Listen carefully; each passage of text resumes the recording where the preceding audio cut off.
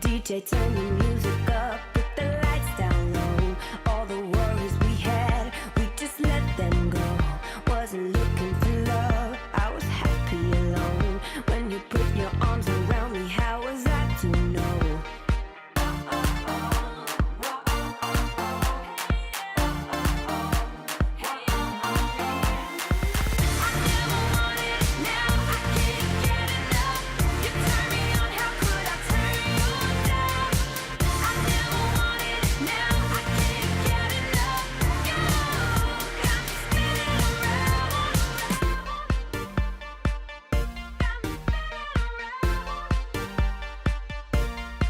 You got me feeling things I never felt before.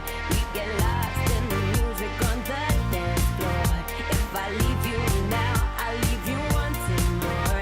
If I leave you now, I'll leave you wanting more.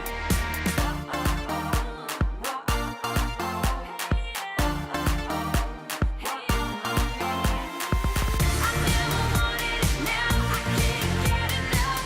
You turn me on, how could I turn you down? I never wanted it, now I can't get enough. You got me spinning around, spinning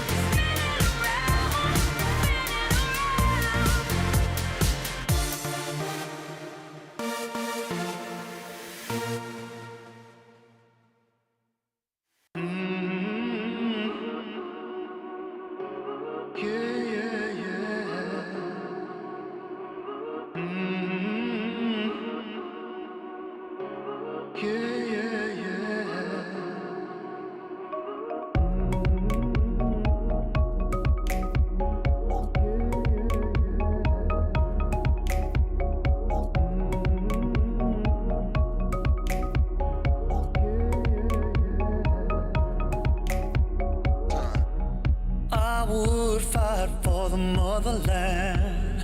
Be all I could, I would make a stand. I'd walk through the fire till the body falls. Don't fall, I would protect you. All that I've got to do now.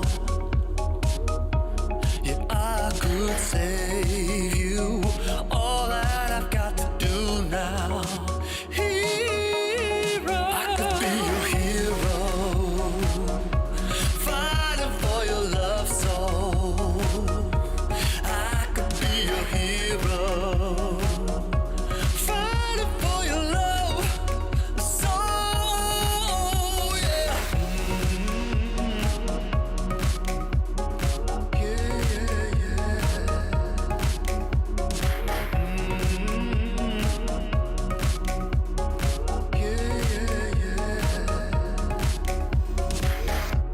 You make something worth fighting for. And nobody gets to choose everything. All that I've got, it couldn't be enough. Without your love, and I would protect you. I would do anything now. Yeah, I could save you. All that I've got to do now. I could be your hero, fighting for your love soul. I could be your hero, fighting for your love soul. Yeah.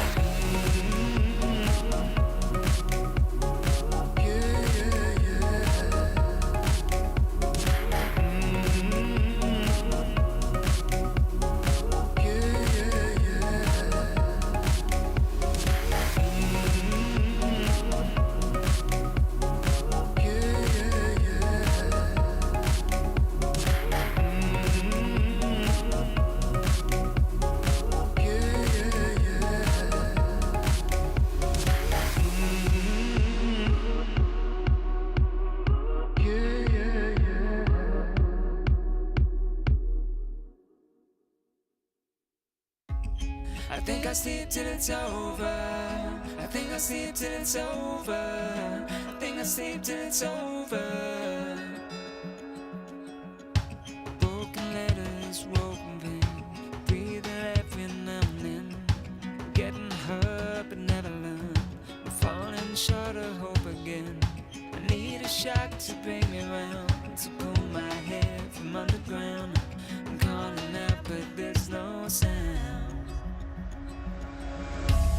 How many times can we make up? How many years will this take up? And never is as long as forever. When it's love but it's over. I've woken up in the headlights, sticking from the clouds in mid-flight. Never is as long as forever. I think I'll sleep till it's over. I think I'll sleep till it's over. I think I'll sleep till it's over. I think I'll sleep till it's over. Stone days never end. Words I knew you couldn't say. We pretend we're more than this. Make believe that it's okay.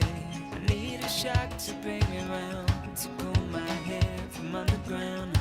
I'm calling out but there's no sound. How many times can we make up? How many years will this take up? And never is as long as forever. When it's love but it's over. I've woken up in the headlights, sticking from the clouds in mid-flight. Never is as long as forever. I think I'll sleep till it's over. I think I'll sleep till it's over. I think I'll sleep till it's over. I think I'll sleep till it's over. I think I'll sleep till it's over. I think I'll sleep till it's over. I think I'll sleep till it's over.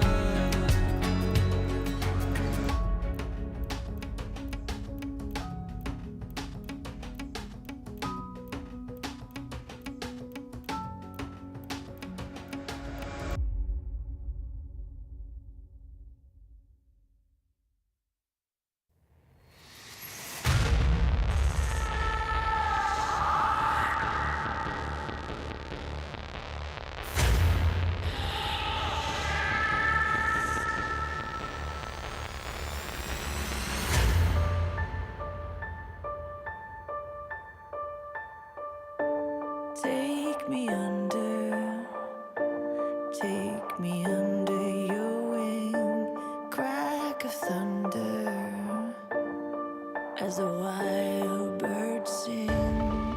You can hear hunger crying out, a sonic echo that leaves no room for doubt. All the shots bring it back to what it's like. Make a move, do what we do. As the world cries tears in our hands, are we all part of a bigger plan? Call the shots, bring it back to what it's like.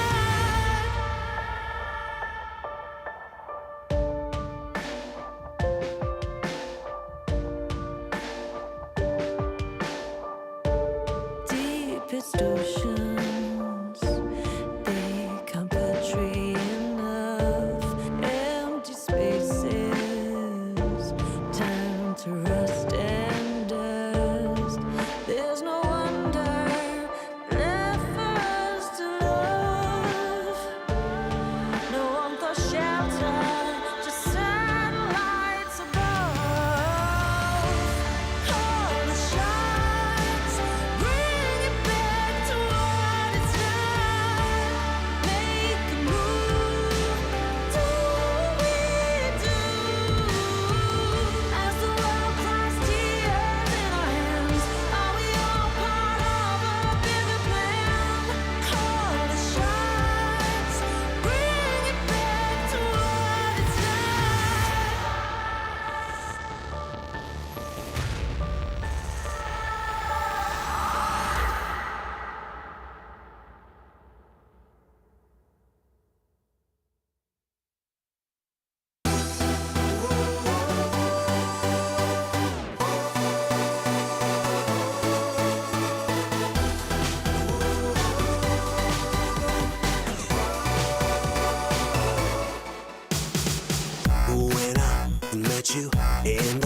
that night, the moment you arrived, it was more than nice to meet you. I know, baby, that you're one of a kind, with a body perfect and divine. Oh, so come and let the music play, so we can move our bodies. And girl, no matter what you do, just do it hot and naughty. We drink the bar 'cause we don't pay. Tonight nothing brings me down, down, down. Oh, I can tell you now, this is gonna be the best time of your life.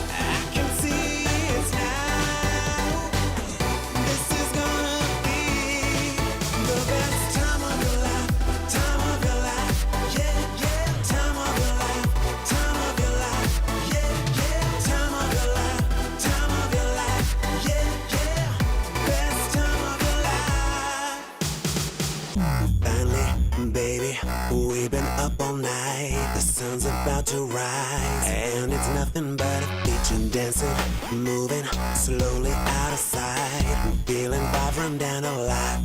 Oh, let's do a thing and celebrate, and cruising a Ferrari. Let's live it like it's the last day, and head for the next party. There's nothing they can take away from me. Yeah, 'cause nothing brings me down, down, down. Oh, I can tell you now, this is gonna be the best time of your life. I can see it now. This is gonna be the best time of your life, time of your life, yeah, yeah, time of your life, time of your life, yeah, yeah, time of your life, time of your life, yeah, yeah, best time of your life, best time of your life, best time of your life, best time of your life.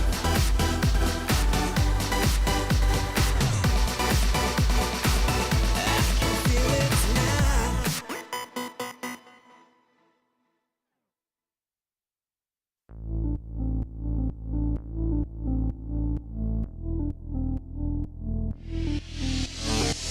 On the floor, baby, you and me. It's easy like 1, 2, 3. I don't care if it's day or night. We together make me feel alright. It's a feeling that you can't describe. We don't stop till the morning light. Please, I know what you want and I set you free. Starts when the sun used to set and the night is drawing me closer, right at your side. You're calling my name and you're shining your light down on me. It's easy like 1, 2, 3. Pushing me, spinning me, turning me round. You drop me and then you catch me. You're freaking me, creeping me, making me scream out for more. We together make me feel alright.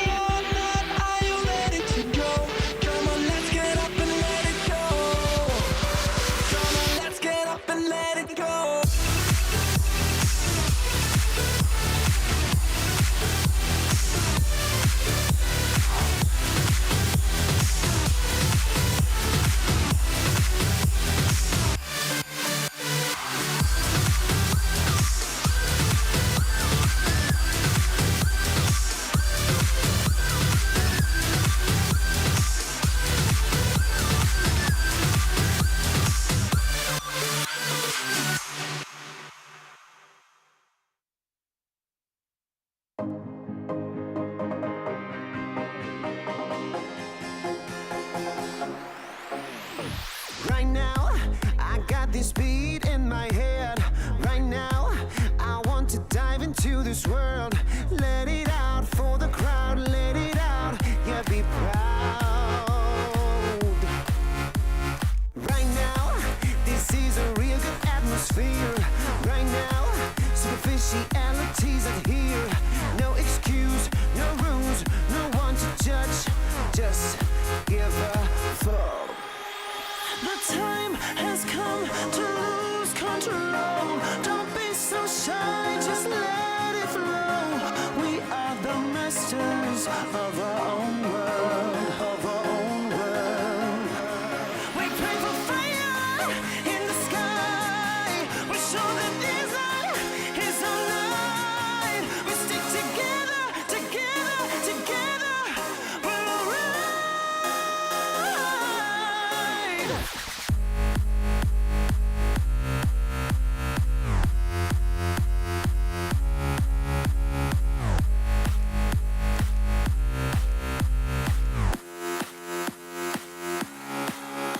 The time has come to lose control. Don't be so shy, just let it flow. We are the masters of our own world, of our own world. Well, they drink really expensive champagne on their private jet plane. All we need is a cheap bottle of wine and a cigarette to have a good time. A freedom, conviction, and no restriction. There's no other place to die than here with us tonight. The time has come to lose control. Don't be so shy, just let it flow. We are the masters of our own world. We pray for fire in the sky. We show that this light is our light. We stick together, together, together. We're alright.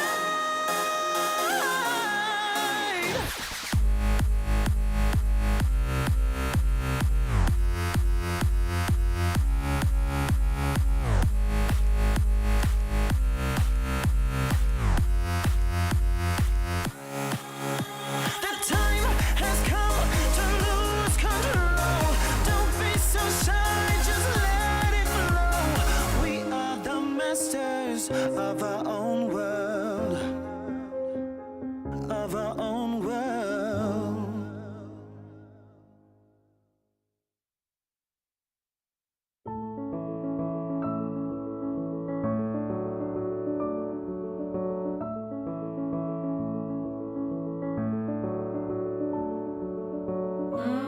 Now I know how it feels to hold pure solid gold.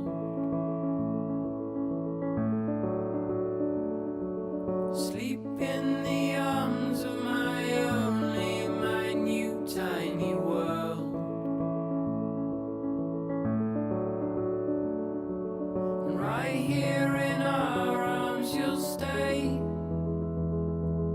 till you can find your own way. Oh, my son, stay curious, my boy.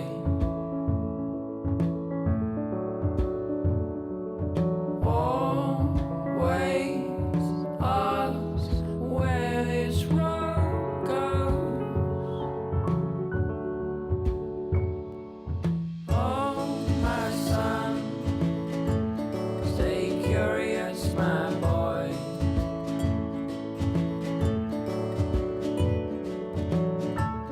Just outside your door, you'll find love where you don't know.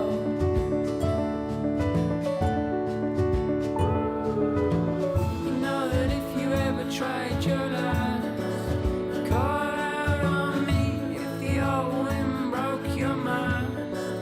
Set out to sea if you've fallen down. You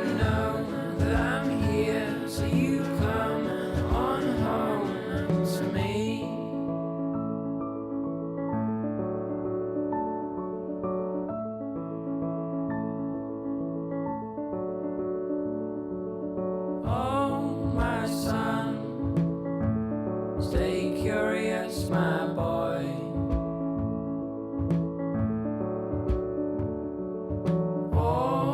Always ask where this road goes. Oh, my son, stay curious, my boy.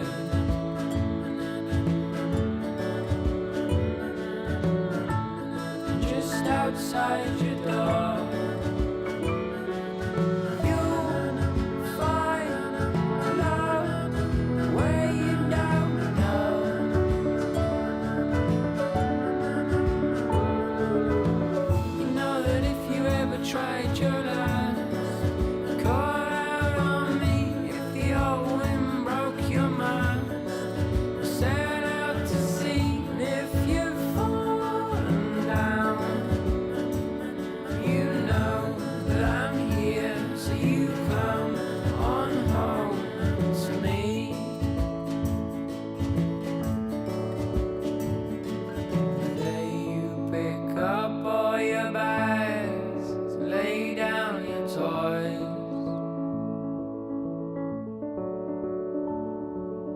Oh, my son, stay curious, my boy.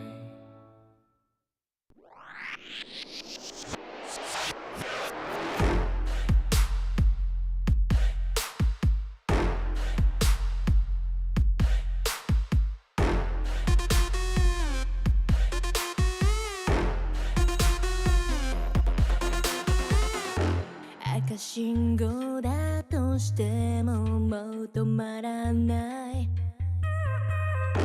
理解不能のスピード100倍速い地横なんて哀れよねねえ聞いてよね負けの準備でもしておきな Come try me if you down 悩んでもやめないわ No more 苦い思い消えてよ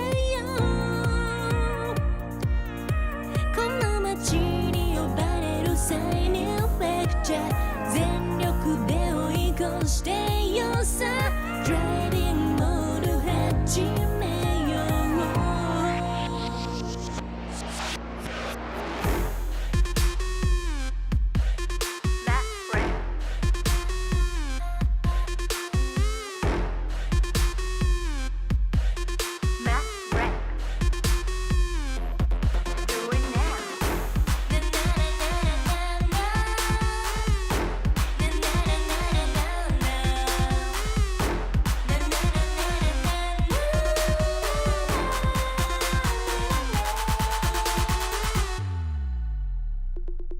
もう安全な近道なんてのの完全にアウトだからあんたの後悔楽しみだわすげた気づいてよマジでベイビー一番でノックアウトするわ You better be listening 地横なんて哀れよねねえ聞いてよな負けの準備でもしておきな Come try me if you were down 悩んでもやめないわ No more 苦い思い消えてよ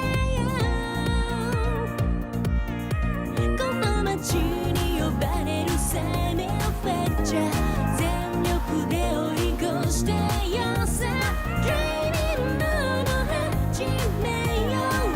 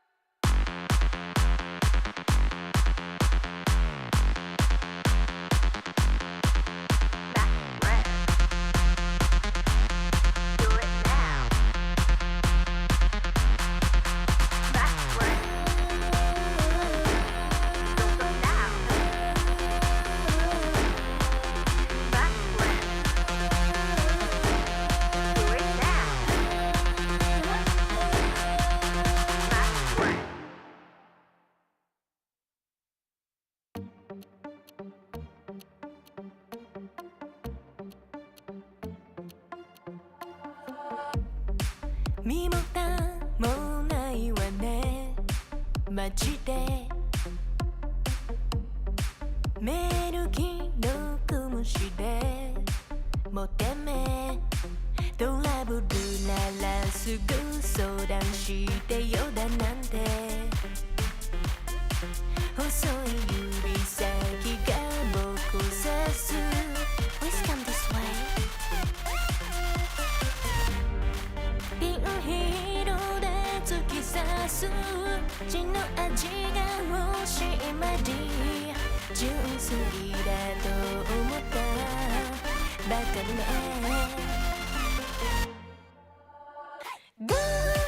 赤いリップで踊るネオンライトがきらめく騙されたなんてめめしいやつね通報するならすれば罪深いの私よこの世のクズどもよかも民がひれ伏す農場の世界へようこそ落とし穴に落ちたあなた Please come this way ピールで突き刺す血の味が欲しい前に純粋だと思ったバカね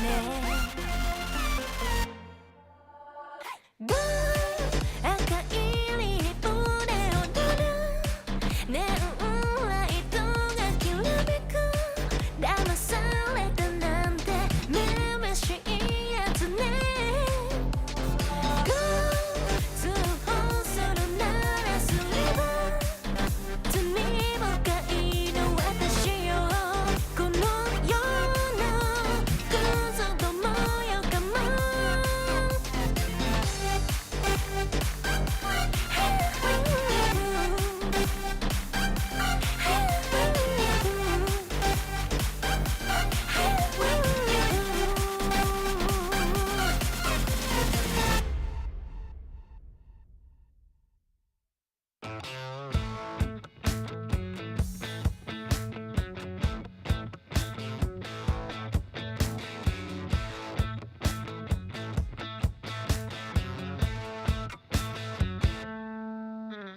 You and me going out tonight.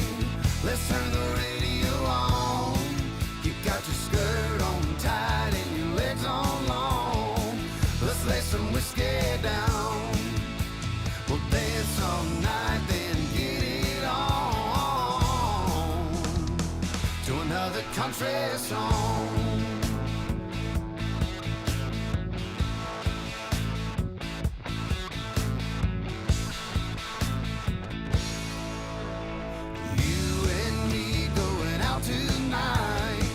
Let's turn the radio on.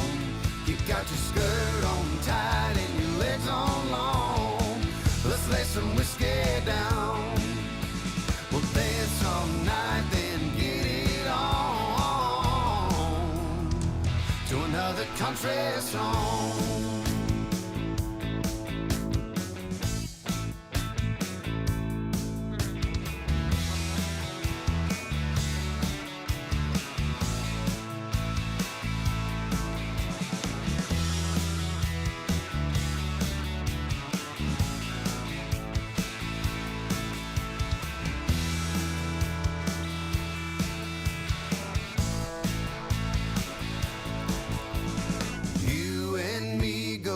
Tonight, let's turn the radio on. You got your skirt on tight and your legs on long. Let's lay some whiskey down. We'll dance all night, then get it on to another country song. You and me going out tonight. Let's turn the radio on. You got your skirt on tight and your legs on long. Let's lay some whiskey down. We'll dance all night, then get it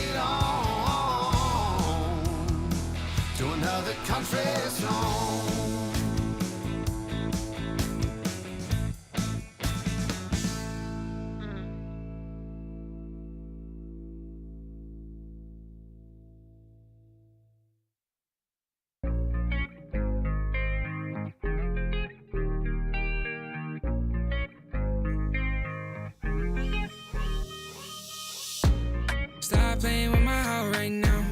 Girl, I need you in my life right now. Though I'm all tied up, need your love right now. Stop playing with my heart right now. Girl, I need you in my life right now. Though I'm all tied up, need your love right now.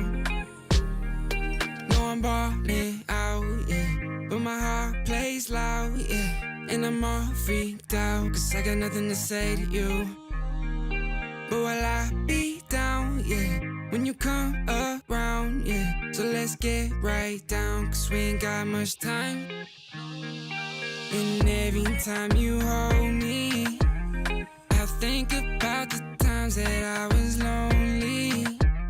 Keep reminiscing about how you the only one that makes me wanna look into your eyes and say, stop playing with my heart right now. Girl, I need you in my life right now. Though I'm all tied up, need your love right now. Stop playing with my heart right now. Girl, I need you in my life right now. Though I'm all tied up, need your love right now. Yeah, we could take time to work things out, oh, yeah. But I want you in my life so we could have each other, yeah. I know it seems hard to shine, but you're a million stars at all the same time, yeah. And you know I really mean it.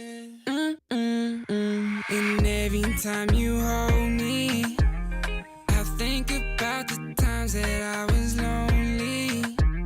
Keep reminiscing about how you the only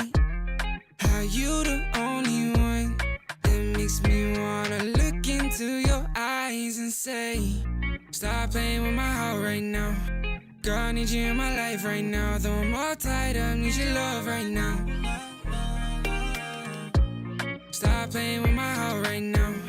Girl, I need you in my life right now. Though I'm all tied up, need your love right now.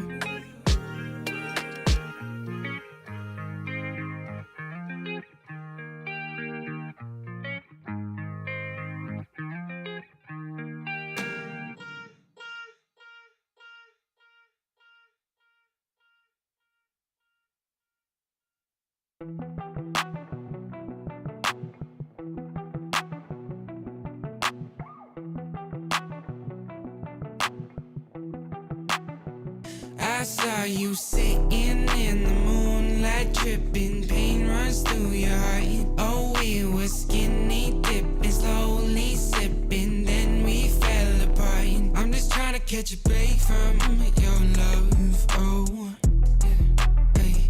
Cause I need to find a new life, no love, oh.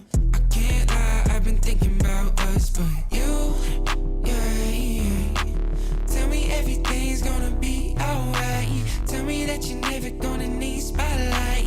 Just say how you feeling, I don't wanna waste time. I saw you sitting in the moonlight, tripping, pain runs through your heart. Oh, we were skinny dipping, slowly sipping, then we fell apart. I'm just trying to catch a break from your love, oh, yeah, hey. Cause I need to find a new life, no love, oh. I can't lie, I've been thinking about us, but you know better than anybody around me, yeah. You know I think we both need a break from this thing called love. All love ain't the thing to question, it's all love. I got plenty problems and no shoulder. Last night on the tour, ain't no tour bus. I saw you sitting in the moonlight, tripping, pain runs through your heart. Oh, we were skinny dipping, slowly sipping, then we fell apart. I'm just trying to catch a break from your love, oh, yeah. Cause I need to find a new life, no love, oh. I can't lie, I've been thinking about us. Different energies I bring, only sickness I fling. Bad like Gustavo Fring, can't try not a ting. Flyboy, I got the wings, and they can't keep up with me, dog. That's why all that I bring is wins. And they wanna hold me back, never doubt I'm a king. When they grab Michael, a chap on the ting. I don't wanna hear no talk from jokers. Say you got waves, I'll split that like Moses. The way that I catch it is flawless, it's awkward, cause they can't do it when they talk up. I don't wanna hear that ever. Stay on the ground like cellar, they know man shell off. Feel man trying to get ahead of me. They should've known they ain't really got the energy. I got the energy. Run laps and laps round them. They ain't even got no energy. So that means no power. They don't wanna be my enemy. That might end up in a penalty. I got a different energy. No matter what I encounter. No, I got the energy. Run laps and laps round them. They ain't even got no energy. So that means no power. They don't wanna be my enemy. That might end up in a penalty. I got a different energy. No matter what I encounter.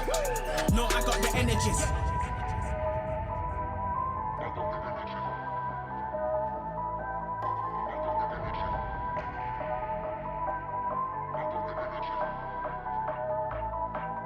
I got the energies.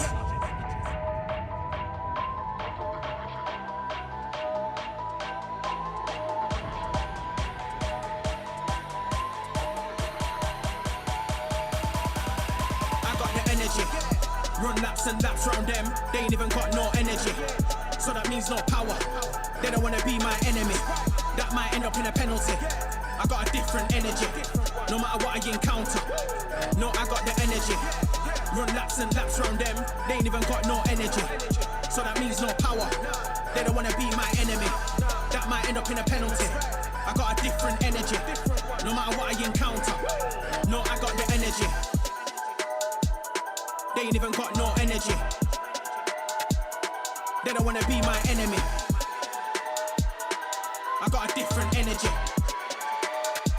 I got a different energy. Putting out the fires, my head calls me a liar. I'm sick of breathing in your smoke. Leave a little longer, embrace a little harder. Yeah, every time we're not wrong, it's like we're walking on water. Oh, too good to last long. Putting out the fires and looking for a miracle. It's like we're walking on water.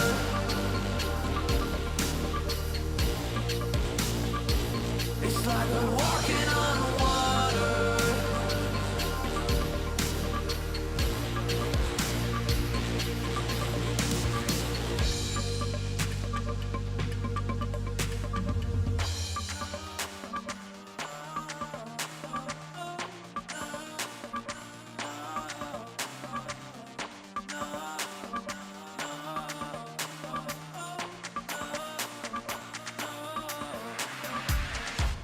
I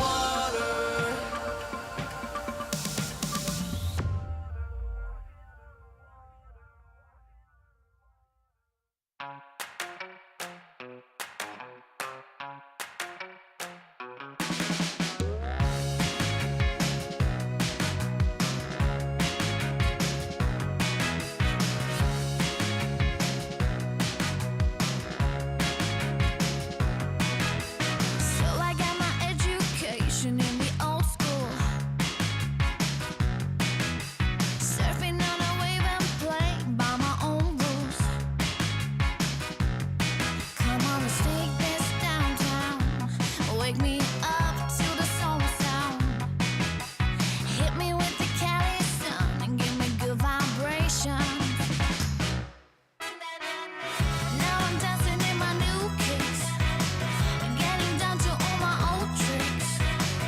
Gotta get my fix. Now do you think I'm cool? It's all I wanna do. You don't wanna kill my vibe with the wrong beat. If you wanna feel alive, you gotta move your feet. Come on, let's take this downtown. Wake me up to the soul sound. Hit me with a little Supremes and give in to temptation. Do you feel what I feel? 'Cause I'm feeling alive. I'll be real deal. 'Cause I'm feeling alive. Do you feel what I feel? 'Cause I'm feeling alive. I'll be real deal. 'Cause I'm feeling alive. Now I'm dancing in my new kicks, getting down to all my old tricks. Gotta get my fix. Now do you think I'm cool? It's all I wanna do.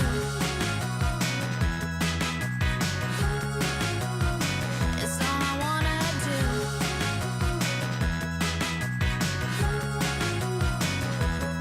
Come on, let's take this downtown. Wake me up to the soul sound. Hit me with the Cali sun. Give me good vibrations. Give me good vibrations.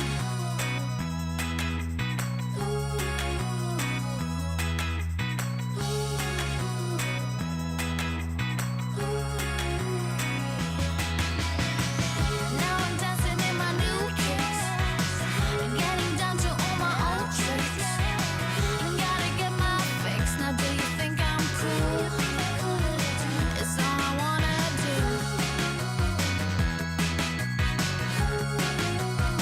It's all I wanna do.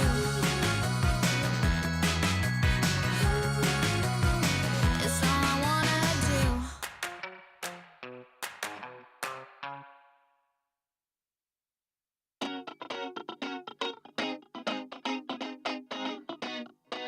Here we go. 1, 2, 3, 4. I don't really care about like all them fancy things.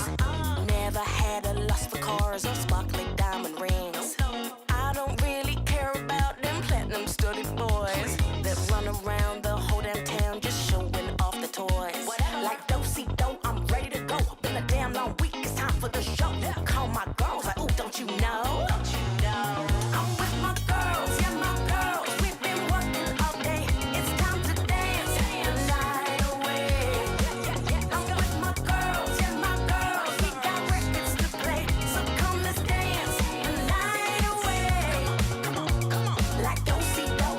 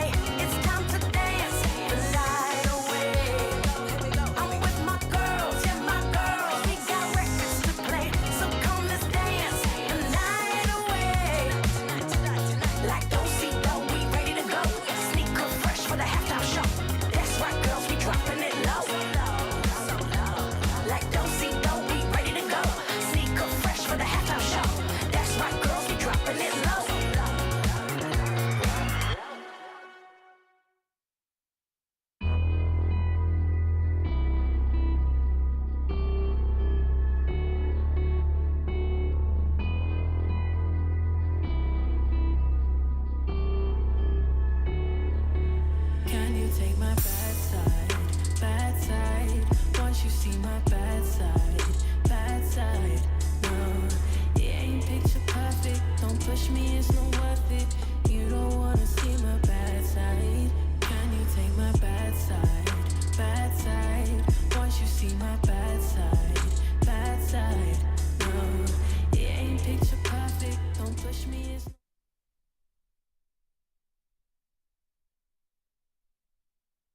欢迎来到观赛指南，又是你们的阿南。过去的一周仿佛冥冥之中有位老祖发功，在本周二的3场比赛均以2-1结束后，当天比赛的6支战队中有5支同时达到了6胜的战绩，咱就是说未来可期。既然提到了7，本周5的第一场比赛，刚刚拿下复出后的第7个 MVP 的乌兹将带领 EDG 冲击他们本赛季的第7场胜利，或者第7场失败。尽管对手排名不佳，但人家 LGD 也有话说的好吗？要不是你们输了不该输的，现在垫底的是谁还真不一定。而且那次比赛还出现了罕见的物资的卡上，我感觉不稳啊！以及猪狗同框分身啊，招闪，已经开启模式的 LGD 一定期待着能多拉几个对手泡澡。收破物。最近同样满头大汗的，还有在6胜集团中领跑的 WBG， 他们近来的表现可以说有些季节性胃痉挛，毕竟厄尔尼诺了嘛。这个夏天咋这么长呢？像过了一辈子似的。他们将在这个周末先后面对 UP 与 AL。虽然 WBG 纸面实力优势很大，可一看战绩仅有2胜之差。是，林峰 GDG 的话可以之后再说。亲爱的朋友，请不要再输了。OMG 将在这个周末迎来背靠背的考验。周5，他们将与 TES 又一次相遇，排名不再是6、7的两队，能否迎来不同的结局？面对最近状态火热的小天，在亮标测验法曝光之后，阿 K 又会不会掏出新的秘籍？而到了周6，他们又要对阵 TT， 不知届时他们能否成为下一个神罚执行者？周6的第一场比赛将是 BLG 对阵 NIP。对于目标季后赛复活甲的 BLG 而言，这场比赛可谓志在必得。而作为周末 BLG 对手的 NIP， 其实在这个赛季已经取得了不小进步。如今他们阵中不仅有肖 P， 甚至还有肖 A 乃至肖 Z。若是能再等来个药老，也许他们在不久的将来可以打出比去年更好的成绩。霸榜的 JDG 将在周日晚压轴登场，不要因为排名悬殊就小看这场他们与 IG 的对决。且不说谁还不是个 MSI 冠军中单，遥想春季赛就是369帮 YSKM 用2个月体验了有的人4年的职业生涯。总之，常规赛进入尾声，季后赛名额与顺位的争夺依旧扑朔迷离，请持续关注观赛指南，我是你们忠实的老朋友。切，谁问你了？Welcome one and welcome all to the LPL Summer Split 2023. I am Mazel. I'm joined by Kitty, and we are kicking off Week 6, Day 6, and it's going to be a super Saturday here to boot. I am very excited, Kitty. I know we've had a ton of fun, a very ramped up schedule here getting to the last 2 weeks, but as we do, I feel like the games just get a little bit crazier. Yeah, happy weekend, everyone, as we are approaching Saturday. And we have a lot of teams securing playoffs now, as we are only 1 week away from finishing off the summer split. So it's getting a little hot and bothered for all the teams sitting in the middle of the pack. And this game, or the remaining games of the Saturday, is definitely going to determine some results. And a lot of people should be looking out for that. Absolutely, but you know the LPL, and you know we have 3 series days, and yesterday we had some interesting occasions. I feel like LGD versus EDG. I wouldn't know if I don't know if the word is delivered, but it did something. Yeah, I mean, EDG, they were always supposedly to be the team winning up against LGD, but I just wanted to give a shout out to LGD's performance in summer. They were always so close, yet so far from these series wins, because we obviously see LGD being a very stable team in the early game, but unfortunately when it comes to the mid to late game, they just fail to close these games out. And we had Weibo Gaming having a redeeming match up against Ultra Prime, which was both honestly very needed for both EDG and Weibo Gaming. But I also wanted to just highlight how we have Xiaohu on this year, and I feel like Xiaohu alongside Rookie have some of the best Azir performances we've seen so far in summer, so I'm really excited to see what they have have cooking up for us in the playoffs. But finally, everyone had Speaking their of eyes on cooking. for the last series that we had last night, which was Top Esports versus OMG. And I co-streamed this with Dom, and Dom was heartbroken with how the series kind of went, because this series just told the audience how broken and how prominent Kai'Sa is when it comes to this current meta. And Jackie Love got 18 kills. Yeah, getting very close to that upper number in the LPL history books, but specifically, I think it was a moment of triumph when needed most for Top Esports in a situation where in this summer split, like, I expect nothing but at least success from this roster, right? When you look at it on paper, when you've seen what they've come through, what they've been building towards, and OMG gave them the fight for their lives. But my goodness, it was a heck of a culmination to the day, Kitty. Yeah, I'm not gonna lie, OMG, they often prioritize how well their draft is, but they don't really consider what they're versing, and definitely shot themselves in the foot in a couple of those remaining games up against Top Esports, but they still put up a fight. Especially Shanzi on the Renekton, man, was just putting out so much DPS, which is to be expected from him. But as we look at the standings, we have currently 6 teams confirmed for the playoffs, but that still means we have 4 more to go. And looking at 7th to 10th, it really stresses me out. It's just so awesome to see so many big teams locked in, but also so little spots available left in our LPL Summers playoffs, right? 4 teams get to go to Worlds. You want to be in that top 10, and you get to see a lot of the fighting within, a couple games back from that 10th place are RA, FPX, TT, AL, and Ultra Prime. But it is all about solidifying yourselves before you have to make that big playoff push. And speaking of solidifying yourselves, we got to look at today's matchups. We got 3 best of 3s on the docket. Playoff implications abound. But first and foremost, it's this BLG NIP matchup. If BLG win, they will secure themselves that top 2, and they will get that Guardian Angel going into the playoffs, Kitty. Yeah, and for the second series, honestly, that one is quite the important match, as we have WE up against RNG 7th versus 9th, and just getting that extra buy means so much once you do reach the playoff stage, so my eyes are definitely going to be peeled out for that one. As we finish off the day with OMG versus TT, as OMG, they're looking for another win, they're hungry after their defeat up against Top Esports from last night, but honestly, hope the players are well rested, because they had 2 back-to-back series in 2 days. I will also say WE are in their gauntlet right now. 4 best of 3s in 1 week. It has been absolutely incredible from them. But we got to look at our first series. We got to look at the top dogs, BLG, trying to lock in that bye at least, but also that Guardian Angel. And on the other side, I think when you're looking at NIP, you've seen a lot of the trials and tribulations they've gone through. It's going to be difficult to kind of test this BLG roster. BLG are constantly looking at JDG and wanting to find ways to one-up them, and their score streak tells a big story of that. Yeah, and you look at the remaining schedule, they're up against NIP full this week 6, and then they have RNG versus WE next for week 7 to finish everything off. So should be a relatively easy breeze for them in the remainder of this regular split, but I still feel like BLG definitely our most consistent team when it comes to that early game, as they are just not willing to have these games go to 30 minutes, and I think that is primarily through Shun and On's synergy in that early game and how they become such a proactive duo when it comes to these stage games. And another big difference that I think comparing them to Spring is Yago's transformation and how he's able to really step up as that loud voice when it comes to these team fights, especially with the meta suiting BLG a lot more, with Nico and Annie being high party champions. But on the other side, we have NIP, and the best way of describing NIP is also aggressive, because we have Shadow, we have Invincible. Both of these guys love playing up in your face, but I don't know about the success rate, because it's definitely been some oopsies. There has been. Sometimes double-edged sword is aggression, and sometimes you fall on that sword. And I feel like NIP do tend to do that. But when it does go successfully, you get to see a lot of great moments from this squad, right? Photic is still the ADC that we know and love, but specifically it's this top side of the map that needs to get on the same page and get the ball rolling early if NIP want to find success. It requires a lot of cohesion between Shadow and Angel from the mid lane duo, and specifically how Invincible plays his lane. Because sometimes this man gaps our best top laners. Sometimes he gets gapped by I don't know who. So at this point, it is trying to find that consistency.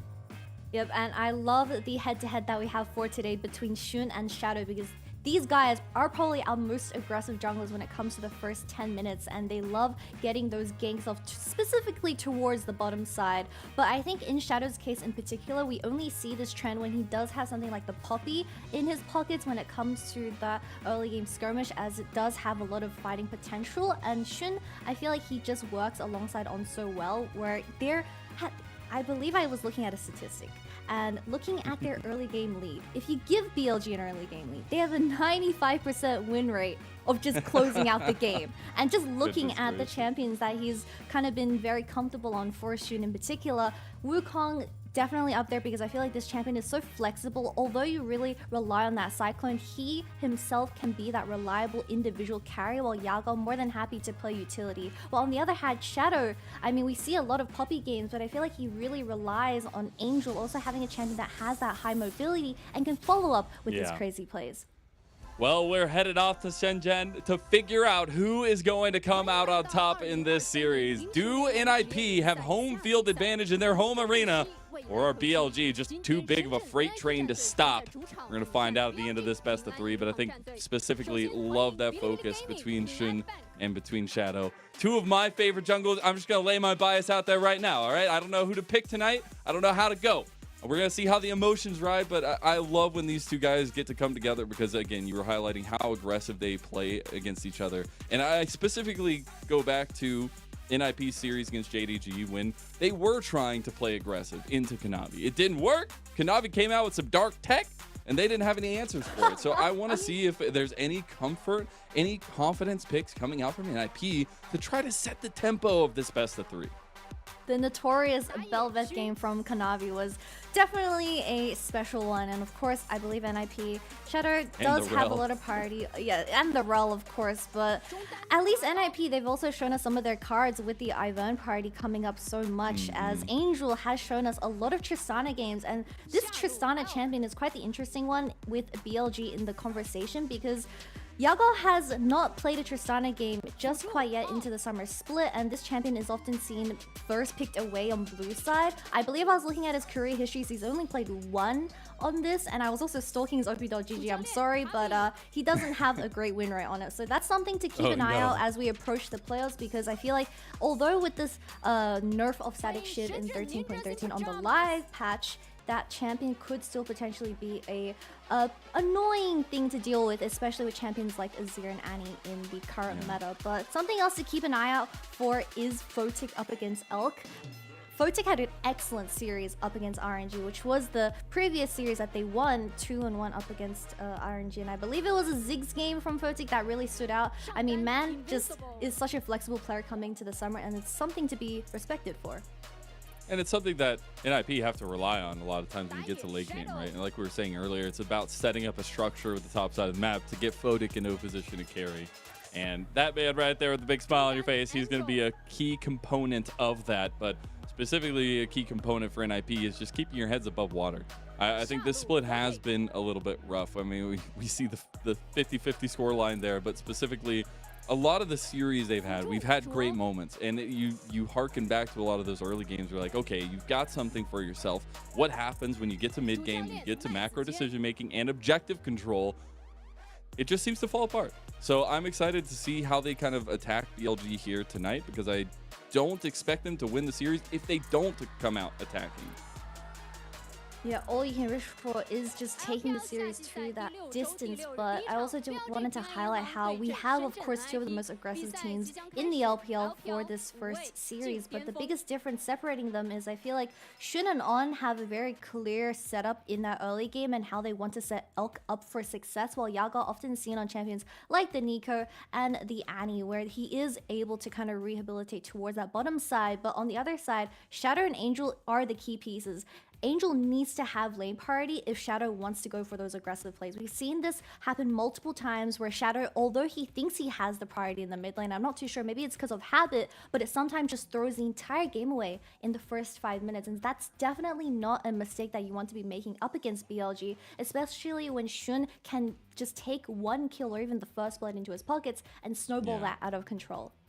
It becomes so difficult to even play around once they wrestle control of a map. But Speaking of maybe a little bit of a wild card tonight, and something I know you wanted to focus on a little bit more as well, is this top lane matchup and kind of maybe some of the consistencies from Ben, but also the inconsistencies from the other side from Invincible. I want to see if Invincible can kind of show up tonight against Ben.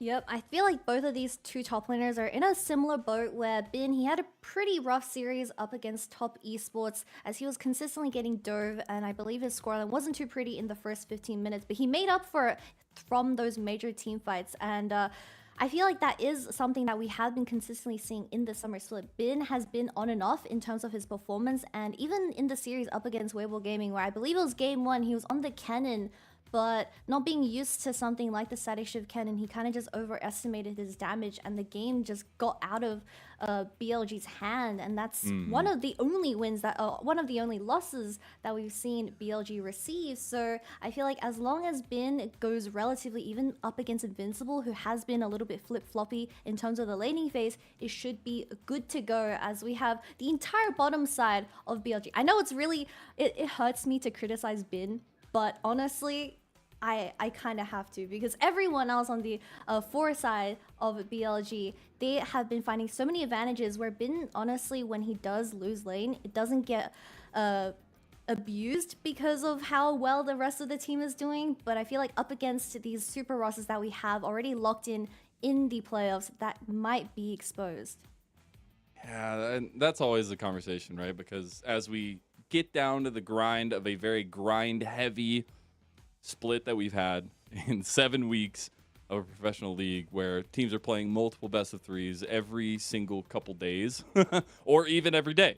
And it's something where you have to start finding a lot of consistencies. And one thing that has jumped out to me is that our top two teams in JDG and BLG, they do have champions that they all have like 10 plus plays on, and everything else is a tad bit lower than that, right? So these teams have found consistencies, have found things that work for them, and a lot of them are these big meta decisions. But that's where, when we get into draft here, it's the conversation of how does NIP attack that? How do they try to set the stage a little bit more evenly in this matchup? Yeah, you can take two approaches. One, playing your comfort and kind of going standard up against standard, where you already know that BLG has already mastered this. Or you take the different route where you have something spicy prepared, but BLG know this, and they straight up slam this puppy in the first 3 bans. That's got to come through. A little bit of comfort there. Also taken off the board. We get the LeBlanc and the Nico ban by NIP over on that red side, as well as the Annie taken away from Yagao. So a lot of that decisiveness from the mid lane.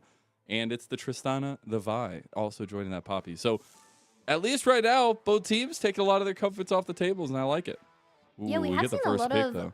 Ooh, the Jace gets instantly locked, so NIP probably just gonna trade it off with the Ahri and Wukong, as Xun locks in something like the Maokai, or if you want to spice things up, the Elise or Ivern could work as well. But we have seen a huge priority on the Kai'Sa for the AD carry position, so I wouldn't be surprised if NIP just pick the Kai'Sa, take that away from Elk. But Elk, on the other hand, he has also had a very stable performance coming into summer. I feel like him just on champions that can glide so easily, the one that comes to mind is that Ashe performance up against top esports. Man can play anything, and his transformation over the years from starting in WE and now on BLG and getting so many great achievements is just so nice to see for him as a development. It really is. I think those little stories also, and even in short time development, not only the long-term development, is really, really cool. We also just get a ton of meta coming straight through here. We also have the Wukong for Shadow, which I know we were highlighting the Wukong for Xun earlier, but I think the Wukong for Shadow is actually pretty huge, especially with the connection in Angel on the Ahri, but the Rel Maokai locked in. You have so much zone control around these objectives, and Alistar might try to be an answer to that, but I don't know if it's enough. I believe at one point when I was casting, the Alistar had a 100% win rate up against Rel until I believe it was an EDG series where Mako unfortunately not really doing as much on the Alistar and kind of ruined that win rate. But we'll have to wait and see, because we have 80 carries and top laners still up and available. But Kai'Sa and Varus, something that most likely will be taken away, especially if you look at BLG's composition. They would love to have a long range poking 80 carry that can work alongside Yaga. We've also seen champions like the Ashe do really well, where it does play setup and it makes Yaga the main character for this game one. That could be an important ticket to book for BLG as well. But I do specifically like the Kai'Sa pick. I know over the last couple of weeks we've had a lot of conversations about Kai'Sas, a lot of the community sentiment about Kai'Sa, where the win rate's awful. Why are you still picking these things? But consistently, we still see the Kai'Sa also pull through and find a lot of big moments. But it is full on bot lane focus here in the second phase as we get the Varus and that Ziggs as well. With both Varus and Ziggs gone, I wouldn't be surprised if BLG default to something like the Aphelios because that's two big counters for Elk to take on. But the last position is obviously going to be saved for Invincible in that top lane, looking for the counter. And I'm really excited to see because Bin, we often see him play champions like the Jax and the Gwen, so very aggressive. But what is this going to be his approach? We don't know just quite yet as the Ashe gets taken away by Photic. Gives you a little bit of vision for yourself, a little bit of utility for yourself. It also takes away some of the tools that BLG were searching for, right? You give so much utility over to an already very stranglehold composition around objectives. It's going to get even worse for you. But BLG want to put a little bit of emphasis on this bot lane. Do get the Aphelios for Elk. That's tried and true classic. We've seen this man destroy games on time and time again. It's so weird to me to think that Cassante's priority has dropped so much that it's pretty much lasted until the very last pick for both BLG and NIP.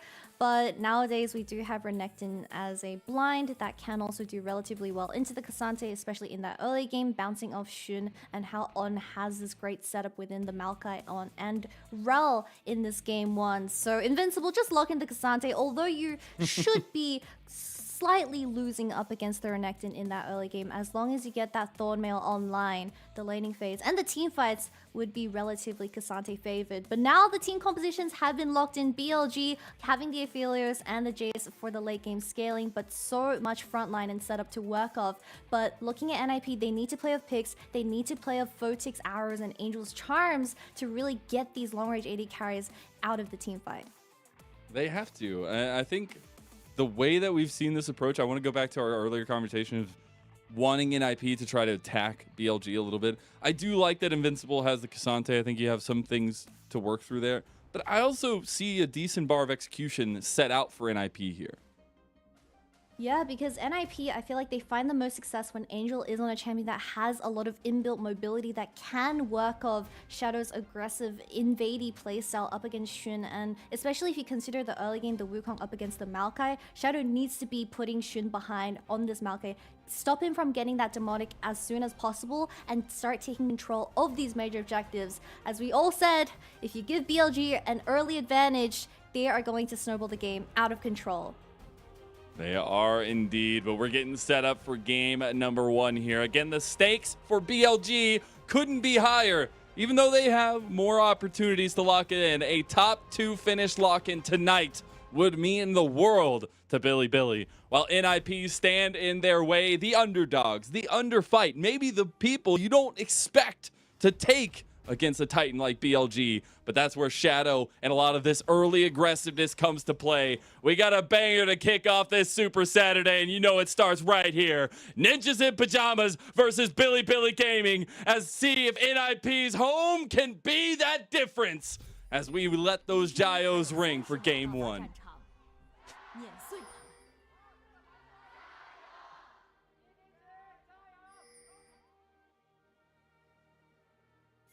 Still need a little time to wake up, all right, Kitty? Still need a little time to wake up. Yeah, we'll give them another game. You know, it's only game one. Players aren't woken up. Audience isn't woken up as it is relatively early, only being 3 p.m. in China. We have a bit of an aggressive invade from the side of NIP, but not getting any vision down while Yago just walks away with first strike. Got a little dub right there. Also, love that Shun is going first strike on the Maokai. I don't feel like that's something we see very often either. Yeah, because Shun is technically acting as the solo AP of BLG's composition. I wouldn't be surprised if he just goes full-on bomber up against NIP, as he is going to really depend on those item spikes in these bushes. But we do have a relatively standard start, both junglers with the red, but Yago putting this ward on the Raptor is going to spot out Shadow, and I feel like that is definitely something teams need to look out for up against aggressive junglers. Just to deny any gank angle from these junglers is the way to go. Now, maybe something that we'll get to talk about a little bit later, but How do you feel about Invincible's possibilities against this Renekton from Bin?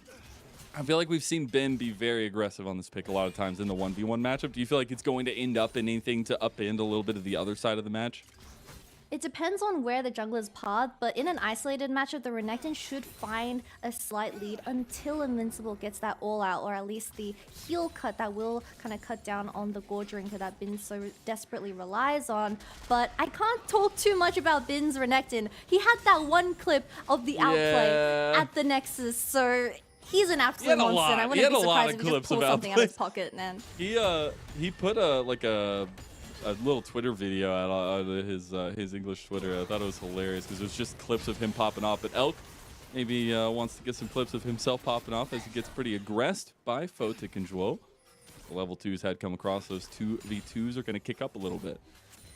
Did have to burn the Ignite out of Zhuo though, but he has full push control. Nice double headbutt there, or double pulverize rather. And Photic gets locked down though by On. Can't get the damage onto Elk. But it is Zhuo and Photic going super ham down here and pushing this wave in. The Shadow is around the side now. The ward is going to spot out this Wukong, but Elky has the Flash Avail, no pots, so he's only going to be 200 HP, losing out on 3 waves. Oh, this is really well played by NIP. That's so good, and they knew where to strike early. They had the pathing going bot lane. They had the hover down there as well from Angel, and that mobility early and the early antics lead to NIP having some pressure. Well, it's not that you can physically write home about right now in terms of a lead. You just have a little bit of that give on the map now for Ninjas in Pajamas as Bin, that's an extra tower shot there, buddy. You gotta be careful. You're about to get first blooded by Invincible. Doesn't even have flash. Nah, Invincible doesn't commit to the Q3. Because we didn't have Xun showing towards that bottom side counter, so he was just kind of respecting the Maokai around his lane. I honestly would have just gone for a Bin. Taking 2 tower shots there is completely illegal, but the wave is in a really good state for Invincible to freeze on. Gonna be actually a really nice little moment up there. We'll see if it gets capitalized on as Bin still playing with the dice here a little bit. But on the opposite side, we do have a redeploy from Xun onto the bottom side. We have our first dragon coming up in about 40 seconds. Would wonder if the team, at least for BLG, want to put some emphasis around these early objectives with how much zone control they will have as time goes on. Yeah, especially if you take a look at the vision control that NIP has been able to secure from that initial pressure onto Elk, losing out on 3 waves, especially having the call getting picked up now that is going to hurt a little bit.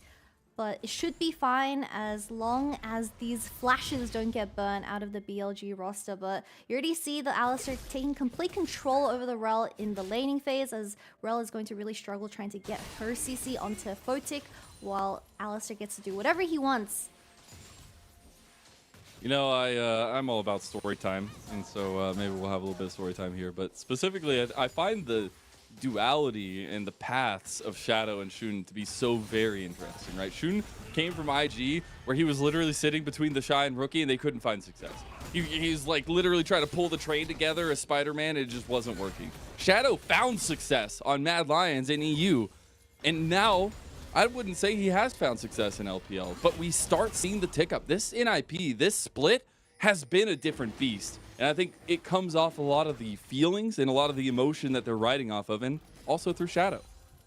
Yeah, I've been kind of praising this version of NIP in the summer, where replacing Angel from Pal and Dream, of course, in the mid lane, where we did see a bit of subbing in and out for that roster. Didn't work out for them, but I feel like Angel was just able to kind of sync up with Shadow so much better, given the current meta. And I just want to bring it back to BLG, because you already said that BLG, Xun in particular, didn't find that much success on IG, but that's what makes BLG such a lovable team, because we have Elk, we have Xun, who didn't find too much success before joining BLG, but they've been able to challenge some of the best teams at the MSI tournament, and even take down the LCK teams with minimum experience compared to the other players that we have in the league. Yeah, it's been an incredible rise for BLG, and while all split, they've been eyeing JDG, saying, we might come second to them. I think they have gotten their own strengths, and maybe you can't lose 6 or 7 times in a row. Specifically, I think BLG, though, I don't want to bring back the nightmares, but they exist, all right? They exist. They're there. They haunt them. But I don't think anything's really haunted BLG in this game particularly. You already see a lot of the strengths being put forth by their composition. A lot of the poke that Yagao has already been putting down 7 minutes into the game, and there's not even a need for this early objective contest. Yep, the magical number is 2 for both Elk and Yaga to work towards those item spikes, while Photic, they are just waiting for level 6 as they are going to look for setup around this major objective of this Inferno Dragon. But I still wanted to talk about how I feel like this NIP roster, there has been a bit of inconsistency considering Invincible and Shadow's performances in the recent weeks, but that's what NIP thrive off. They love forcing these 5v5s, and this is their opportunity. Exactly, and they have Angel coming around, but Yagao has already found a flank. He takes about half his health, but Joel goes in. That's a big engage. They got the charm down too, but they don't have the damage to follow it up just yet. Photic is finally here, but here comes Angel to try to shut down Shun. They do get back and forth, but First Blood had gone over to Elk, and that's actually pretty big. He's got red and white now too. He's trying to reset. No, you overextended, Photic. The hammer doesn't come down fast enough as he's able to flash, but this should be a chase down. Shadow wants it. Shadow's going back in. He just needs a kill. He can't get it. And it's a wipe as BLG steam ahead. That's gonna feel really bad for the side of NIP. Photic just wanted to utilize his stacked up lethal tempo to go for a little bit of a longer trade, but not realizing On still had his flash alongside Yaga and even killing Shadow alongside that way. But great start for BLG. 2 kills for Elk. You're riding high right now. As we're going to take a look at this one, this was set up by Angel trying to collapse, but Yagao just sets the difference, and Dro tries. And the entire Ari combo goes onto a Alistair, so it's not that well. It goes onto Shun, so it's not that valuable. While the DPS of BLG is pretty much free hitting, especially considering the fact that Elk had red and white. But this overextension from Photic just didn't notice really that On had the flash available, was a little bit overstepped from this Ashe, and that's what makes Ashe so vulnerable. She doesn't have the mobility once you do make these mistakes, and you have to pretty much space glide every single team fight perfectly. As Shadow unfortunately had to tag along with Photic. Will say, I did like, I know it's something small, and maybe it's just me, glass half full, but I love the fact that Photic and Shadow turned around. Right in that moment, you're like, okay, Photic just said, I'm going to die anyways. Let's just try to get something back. And that's the kind of togetherness you like to see, even if it didn't work out early on. But want to see that continue here. As just because there's some kills given out on the map doesn't mean you get to slow down. I think for NIP, that bar of execution just got a little bit higher. And now Elk sitting on those 2 kills and 71 CS, rotating all 5 people towards this Rift Herald. Photic, you need to push in that wave, at least get some place into your pockets, because you're going to be way too late to contest this major objective. But BLG using the tempo from that previous Dragon fight and resetting perfectly. On wants it, Magnet Storm in, and Elk's got the guns for it. The Calibrum comes out, so he's got the distance, and there you go, sniper shot for Elk, gets the kill. A wide enchanted crystal arrow won't be enchanting anything this time around. BLG continue to strike. On engaged supports is just way too scary to deal with. I have his statistics open here. He has a 73% win rate on his most played, which is Rakan, but the champion he's on for tonight's first game, the Rel, he also has a 70% win rate on it over 17 games. So man knows what he's doing once he pulls that ultimate button.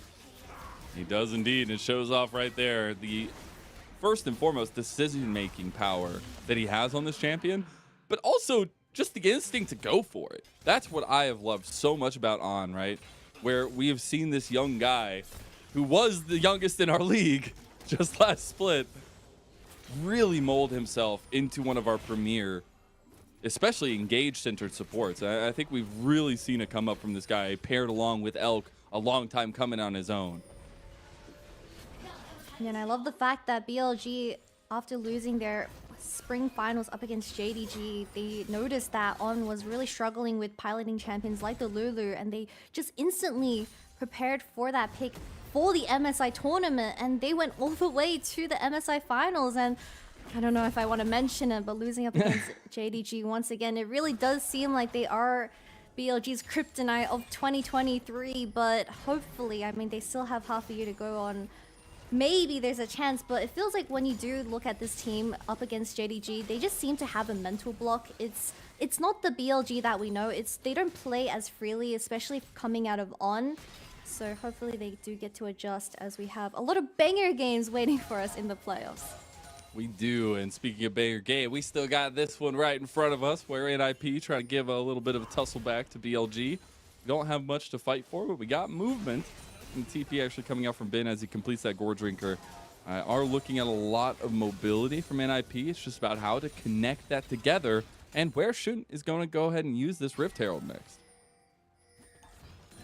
We do have items getting picked up by Yago and Angel. The Everfrost for the Ahri relatively standard, playing more utility based as BLG have a lot of melee champions. But Photic going the Kraken Slayer build, so he has to space these team fights perfectly. But without the flash, it is going to be quite the struggle. And NIP, at least someone needs to be playing front to back with this Ashe. And not everyone has to go in and dive, but it is going to be dependent on how Angel is going to be able to play around Photic for this game one.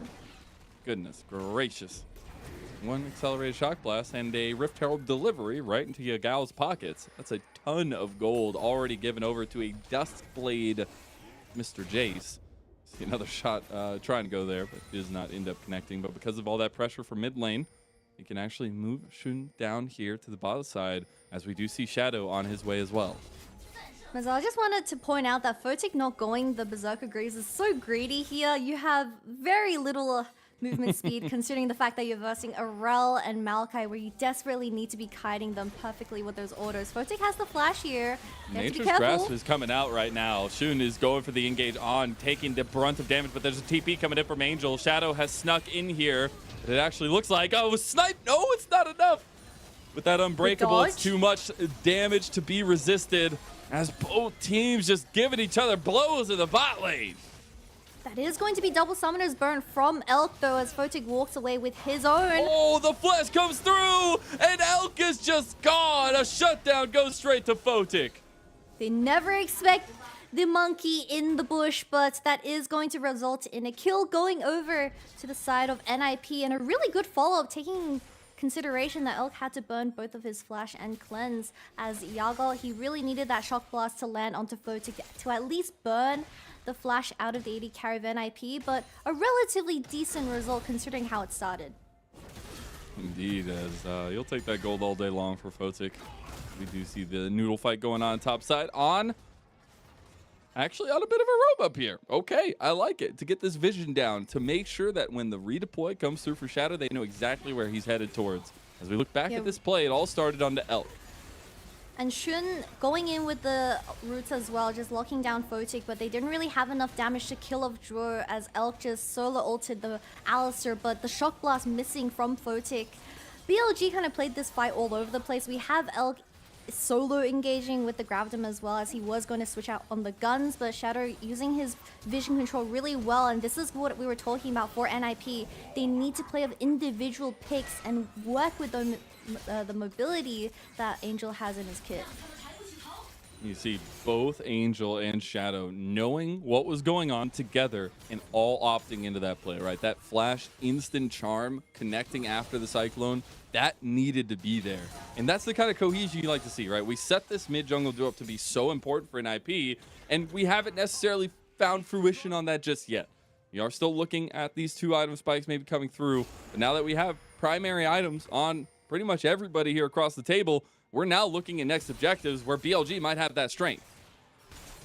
Elk does have the Gale Force here though, so he does have an extra bit of mobility when it comes to the engage of NIP, but I feel like everyone should still have their eyes kept out for Yago on this Jace, as he is constantly finding these shock blasts onto NIP, so they need to pull the trigger quick before they get poked down before this Dragon 2 starts. See if they can get some positioning around here. BLG playing a little bit finicky. The headbutt comes through, pushes on over the wall. Dragon started up now by Invincible and Angel, and IP will move into position. Yeah, Photic looking for an angle with that Crystal Arrow though. Can he land onto one of the carries is going to be key. So that will just be the Dragon take it even with a little bit of a scare there, as BLG want to go in on the engage after they're moving out, and Shadow, you're just dead as they pick out the jungler after the objective were picked out as well. BLG, nice little pounce. And without the jungler alive for the side of NIP, it's another free Rift Herald going over towards BLG. And especially with On placing down that vision control from earlier towards the top side, NIP can't really walk into here. I love that they're trying to kill an Alistar who's ulted right now. Because I just want to see how much damage I do, okay? I just want to test the numbers a little bit. As they won't be able to take down the cow, but they will be able to take that Rift Herald you were highlighting. All right, observers, we don't need to look at topside. It's been 17 minutes and both top Our laners observers are 0, love 0, topside, 0. all right? Don't you tell them. they don't care what's happening up there. All right, it could be nothing. There could be no top laners in top lane. They'd probably still be there. You know, people complain about how Cassante is really overtuned and boring to watch because of how he's been meta ever since his introduction into League of Legends. Okay, we'll get a replay of what happened from On's POV, just catching Shadow out on that ward as it did just get cleared by Photic. Just having really decisive picks brings them back into the game. Although NIP is solely dragon stacking, BLG, they are going to reach their item spikes a lot earlier and can potentially force huge 5v5s that will just result in them forcing a Baron at around that 20-minute mark. We'll have to wait and see. Once again, Cassante, I mean, people complain about this champion being extremely overtuned, has too much CC, unkillable, but he is one of the more fun tanks to witness in a fridge versus fridge matchup. I would agree, especially with his late game antics. There's some crazy stuff that can be pulled off, but now I'm looking at specifically what BLG want on the map. They still have the Rift Herald in tow. They still have towers to break down. Maybe the mid and top a little bit worse for wear. We'll try to get some of a guaranteed bit of first tower gold for somebody here, but they are fully positioning around this mid lane. There is no dragon to speak of. There is nothing. They just know that they can control and pressure NIP here. And it's so scary knowing the fact that Yago is letting these blind shock blasts onto Dro consistently. But once again, with that tier 1 tower gone from the equation, BLG just going to secure some vision towards this top side with Bin just feasting on this tower.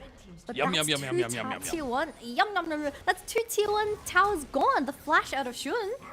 Yeah, just like that, and the gold lead explodes to almost 5,000. We do see a 1v1 at the top side. Let's see whose noodles are a little bit softer than the other. The pool noodle fight continues as NIP. No, you're not allowed to do this. They are having fun in the pool. You're not allowed to intervene. Man, somebody tell them. All right, okay. But NIP do get a kill back, and it is a pick off onto the side lane, onto Bin, and a shutdown going over. So maybe not as much of a pool noodle fight as they wanted. Look, I'm sure Bin is more than happy. That is both the Spirit Rush and the all-out burnout from NIP, and all tier 1 towers gone for the side of NIP. And considering the fact that they have to play of these picks, they have to play of these potential side lane picks because BLG want to execute a 1-3-1, I mean, just the vision control is going to become a huge problem that Dro won't be able to secure. What happened in the mid lane? I was going to say, did you see the... So, Elk uses Gale Force to try to get a grab it to Brock onto Photic, but just gives him the thumbs up. Oh my goodness, Good maybe flash. need a thumbs up from Yagao. Are you okay, man? As Shadow picks him out on the side lane, and NIP is starting to find some big picks in the big moments. All right, BLG, I'ma need you to settle down in the side lane because they just got off 2 picks for the side of NIP and a really good flash charm coming out of Angel as well. And this is why this is Angel's most played in the summer. But with the dragon spawning in 50 seconds, we have the Manamune coming online for Yago and double items picked up by Elk. So BLG, they're looking to fight this. We'll see now as everybody's on their way. We do want to see some vision be put down right now. BLG do have full control of that. But you see everyone from NIP will be here for this fight. This is sole point for them. And also just a lot of decision-making power around the map. But you do look at that gold and you see a mighty difference as the power tools of Yagao and Elk are ready to go. Thinking because NIP, they need to play of these charms from Angel, but potentially Invincible can look for a flank with the Aura and bring either Elk or Yago into the whole mix of everything for Photic to get in range of. But there's absolutely no vision whatsoever. Dro is so low. What's happening? All What? out gets used. Ben tries to get out. He does get the flash. He makes it out alive. The Enchanted Crystal Arrow will not hit as On actually takes the brunt of it. Dro trying to get in for a headbutt pulverize, but can't find the distance. And the saplings are doing work on the back end with the demonic embrace as well. NIP, they're feeling a little bit antsy. They feel like they need to do something. They're starting up the dragon. Double TB available for both top laners though as they look for the reset. We have NIP a do green not and need to white fight and elk this. though. Feel like they could just leave it. They just walk away. Maybe they do want some fisticuffs here as another accelerated shock blast connects. Shadow tries to go in, can't get it. Shun connects, and that's also a slow. And the engage from On. The Moonlight Vigil does go wide, but a charm connects in the end onto Shun. You see the TP from Invincible coming to mid lane, and it is a carousel of a fight here. But BLG, they're moving in. They got Shun on the back here looking for these saplings as so much poke can come down from this team comp. And this is not the kind of position you want to be in for NIP. NIP need to defuse this as fast as possible. Baron is up and available. They can't lose a single member. BLG honestly just going to start the Baron because NIP my have no help goodness. to contest for this. Shadow's so low. You can't get your feet set if you never have a chance. As On looking for it, but gets caught out before he can. Spirit Rush from Angel's actually pretty big, but they can't get anybody as Elk just guns down Invincible. Angel still on the side, still has the Spirit Rush. Photic has finally joined and might be able to shred down Ben. Photic gets one, but the re-engage and Elk's damage from the Inferno is so big. And BLG chasing down Photic. He's left out as lonesome by his team, and now they're just getting picked apart one by one. NIP, Why Shadow, and is Angel. This is the BLG duo. so They need to try good? to get out of here. But the remaining two members of NIP, BLG played that fight so slow and played around Elk as well. Who's collecting these two final kills? No. Elk is taken out in the end by Shadow, but it'll be a quick turnaround for Yagao to come join. And he should get his third kill of the game. All right, well, I just said BLG's so good and Elk died, so maybe I cursed it. But what a successful turn from the side of BLG, and it all starts with On using the Hex Flash and dodging out on Angel's Charm. That is huge. And then we just have a very good front to back coming out of BLG as Angel is so disconnected from the rest of the team as well. Photic had to walk from the back of the pit as well, but BLG, all the front line is just throwing themselves to protect Elk on this Aphelios, and they're just struggling to get their hands onto this AD carry. But at the end, I mean, Shadow still got that shutdown on from Elk. So it's not too bad, but they lose all tempo to ever contest for this Baron. And, you know, I'm going to be a little bit introspective for NIP here as well.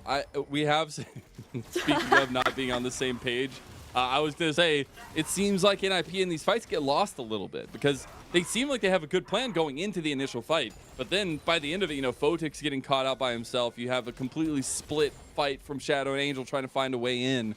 And I think these are things that can be looked at for NIP, but right now they gotta look towards this Baron pit because Invincible almost gets picked off in the side, but the Baron is being melted right now by BLG. Angel has the flash available though, no cleanse on Elk.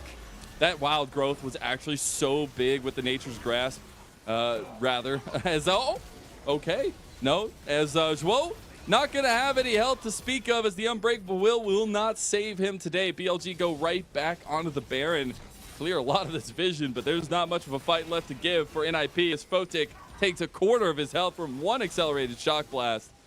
And honestly, I would love to get a replay of that fight because that Nature's Grasp was actually so big to counter what NIP were trying to do. But speaking of, I don't think they can counter this Baron unless Shadow wants to fight for it. There goes the purple capes onto BLG's white jerseys, and you do still have BLG chasing down the rest of NIP. It's insane to think that On single-handedly zoned out 3 members of NIP while the rest of BLG just finished off that Baron. Arel versus Shadow, and Shadow didn't return a single Q as he was just denied any access towards his Baron. Now with the Dragon spawning in 1 minute, NIP, I don't know if they have what it takes to contest for this because you already see that Angel, he has to play a core role from those charms, from those picks alongside Shadow, but the front to back ability is just too insane from BLG. The Q3 knocked Bin over the wall, by the way, so that's pretty interesting to consider, but look at this TP from Angel. He gets instantly rooted by Shun and destroyed with the chakrams in Elk's hand, and that burns both the dash and the flash out of pretty much NIP's main engage. And Drew, I mean, there's a reason why Alistair is less preferred compared to Rel. Once you go in, you can't go out. Yeah, you either live to tail as a bull or you get turned into hamburger meat. Speaking of, though, Ben Crocodile meat? try not get turned into some crocs here as the Enchanted Crystal Arrow will go a bit wide. I feel so bad for Photic. He just can't find a big one yet. And it is BLG who make it out alive with a TP from Yagao.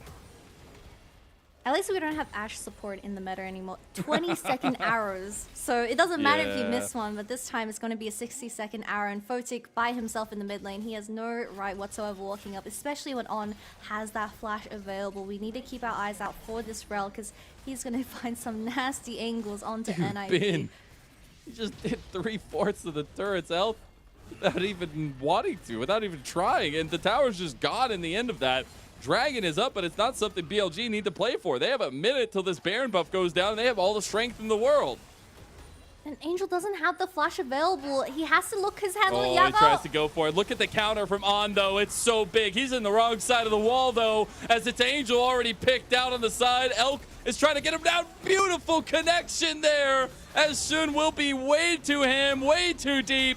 He gets a nice little bramble smash there, buys a lot of time as Elk and Yagao have been farming the wave, and it was the tower that was going down to them and the rest of the team to Bin. So that means BLG get the inhib. They do lose 2, but they have done lasting damage to NIP.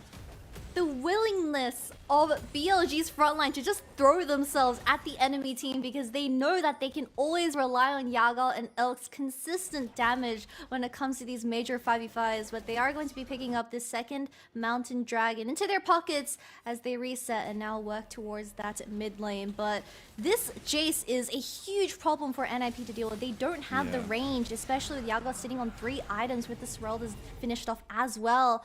That's where you really consider the fact that Photic picking this Ashe, was it really worth it? But we need to look at just the shock blast value out of Yaga. Although the charm initially hits, On just throws himself in and gives a leeway for Yaga to escape, as they do trade support for mid laner, so it's not too bad. But this final one onto Photic, and then Shun commits the flash. How do you play the game as Ashe, man? The fact that Nature's Grass connected through 3 members, even though they were all so close together there, is insane. And there's just nothing left, right? You've already used everything, it feels like, from Photic. And they got the inhib after that one. Now they also got that second dragon for themselves, a second Mountain Dragon to speak. And they're pushing down top lane. Maybe a catch out on a Ben, though. As he does have dominance, he'll be able to survive a decent amount of time, and BLG are on their way. They want to come save him. Invincible is trying to get the kills here before anything else can happen, but Zhuo gets caught out here a little bit as Angel is in some trouble too. They're trying to pick out the combo of On and Elk, but Elk is fighting back. He's got a little bit of mad Elk disease, but he goes down in the end as Photic is still alive, but ends up dying to a smite, I believe, or a sapling of Shun. And this is just wonderful chaos that BLG have opted into. They are not getting out of this one alive, but Shun might find more as he gets 1 kill back. He's got the bramble smash. The saplings are doing work. He has got some AP, and he's making it work. My go jungler! Can he make it happen? No! Maokai is not strong enough, my friend, as NIP will fight back.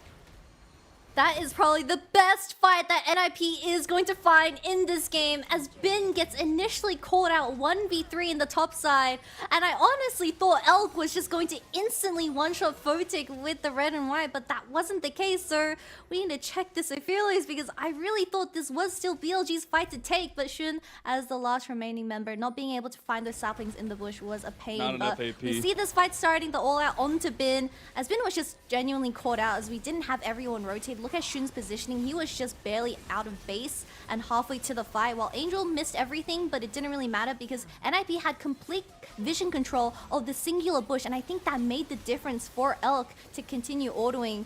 But the Q blast, everything missed as well. I'm sad. just saying, there's a reason why this man has been an all-pro ADC before, why V5 had a lot of success piloted by him. Photic still's got those mechanics, man.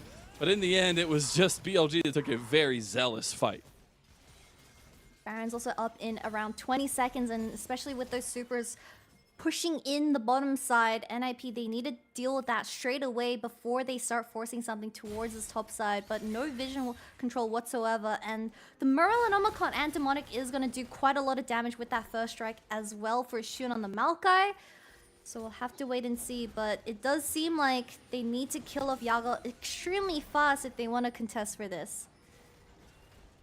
See how much contesting can be had here. Did get level 16 just completed for Elk as well, but we do see BLG actually moving with a lot of the vision around the left side of red from NIP. They'll just start up the Baron here. In NIP, they are now needing to make something happen. But On has the flash available on Rel, so NIP, they're extremely split right now.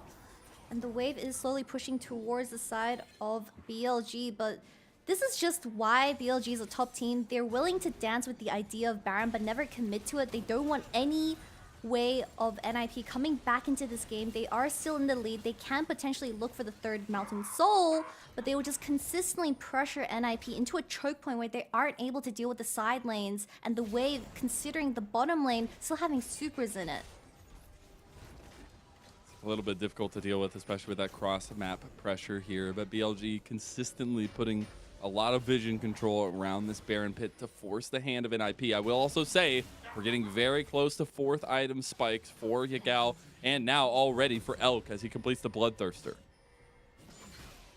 And also has his GA now, so he isn't going to get instantly shut down by the side of NIP, as they have been playing relatively well considering the front to back composition. But Furty, you can't be too far up there. I'm getting scared for this Ashe. Got 3 item spike. You're feeling good, feeling confident there, I guess. But do got to be a little bit careful because the one fell swoop and BLG wins the game. A Shadow waiting around the corner. Can he be a big difference? On wants to go for it. But they didn't know that Angel and Shadow were here, but now they do. And now they feel like they've just pulled the rug over NIP as Joel actually has to use his ulti, and BLG are sitting fine right here in the mid lane. They could just go right back to the Baron pit. Invincible had to clear out the wave in the bottom lane, but the inhibitor has respawned. But On once again solo zoning out the entirety of NIP. It's illegal to be doing this. I mean, Angel just flash charmed this guy. Can't do it. Don't have the confidence here in game number 1, but they will have the confidence to go for that dragon trade. So this will be soul point for them and their first mountain dragon of the game. And BLG on the other side get a Baron, which should end up in a lot of sieging power towards this top side and something that NIP need to respond to. We do have resets coming out. Yago does have the TP available, so he's just going to come back to here instantly. GA. While Bin, he's getting wrapped around. He's a scary Shadow? croc. I think Shadow might be the one that's in a little bit of trouble. Luckily, his clone takes the sapling there. But the siege continues as the tier 2 tower had already fallen top side. NIP struggling to find that answer right now, but you see they're looking. As speaking of looking, Elk, you look and you miss it. He just got that kill on a Photic like it was nothing. And now NIP, desperate to find any answers, are grasping at straws, but the straws are crumbling in their hands. There's nothing left in game number 1 for them to hold on to. As NIP were dusted from the start, BLG will smash them down. Name a more iconic duo. LPL 80 carries and one-shotting with the Gale Force available on Aphelios. Photic deleted out of existence. But this game was always BLG's one to take, and they clean it off with style. Look at the smiles on their faces. You know they're having a good time while they do it as well. It was a composition that we felt was a very good one for them. The bar of execution not as high as it was needed on the side of NIP. And they showed why they are one of the top teams, why this should be an expected 2-0 and a booking to the final 2 at least, or a top 2 in the regular season for BLG. So we do need to see a little bit of that fight back from NIP. I think there were moments, Kitty. I think that's what you have to highlight.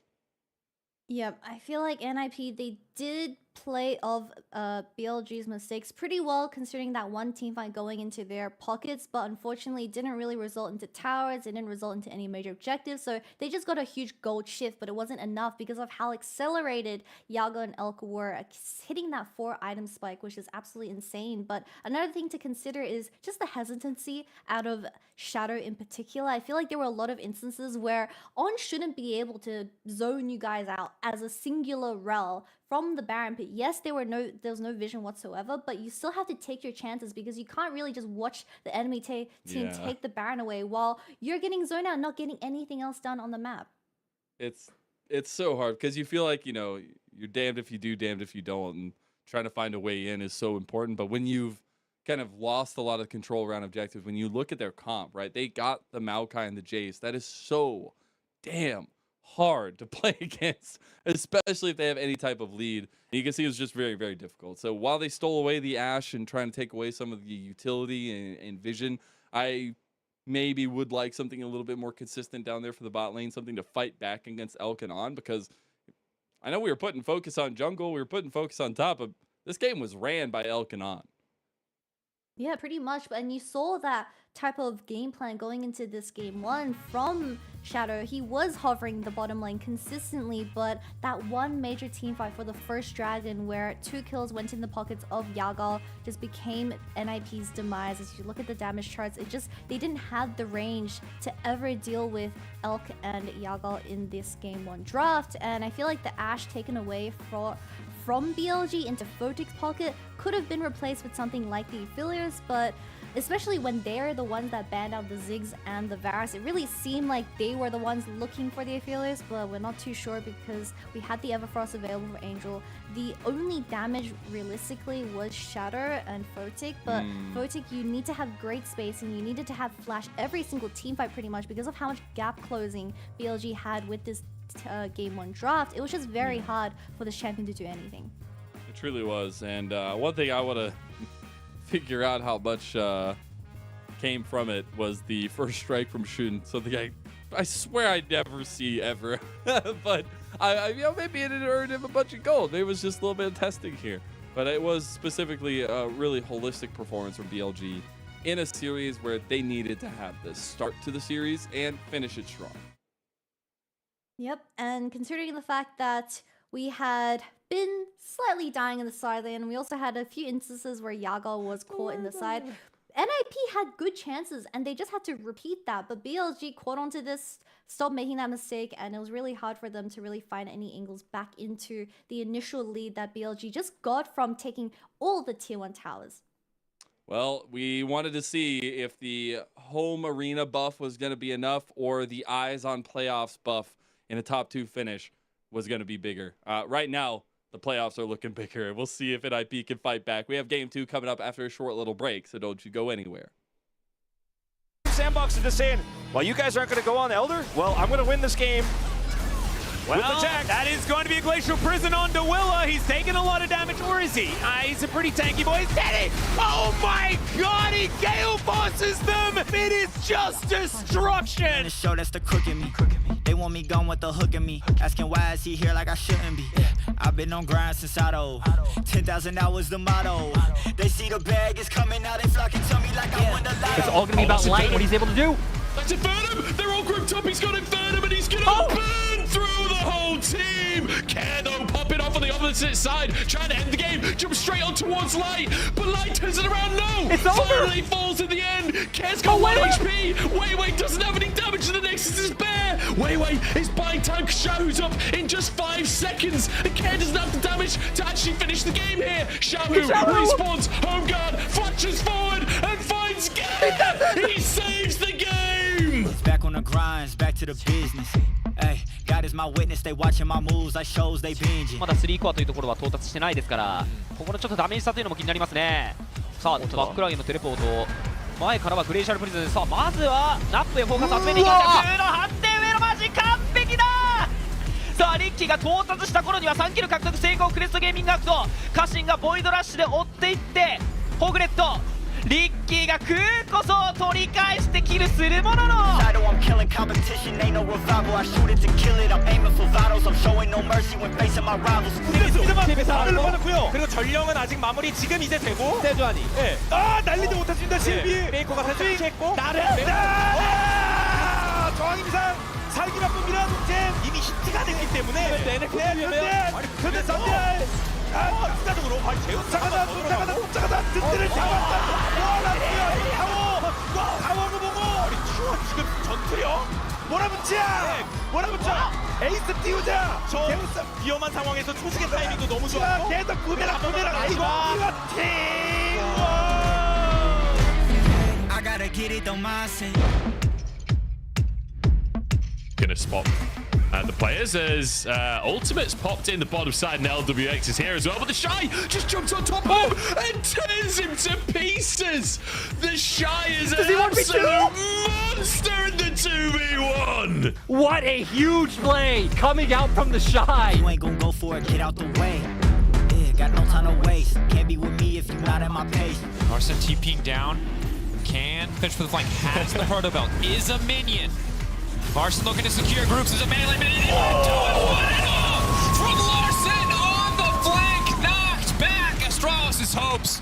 Torn to pieces with a single press of his R button. Just running out of time. Oh no! Top comes flying in. What a way to achieve 1,000 kills in the LEC. Excuse me, please, but I'm standing. Left on right, we're trapped in the middle. Excuse me, please, but I'm crying. Catch your breath before you get old. I couldn't stay for the battle. I couldn't cross in the middle. But we are far too much too young. I couldn't stay for the battle. I couldn't cross in the middle. I'm losing my mind. I'm losing my mind.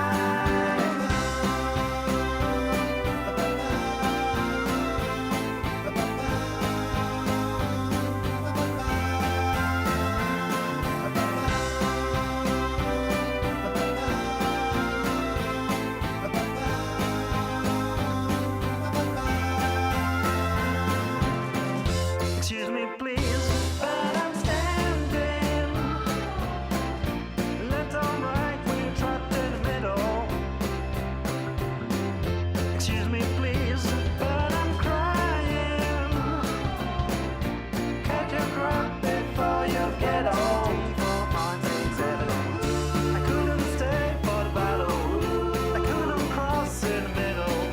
But we are far too much too young. I couldn't stay for the battle. I couldn't cross in the middle. I'm losing my mind. I'm losing my mind.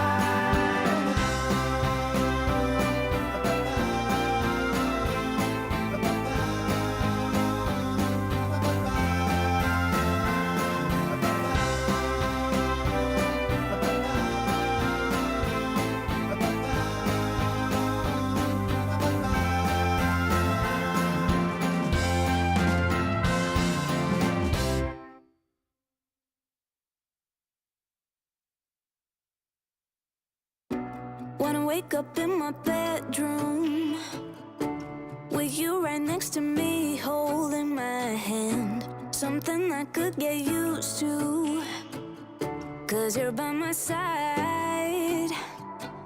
When city lights blur the evening, hollow skies grab my feelings, and shooting stars have no meaning. I know, I wanna be where you are, forever and ever.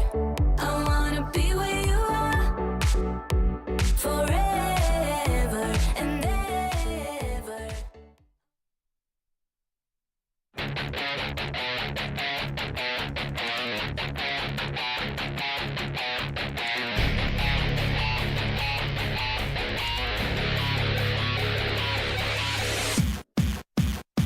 随着版本变动，我觉得这版本很多 AD 中单也是可以玩的嘛，像最近小花跟杰斯都挺厉害的，然后感觉现在中单越来越偏大河方向，就希望大家一起努力，然后我们走到最后吧。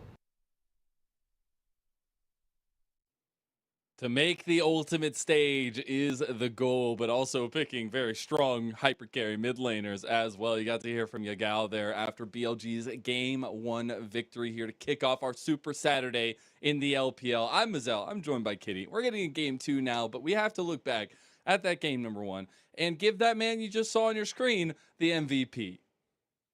Yeah, a 2-0 start is any Jace's dream when it comes to that early game, and man just hit his items so early on. Honestly, those shock blasts before those major objectives, specifically towards the dragon, onto Dro in particular, where it was one of the main engages for NIP to work of, just completely took NIP out of the zone. But once again, Yago showing us that this Jace from the MSI era is just something to be feared, and it continues into summer.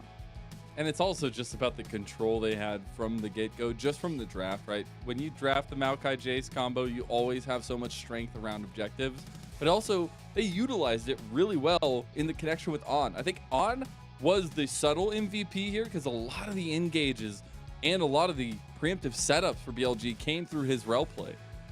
Yeah, and that's the difference separating On from the remaining supports in the LPL. It's just the initiation or the initial kind of idea of when to go in and when to force these 5v5s is something very special for BLG.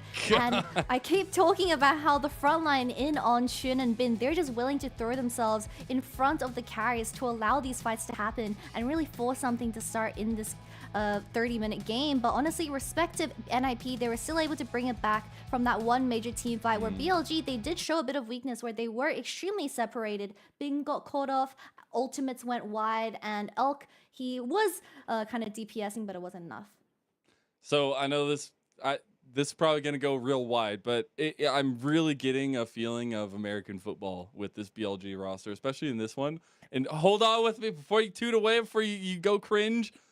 It's interesting because on offense in American football, you have kind of defensive players in the front, the linemen, right? They're defending all the key position players, I would say, like Yagao, like Elk, from any aggression, right? And a lot of the times you're seeing them throw their bodies on the line to protect these guys who they know are about to mechanically execute right behind them. So I think that confidence is what I'm getting to is so key for BLG. And when they lack confidence, it's where a lot of question marks can come to bear. But this confidence built up for BLG looks so damn strong. And that's why you get performances like this where they can just go a little bit crazy, but they still end up finishing so deadly. Yeah, they're not afraid to pull the trigger, especially when it comes to those major objective fights. But just the most iconic thing for that game one is their discipline around dancing for the Baron and how they were consistently pulling in NIP attention in particular, and they weren't able to kind of follow up with the side lanes, and they weren't able to follow up with the waves building in, especially from the bottom inhibitor being killed off much earlier in the game. But of course, going to game two, I believe we have NIP selecting the blue side, so we do have a bit of switch up and in terms of priority champions. And I think something that has to be denied away from Yagao is that Jace. We most likely will see something like the Jace for Angel into the game too, and I think Shadow maybe change it into a Sejuani where it links up with Invincible's champion pool just a little bit more, but we'll have to wait and see. Yeah, hopefully we'll be getting into draft number 2 here very shortly. But also looking back to kind of the draft we got in game number 1, that semi-difficult bar of execution that NIP set for themselves, I do expect that to be a bit different here. Maybe trying something against BLG is the avenue forward, but now I want to see that cohesion really come to life. I think Zhuo on the Alistar got caught out a few too many times. I would like to look at that kind of matchup and see what they can do in the 2v2 down there, because we obviously see every time that Elk and On are going to have a bit of strength. So trying to find a way to play around that is super important, especially from the blue side, because you have so many options. It's funny because considering the fact that how game one started was Elk getting zoned off from like the first 3 waves at level 2, and that was because Dro got 2 massive knockups onto the Aphelios and zoning Elk completely, where they had a lot of attention shutting down Elk in this game 1. But unfortunately, when it came to those team fights, I mean, this rel was just absolutely massive, and it really depended on execution at the very end. But I feel like something else that differentiated this NIP's draft was the amount of damage that they potentially had, and I feel like the Everfrost Ari working alongside something like the Ashe, where it is seen to be more of a utility-based champion, or at least you need to have consistent orders going off, wasn't the way to go. See if anything else changes here, as we do have some very similar bans, but one key one in difference is the Jace banned by BLG, and the Nico as well by them on red side. We get the LeBlanc, the Annie, and the Jax banned by NIP on blue.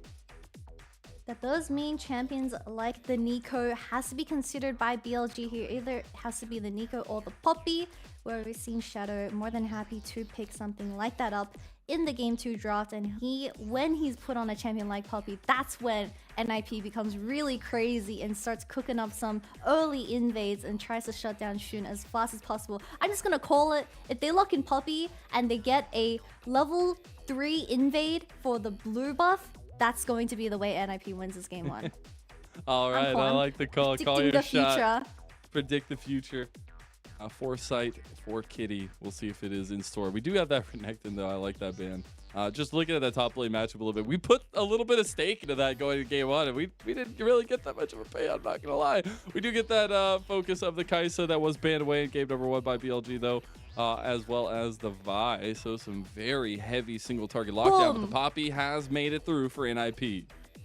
There it is, and we're gonna get a Kaisa versus Xayah for this game too. But once again, I'm not surprised that BLG locking in this Kaisa nice and early for Elk, a champion that is very unique to the LPL, although we have Static Shiv still being that first item rush for a lot of these players. But Jackie Love showed us that AD Kaisa is still very viable. I feel like if BLG in the mid lane, if they just play for setup, this Kaisa is more than happy to pop off once again. Absolutely. And Killer Instinct fits Elk well, I feel like, as the ultimate for Kaisa. As we are looking at the second phase, let's see what we're going to be whittling down. We still have our top lane matchups that will be super key in the second phase, but BLG actually ban away the Alistar against Zhuo. Yeah, it does seem like NIP, they are looking for a Xayah Rakan towards that bottom lane. If Rakan gets taken away here, Zhuo realistically can either play the Tahm Kench or the Braum, but we haven't seen much Tahm Kench coming into the summer split because just the champion gets locked down so easily, especially if you look at BLG's composition so far. They have a lot of gap closing, although Photic does have a bit of self-peel, so that will work into his kind of situation as well. But once again, top lane is going to be saved for counter for Bin, and with how game 1 went, with how many times the jungler made a visit, I'm assuming he is more than happy to lock in something like that we get as the the classic ultimate counter. Let's go! Man, I fell in love with Yagao's Talia last year, and especially, like, I think last split when she was still in the meta as well. But we will see what the big answer is going to be in the rest of the matchups for NIP, because you do need something for Zhuo that you're going to have a lot of strength against this row. We saw On literally run the table on them last game because of that and the engage potential that he had. The Nautilus does shore that up. You also get single target lockdown there, and the Cassante back again for Invincible. I'm so lucky to be born in a timeline where I get to witness Yagurt's Talia once again for this game 2 draft, and Gwen gets locked in as the final counter pick into this Cassante. No one's surprised. Bin is mad and he's out for revenge in this matchup. But BLG honestly just picking comfort and looking to go for lane domination is the way to go.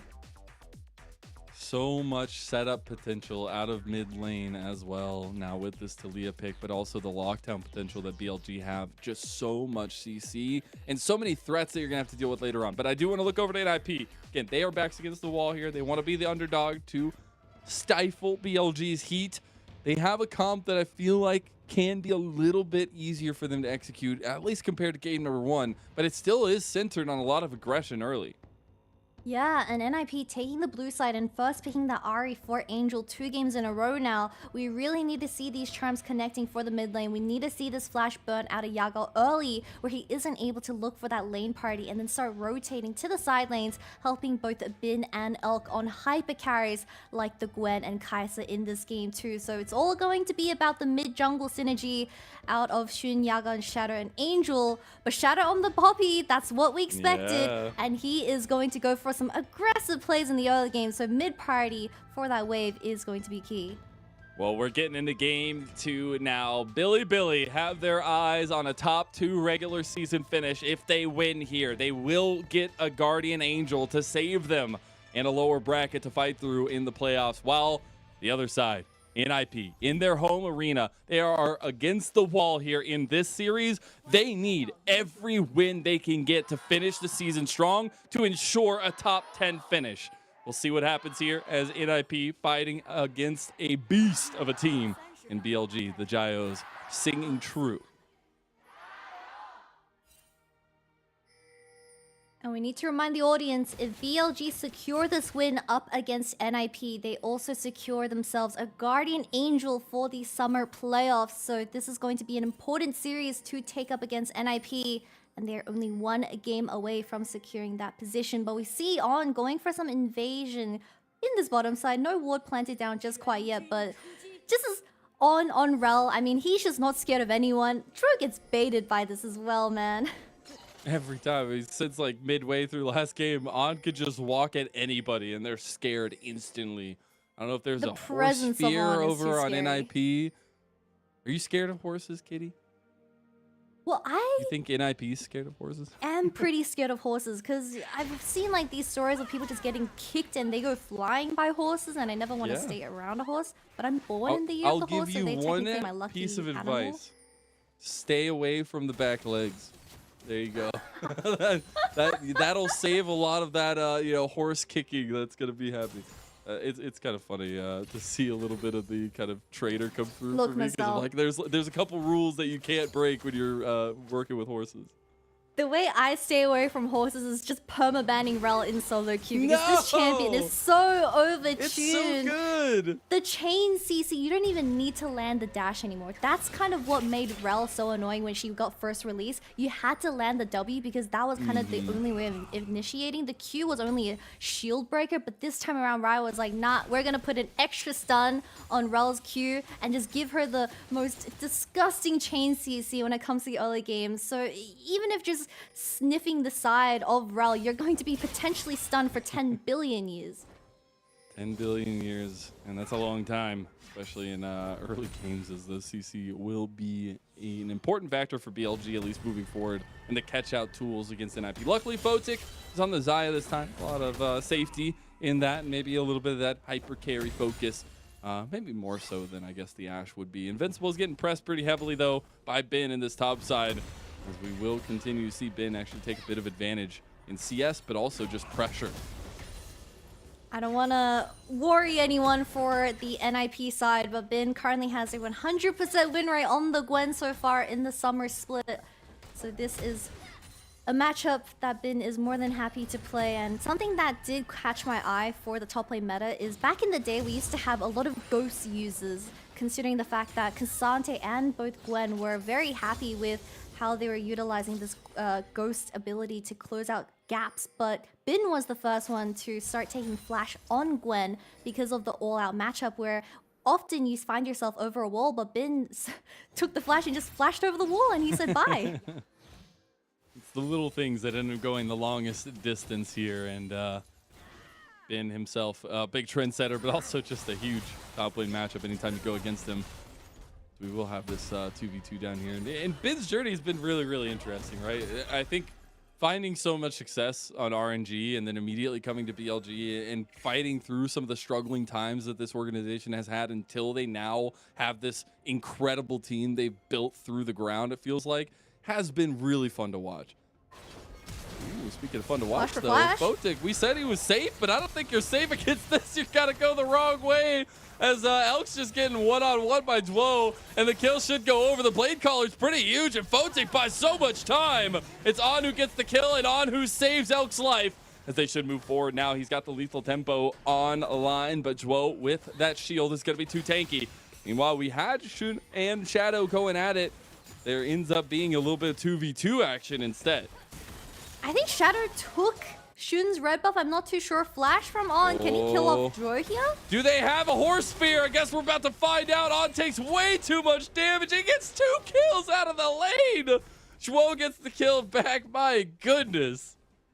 I mean, what could have gone wrong pretty much all went wrong for the side of NIP with a flash for flash trade starting off that 2v2, but Dro missed his crucial hook onto Elk and onto the wall where he had to unfortunately walk back. We get a replay of this, but it was On once again going for the initial engage onto Photic, where it was the flash also bouncing him back into the palms of Elk, and the hook from Dro misses and it doesn't really connect. But honestly, I saw an angle where Photic outplays this. If they just gave another 2 seconds for Dro to finish off Elk, but with the Triumph going into Kai'Sa's pockets as well, she healed a little bit, and it was just really well played by On.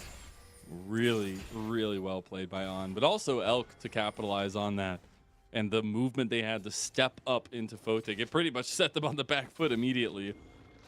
But man, if you weren't scared of the Rel early, well, now 2 kills. Maybe that extra gold on a Rel makes it even scarier, as On will be getting out of lane and looking to connect with Shun.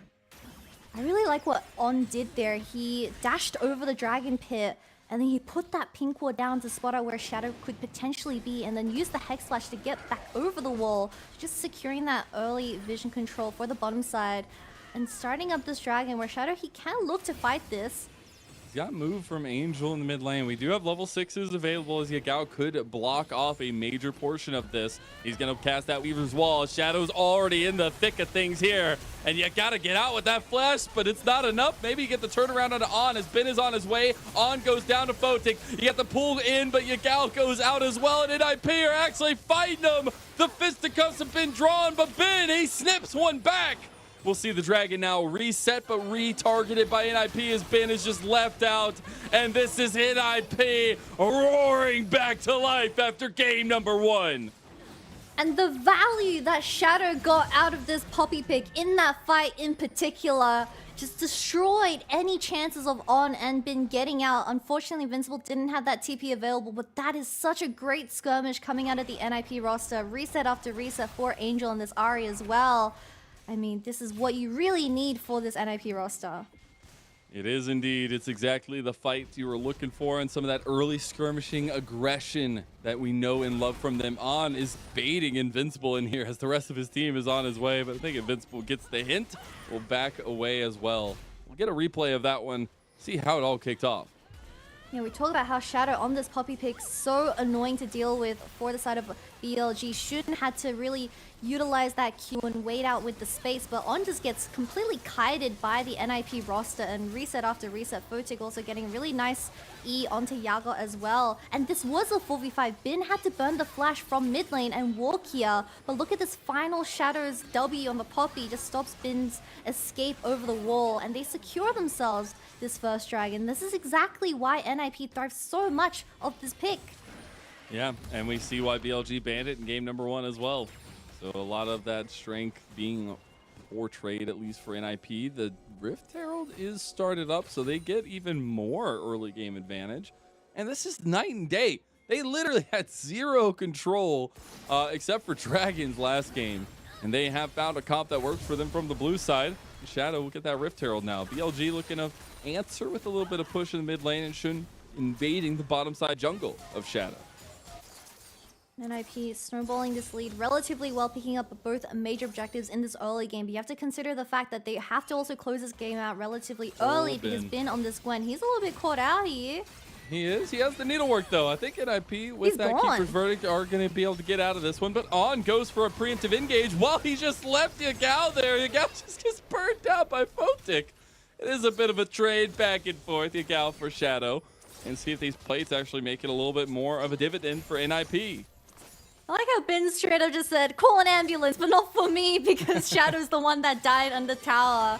But yeah, this Gwen cannot be fed for the side of NIP because they never have an answer in the side lane, especially considering the fact that the Cassante already naturally loses to this champion. Angel can't even walk up against the Gwen without burning that Spirit Dash. So we'll have to wait and see because Gwen is now 2-1, but it should be relatively fine. NIP still have a lot of great setup considering the fact that they have the Nautilus and Ahri in hand. But once again, Shadow, he needs to be the one proactive on the map, and he needs to be the one hovering Desire. See if they can find the right hover, but especially the right timing. I think when we talked earlier about that big advantage that bot lane for BLG got, it has unlocked onto the map. We've seen him constantly hovering these solo lanes, constantly hovering Shun. We'll see NIP hovering this top lane to try to get these Rift Herald charge and a first brick for themselves, but On is here to defend. And the difference is we have Kai'Sa just solo farming towards that bottom side while the top plates get split between 3 people. The hook lands. A little bit of an overextension there, but they can't kill the tower. Oh my, Joy nearly died. They literally couldn't kill the tower because they turned to have minions. Oh no. Oh, goodness gracious. Edgewold gets out with his life. BLG see that. They'll keep putting the pressure down. Shun is down bot side. Yagao on his way. Weaver's Wall at the toe, and the guns are ready and pointed at Invincible. Here they go as the first shots ring out. Will he be invincible or will he not? It looks like he's not. All out comes through. He gets one back. He gets one back. Oh! He's looking for Elk, but Elk gets the killer instinct onto the other side. That's a big trade back, though, for Invincible. I saw a world where Angel flash charms and goes for Elk under that tower as well, but that is a great outplay coming out of Invincible, but Elk is now level 8 on this Kai'Sa, being left alone in the isolated matchup up against Cassante, where he just got to free farm while Bin on this Gwen picks up 2 more plates into his pocket. So overall, I still feel like BLG come out on top because you have to consider the fact that the first 3 tower platings in the top side got split. Ooh, Photic gets caught there and everything used on him. That's the Feather Storm, but I don't know if it's enough. The burn's not going to be enough that time as well. Yagao will flash out of Chuo's engage and push remains for NIP, but we got Dragon in 15 seconds. That's Feather Storm gone from Photic as well, but we get a replay of this. I feel like the all-out onto Xun just locking this Vi down was the way to go, but it really shouldn't have been Xun tanking the tower. It could have potentially been Yago or Elk, one of the ranged people that could have just dipped out of the tower aggro. But at the end, 1-for-1 trade, not too bad. However, Elk didn't need to burn any of his summoners while also picking up, I believe, multiple waves and a tower plating into his pockets. And now we look back at live as Dragon is alive, and we see all of NIP really headed down this way. Boats are going to be a little bit late here, is pushing out that bottom side. Don't think BLG are necessarily in a position to contest, but if odds in the area, maybe so. As it should just be given over. This will be second Dragon to NIP. Relatively decent start for the NIP roster. We have Angel and Shadow linking up really well in the early game and just consistently finding vision control around these major objectives, where Xun and Yago really struggling to get that first move from the mid lane. And this Talia down 20 CS as well, so we really need these huge side lane plays coming out of the mid lane of BLG. But NIP, they're here first. It's a little bit of a trap, as they actually find Shadow in the end, and Shadow's the one that has to back away, and On goes right back in for the engage here. There's a little bit of a stutter step there from Shadow. Will be able to deny more forward advance from BLG. Yago is bullying out Angel quite a lot from that first rotation towards the bottom side though, but On has every single summoner and he is already planting down great vision towards the bottom side. So it is going to be about who pulls the trigger first. I feel like it is going to be relatively hard unless Dro just instantly ults onto Elk. But as long as Gwen gets the free farm in the side lane, NIP, they're in on a ticking time bomb for this game too. They are indeed, and we do have first items coming up for everyone across the board here very shortly, at least. Maybe Invincible lagging behind a tiny bit. But that does mean we want to look back up towards this top side of the map because the redeploys are coming through, and we have a Rift Herald in about 20 seconds or so. They also have to really respect how Bin is going to enter into this upcoming fight for the Rift Herald. Photic, you need to use his Feather Storm really smart because Bin is most definitely going to be looking for that flank angle onto the Xayah. We'll have to wait and see because Shadow, he has 2 important roles to play out. I mean, he has to play both peel and engage pretty much, unless Angel is going to be able to find a really nice charm onto either carries. Have to wait and see. See this Rift Herald though started up by NIP, and again, a little bit like game 1 where NIP actually got the first 2 dragons of the game for themselves. But this, the Rift Herald, a different story. We'll see if Xun can get the engage here or maybe find the steal. No, it's immediately backing out as the TP had been pulled by Angel. Bin is on his way, but flanked by Invincible. The Rift Herald does go down to NIP, and that's second one in a row. Yeah, and you don't really see BLG's consistency coming out of game 1. I mean, it is because BLG, they were lacking their mid laner for that 5v5, and then Shadow having a really nice keep his verdict as well, pushing On out of the team fight. So that's one of their main engages gone. And Xun also needing to use the flash to avoid the poppy engage. But Yago, is he going to look for a flank here? He could. He's got the Weaver's Wall. He's pulling the trigger, and so are BLG. They got the TP, though, back in, and Invincible finally joins the fight as On is just left as a sacrificial lamb, or maybe sacrificial rail horse at this point. The Rift Herald does get locked down in mid lane. Although, speaking of lockdown, Invincible's in some trouble. The charge should come through here, and they're going to try to push this outer tower down. Yeah, this role is just getting played with by Angel and this Ahri, consistently dashing out of the zone. Oh, they're gonna coming from TP. Bin. NIP, I don't think you want this one, as there's the cease and desist, and you may not move, but neither can should, as it's actually a little bit of a fight back. Angel's getting resets here, and Elk doesn't really have the damage. Bin wants to step up. Angel is the one stepping up, but he gets stepped down into the dirt by Yagao, and Elk is now the one that you have to watch out for. Photic able to fight them off, but Yagao is trying to catch Photic out. It's a nice little fight back. It ends in heavy trades and heavy losses on both sides. How does BLG win a 4v5 up against NIP while we only have just the front line of BLG falling down while the carries are eating good? Hey, they're eating really good. Maybe it's a little bit of barbecue. Maybe it's just a little bit of some good food, whatever your comfort food's gonna be, because man, it is incredible to watch them fight. And I cannot stop giving it up to NIP because they are actually fighting BLG tooth and nail here, but the overextension, the stay, it's difficult. It's crazy to think that Bins were an angle where they re-engage onto the NIP roster. Most teams would just have the Gwen commit to the tier 1 tower in the top lane and trade 1-for-1 tower, but no, they get so much gold back into the carries of Elk and Yaga on this Tilly, and they were just playing front to back really well and playing it really slow, allowing Yaga to get that poke down, and Elk flashing out of the Angel combo as well. I mean, they're just so good at team fighting, and no other team could have saw that angle. And that is the angles that you see when you've got that killer instinct. Speaking of, we're going right back to probably some more kill tallies, as Bin does take a side lane turret. The dragon is up, and that means NIP do not want to let go of the little bit of the control they've already gotten. Shun, he was going for a cease and desist there. He really wanted to get that engage off. Yeah, we do have Elk answering in the mid wave though, so they don't have their ADC in this fight just quite yet. No flashes available for the side of BLG's carries either, so it's going to be a bit scary walking into here. They have to look for a pick. Get that pick does come up. Oh, got a little bit of engage from On. Oh, he gets verdict right out of there, but Invincible's already gone. I don't even know how that happened. Usually it goes the other way around. But in the end, it is BLG with On an incredible flank from that Keeper's Verdict. Just gets burned down by Angel. It is another trade back, though. 2 members down for NIP, meaning this dragon is all BLG's. And they were contesting a gold lead this entire time. Now BLG have the advantage.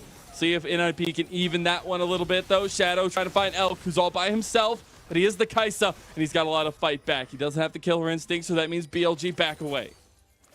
But who is going to deal with Bin on this Gwen in the side lane now? I'm not too sure, especially with the Dragon stack and getting denied away from NIP now. Invincible just got straight up one-shot in that team fight. Oh, Yagao try to catch Angel out here. The cease and desist into all of the CC. And that's Shun who picks up the kill. So a big catch out on the back end of those plays that already went BLG's way. And another pick into BLG's pockets. On is just going to utilize this time framing and plant down vision for this Baron. Invincible, not even the Shadow is a little bit caught out, but with the Baron spawning in 20 seconds, Angel does have that TP available, so they shouldn't be able to force this just quite yet. But with Bin also pressuring the side lane, I mean, NIP, they need to just find a pick here. Try to find something. Maybe it's onto On, but it doesn't look much like it. They are going to be grouping. They do see a bunch of this vision already put down by BLG. So at least get a little bit of that control back around the Baron pit. But this is where BLG danced to them to their deaths in game number 1. We'll see if they can do so yet again from the red side. We are getting very close to full second item completions for a majority of members for BLG and circling the edge here for NIP. Yep, and you look at Bin's items already sitting on the Nash's Tooth, second item picked up by this Gwen, but NIP, this is where their competition kind of starts falling off, because you need to consider the fact that Shadow, he has to use that W to act as both peel and engage for the side of NIP, so either Dro has to make the initial engage or Angel has to land the charm. You can't be fully dependent on Shadow on this Poppy. But we'll have to wait and see, because Baron's up and available, and BLG, they want to look for an angle to start this. It's pretty much like NIP have said to Photic and Angel, that's about all the food you're going to get. Fly, little birds. See what can you do? As that is pretty much the saving grace right now. Can Angel, can Photic pick apart one of these team fights that will be so hard to approach if you are in IP? Bin is just going to consistently pressuring the side lane. He needs at least 2 people on him if they want to shut down this Gwen. Maybe even 3. I don't think if Shadow goes, they have the damage to kill off the Gwen, who's level 14 now.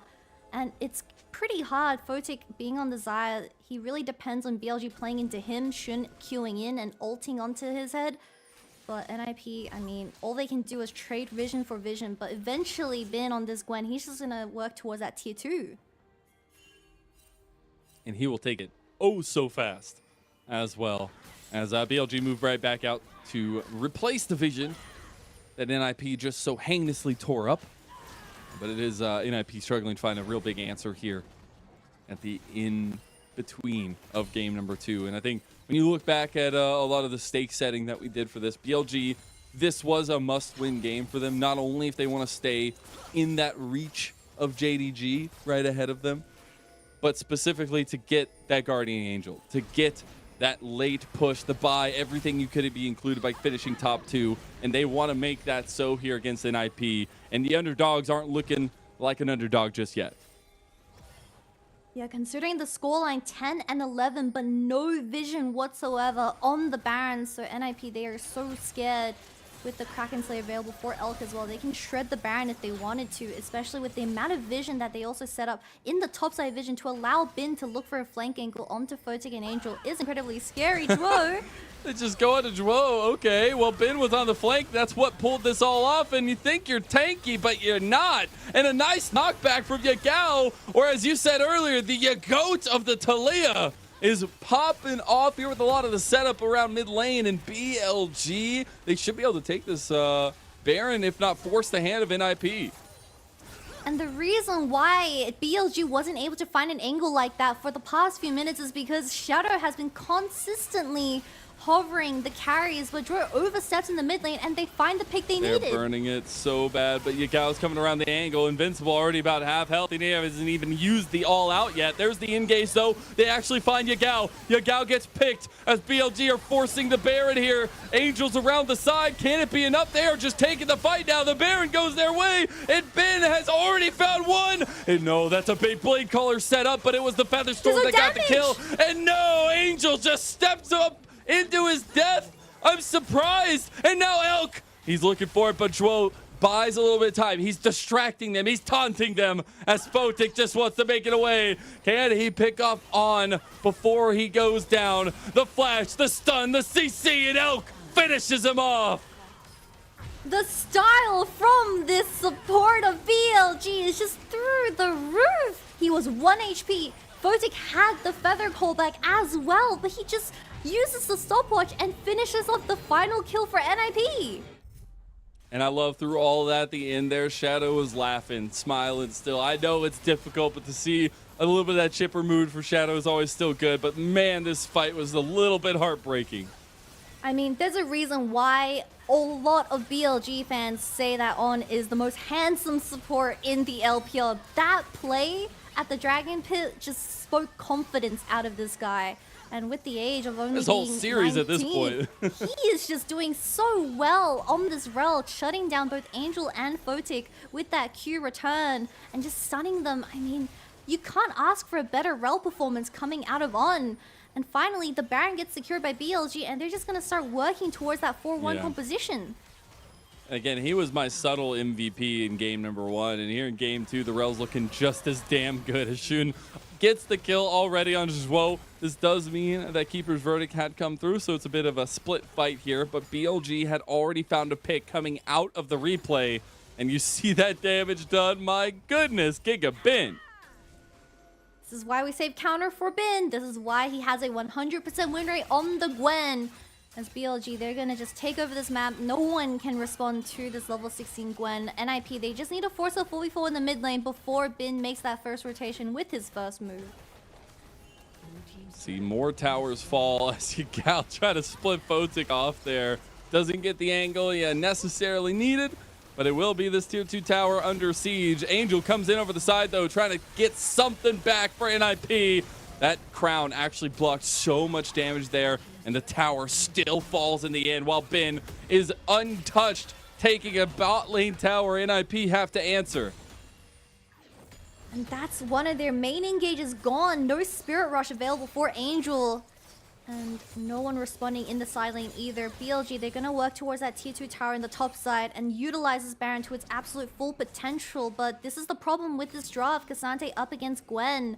If you let the Gwen free scale in the early game where you have no jungle attention whatsoever, this is the result. And I think NIP, they're running out of options because Photic on this on the Xayah, he needs BLG to be the ones engaging first. So it's a bit of a sticky situation. Woe was the one that started that initiation, but the ones to finish it were BLG.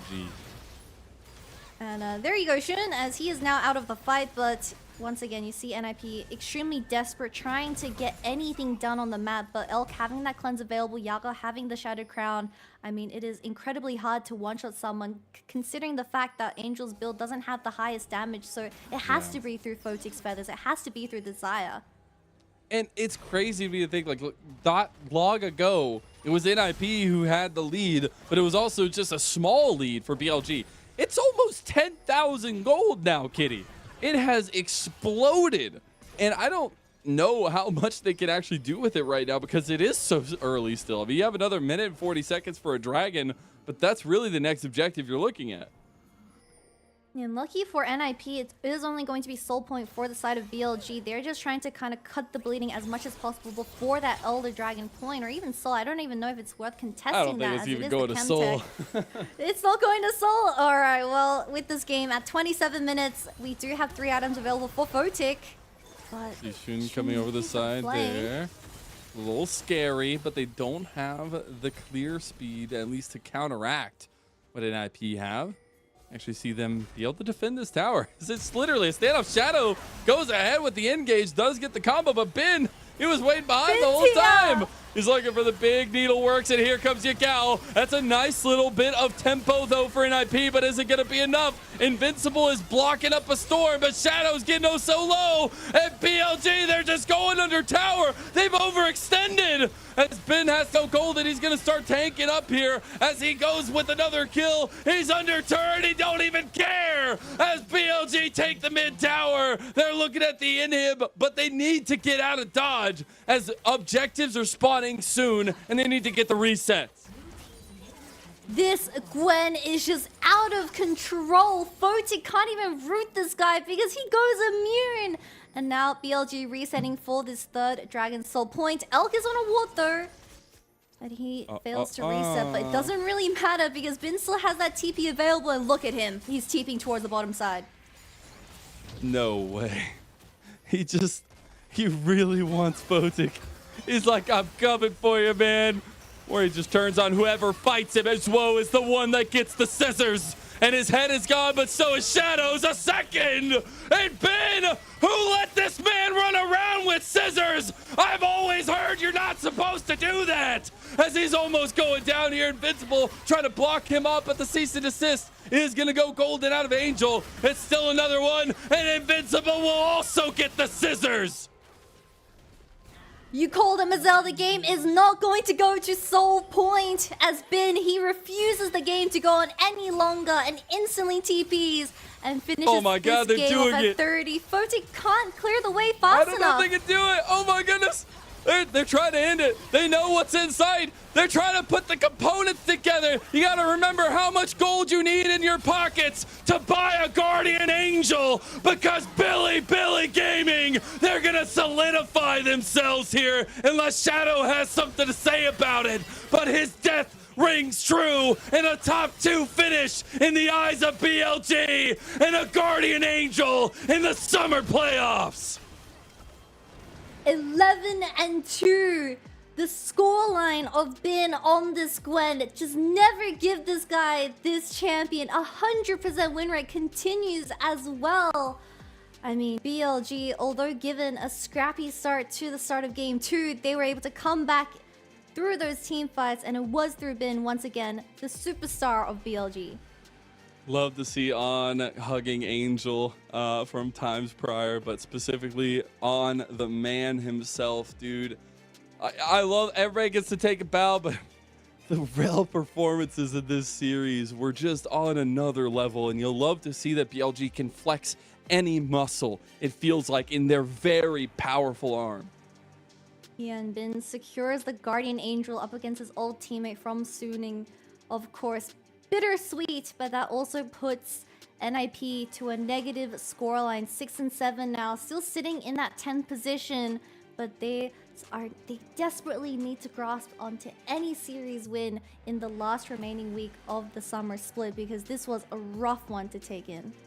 It absolutely was, and we were talking about that kind of top 10 contention needing to come online, where we only have now like 2 weeks left to come 1 through, week. so like a week and a half or so. And especially to see kind of these faltering moments, it's very difficult because they're right on the cusp, right? Everybody is gunning because we have so many teams that are sitting at that 4-9 record. And I think that NIP really wanted to make a statement here tonight. They came out with some attempts, but weren't able to do it, and BLG secure themselves. And that's exactly kind of the story we expected. Yeah, just looking at NIP's kind of schedule, they had JDG earlier on, and now BLG. It was 2 Titans to go up against, and I really respect Absolutely. them putting up a fight up against BLG. You never really see any team in contention in that early game, and that's exactly where we highlighted where NIP, they thrive of the early game through Shadow, so huge respect for putting up a punch. But their remaining weeks, RA, FPX, and finally LNG to seal the deal, so they can still realistically find a relatively comfortable spot for the upcoming playoffs, but they really need to start working on how they approach these team fights, because we had multiple instances where Dro just seemed a little bit disconnected for the remaining of the teams. That, and I still appreciated the RE lock-in instantly both times for NIP, but that connection never looked on point with him and Shadow. And I think that's where we've seen them have a lot of success, win the RE, and whatever Shadow wants to play that day gets a lot of connection, but we didn't have that, and I think that's a big question mark moving forward for them, because that duo has to be there to set the structure for the rest of NIP. Yeah, and this series definitely exposed the weak link between, or the weak synergy between Shadow and Dro, as you saw a clear contrast between On and Shun in those team fights. But this damage graph is a pretty depressing one to look at, considering the top side. I feel like Yagal on this Talia, I mean, it is a very hype pick coming into summer. It is one of his most iconic champions, but there's a reason why Talia isn't the most meta right now, and it's because she has no mobility whatsoever, so you get easily picked off. And we kind of did see kills here and there getting dropped over to NIP, but once again, this Gwen as the final pick for BLG's Game 2 draft just went out of control, and no one on NIP's composition could deal with this guy. And again, that gold graph is just insane, because we were talking, it's like such a contested early game from NIP. The gold was so close. Then you look, okay, BLG are up like 2K. All right, cool. 5 minutes later, 10,000 gold. Oh my God, what has happened? We lose the game. And you see Ben absolutely earns the MVP here in this game number 2, in a wonderful performance, gearing up for the inevitable here for the playoffs for BLG. Man, Bin's breaking my bias. I always thought Shanji is definitely one of our more flashy carry top lanes in LPL as well, but Bin is probably undoubtedly the best carry top lane in the world right now. So I'm really excited to Never see left, if says BLG Ben. Never find left. their never left. So if we ever do get an OMG versus BLG series once again, I am more than happy to just only zoom in on the top lane isolated matchup. The observers better only have the camera in the top lane. Make sure it's the same observers that we have for the rest of the season at least. Yeah, shout out to our observers. They have a personality of their own, and they are doing their job as lovely as ever. But that game series kind of went the way we expected. But to be fair, NIP put up a fight. They were able to pull both games out to 30 minutes, where we did see a bit of inconsistency, considering the fact that BLG did give a lot of picks over to NIP, and I feel like up against a better team that has a clear understanding of the mid to late game, they can take advantage of these singular kills and snowball that. They can, and I do want to check back into our Shun versus Shadow matchup, because, you know, my bias aside, definitely didn't see the sparks, maybe the flares that we wanted to see between these two. I think Shun had a lot of control around the game, but it was also led because of a lot of priority through lanes that was gained from just draft itself. So I would like to see another iteration of this matchup, maybe something where NIP are feeling a little bit more confident, because it didn't feel like they had that confidence necessarily going into BLG, and they took full advantage of that. Yeah, and I feel like if you compare NIP's performance from their JDG series to the BLG one, you see clear development coming out of specifically Angel and Shadow and how they've been able to kind of hone in on that synergy between those two players. But I think the final piece to the puzzle is Duo also needs to link up alongside Shadow to utilize the full potential of how Shadow really wants to play out the early game. And that's where NIP really start rolling. And I can see them having a surprisingly good run in the playoffs. Well, I'll just say you have a perfect example of it on the other side tonight against you for Duo. Just follow what On does on Rel, and I think you'll be just fine. The man is popping off on this support. And I love, you were talking about Bin, some of the flashiness, the crazy play, but I think On specifically tonight was playing with so much confidence that he was checking everyone every time he just stepped up, and he was also making some flashy plays of his own. So while I think we know the inevitable is that Bin will get MVP, again, it was really nice to see multiple avenues for BLG be flexed today. There's a reason why On has been given the most handsome support player in the LPL. It isn't just because of his looks, it's also because of his gameplay and how he's willing to just throw himself first into those team fights. But finally, our MVP for the game 2 is none other than Bin on the Gwen in the top lane as he continues his 100% win rate on this champion into summer after 4 games. And need I say more, 42% damage share is insane. Didn't even need to make a hat out of 2 sticks. Didn't even need it. As I still have the 2 needlesslies in his pocket, but that's a heck of a, at least stat graph for Bin, and I'm sure some of these plays will end up on his next Twitter video, as this performance was incredible, just led by Bin in a lot of these big moments where he was just stepping up into people because he know he could. Yeah, that was a huge turning point for the side of BLG to come back into this game. Like I keep saying, normal or teams that don't really see that angle, they would just naturally go for the tier 1 tower in the top lane and trade tower for tower. But Bin, he said, screw it, I'm just gonna TP in the mid lane after my tower dies onto the minion and force a 4v5. And just from pure out mechanically, I don't know, I wouldn't say, anyways, they pretty much outplayed NIP from just pure strength, as they weren't supposed to win that team fight. But once again, this Gwen, he was the huge win con for the side of BLG, and through the side lane, through taking down these towers one by one, NIP just suffered. And you see, they literally just ended it in one fell swoop. Ben just decided, hey, I'm TPing back and we're ending the game. And he made it happen. Crazy how he does that. And crazy how BLG continue to just stomp the lower competition. I think it's actually been a conversation where like JDG and BLG are literally just stepping over the rest of the LPL. And it's been a very, very curious affair so far. But that is it from our first series of the day. A short and a sweet one, but that doesn't mean we're done, because it's Super Saturday and you just wait, because we got more series under tow. We are jet set into the rest of China for the rest of the games. We will have WE versus RNG with Ashin and Jamada coming up next. So me and Kitty will bid you adieu, and we'll see you on the other side.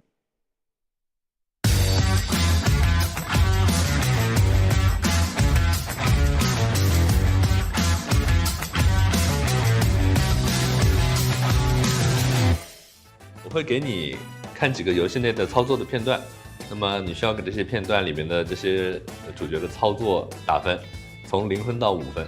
OK， 可以。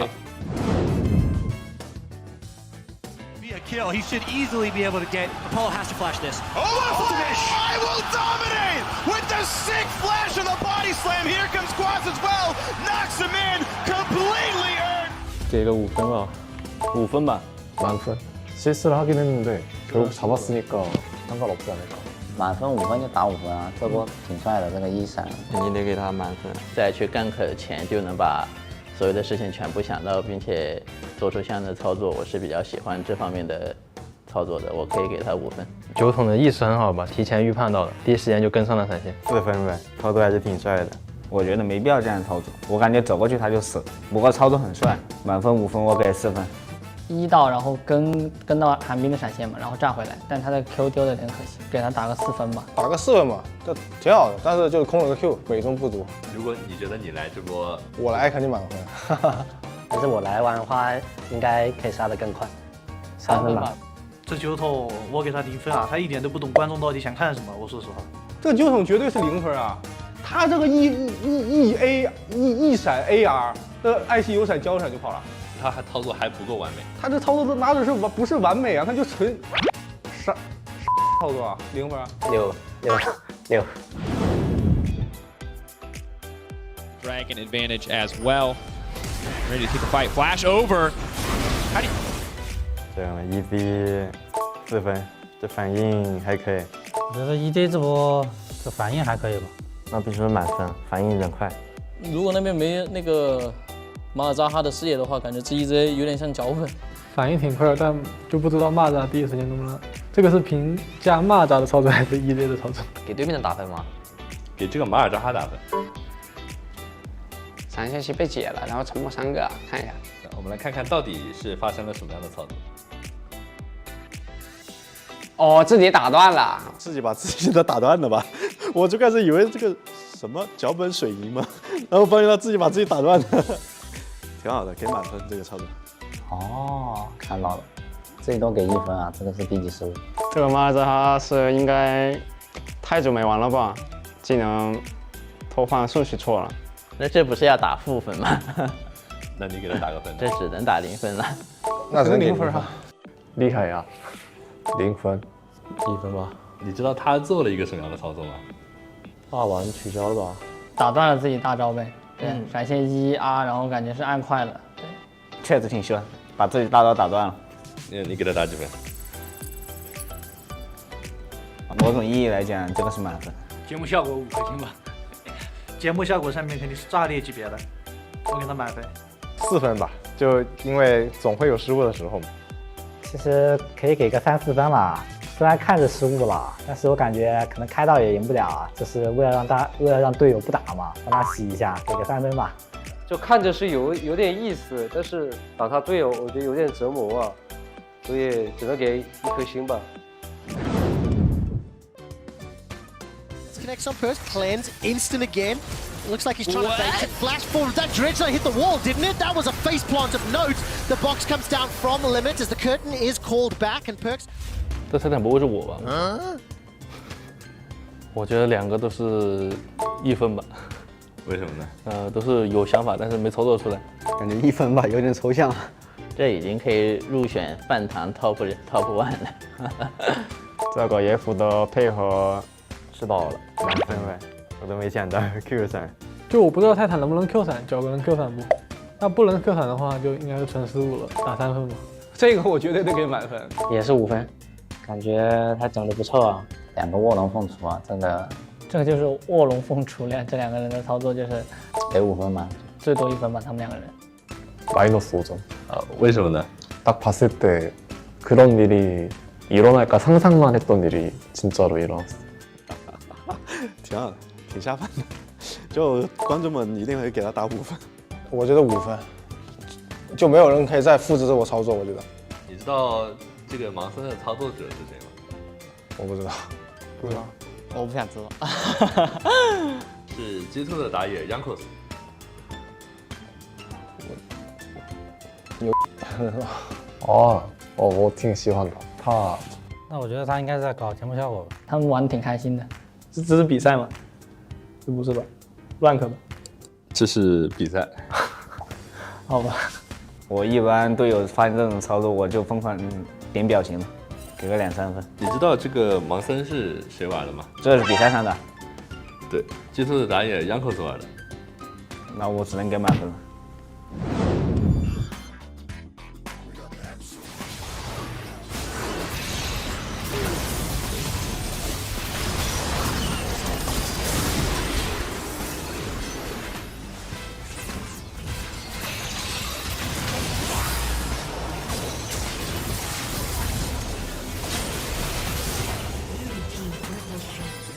第一波盲视野大招接 Q 的话，我是认可的，非常漂亮，我可以给他打个满分。然后后边的话感谢一下对面。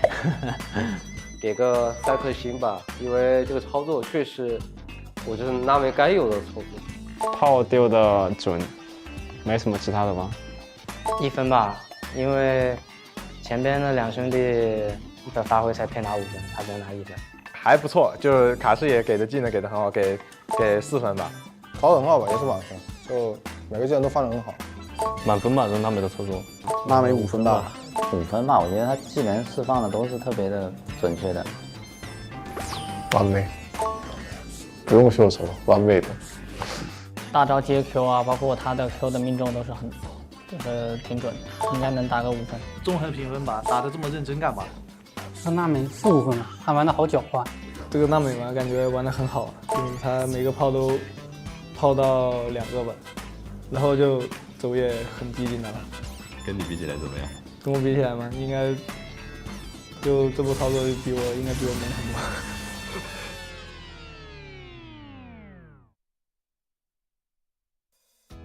Didn't even know what happy means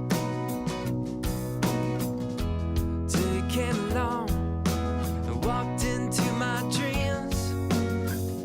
It's funny how the times can change so fast. Looking straight ahead, I don't think of the past. You've changed everything. It's like bright lights and a starry sky. We're gonna feel that way most every night. Sunlight on a summer day. We're gonna laugh and dance all the rain away. Sing a new melody. It's full of love. It's beautiful and free. 'Cause you belong, you belong, you belong to me. Birds fly, fill the trees like it's always spring. White clouds high above, I know just what I mean. Your smile, this love are an endless road.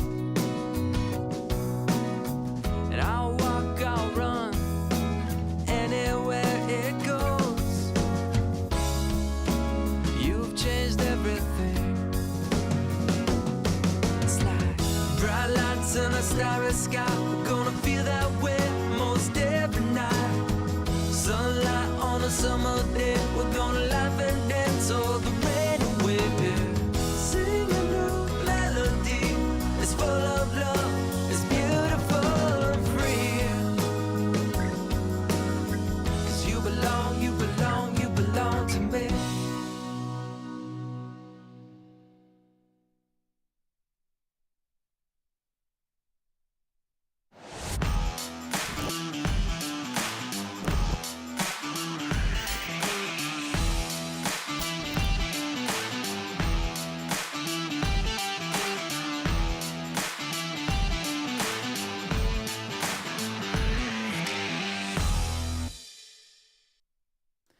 Welcome, one and all, to the LPL. I am not Mazel, but we do share a birthday as we are twins from different continents. And he is not Jamada. You are Jamada. You're not Kitty. God damn it. I nearly had that intro 100%, but I ended up messing it up on the last hurdle. Welcome back to the LPL.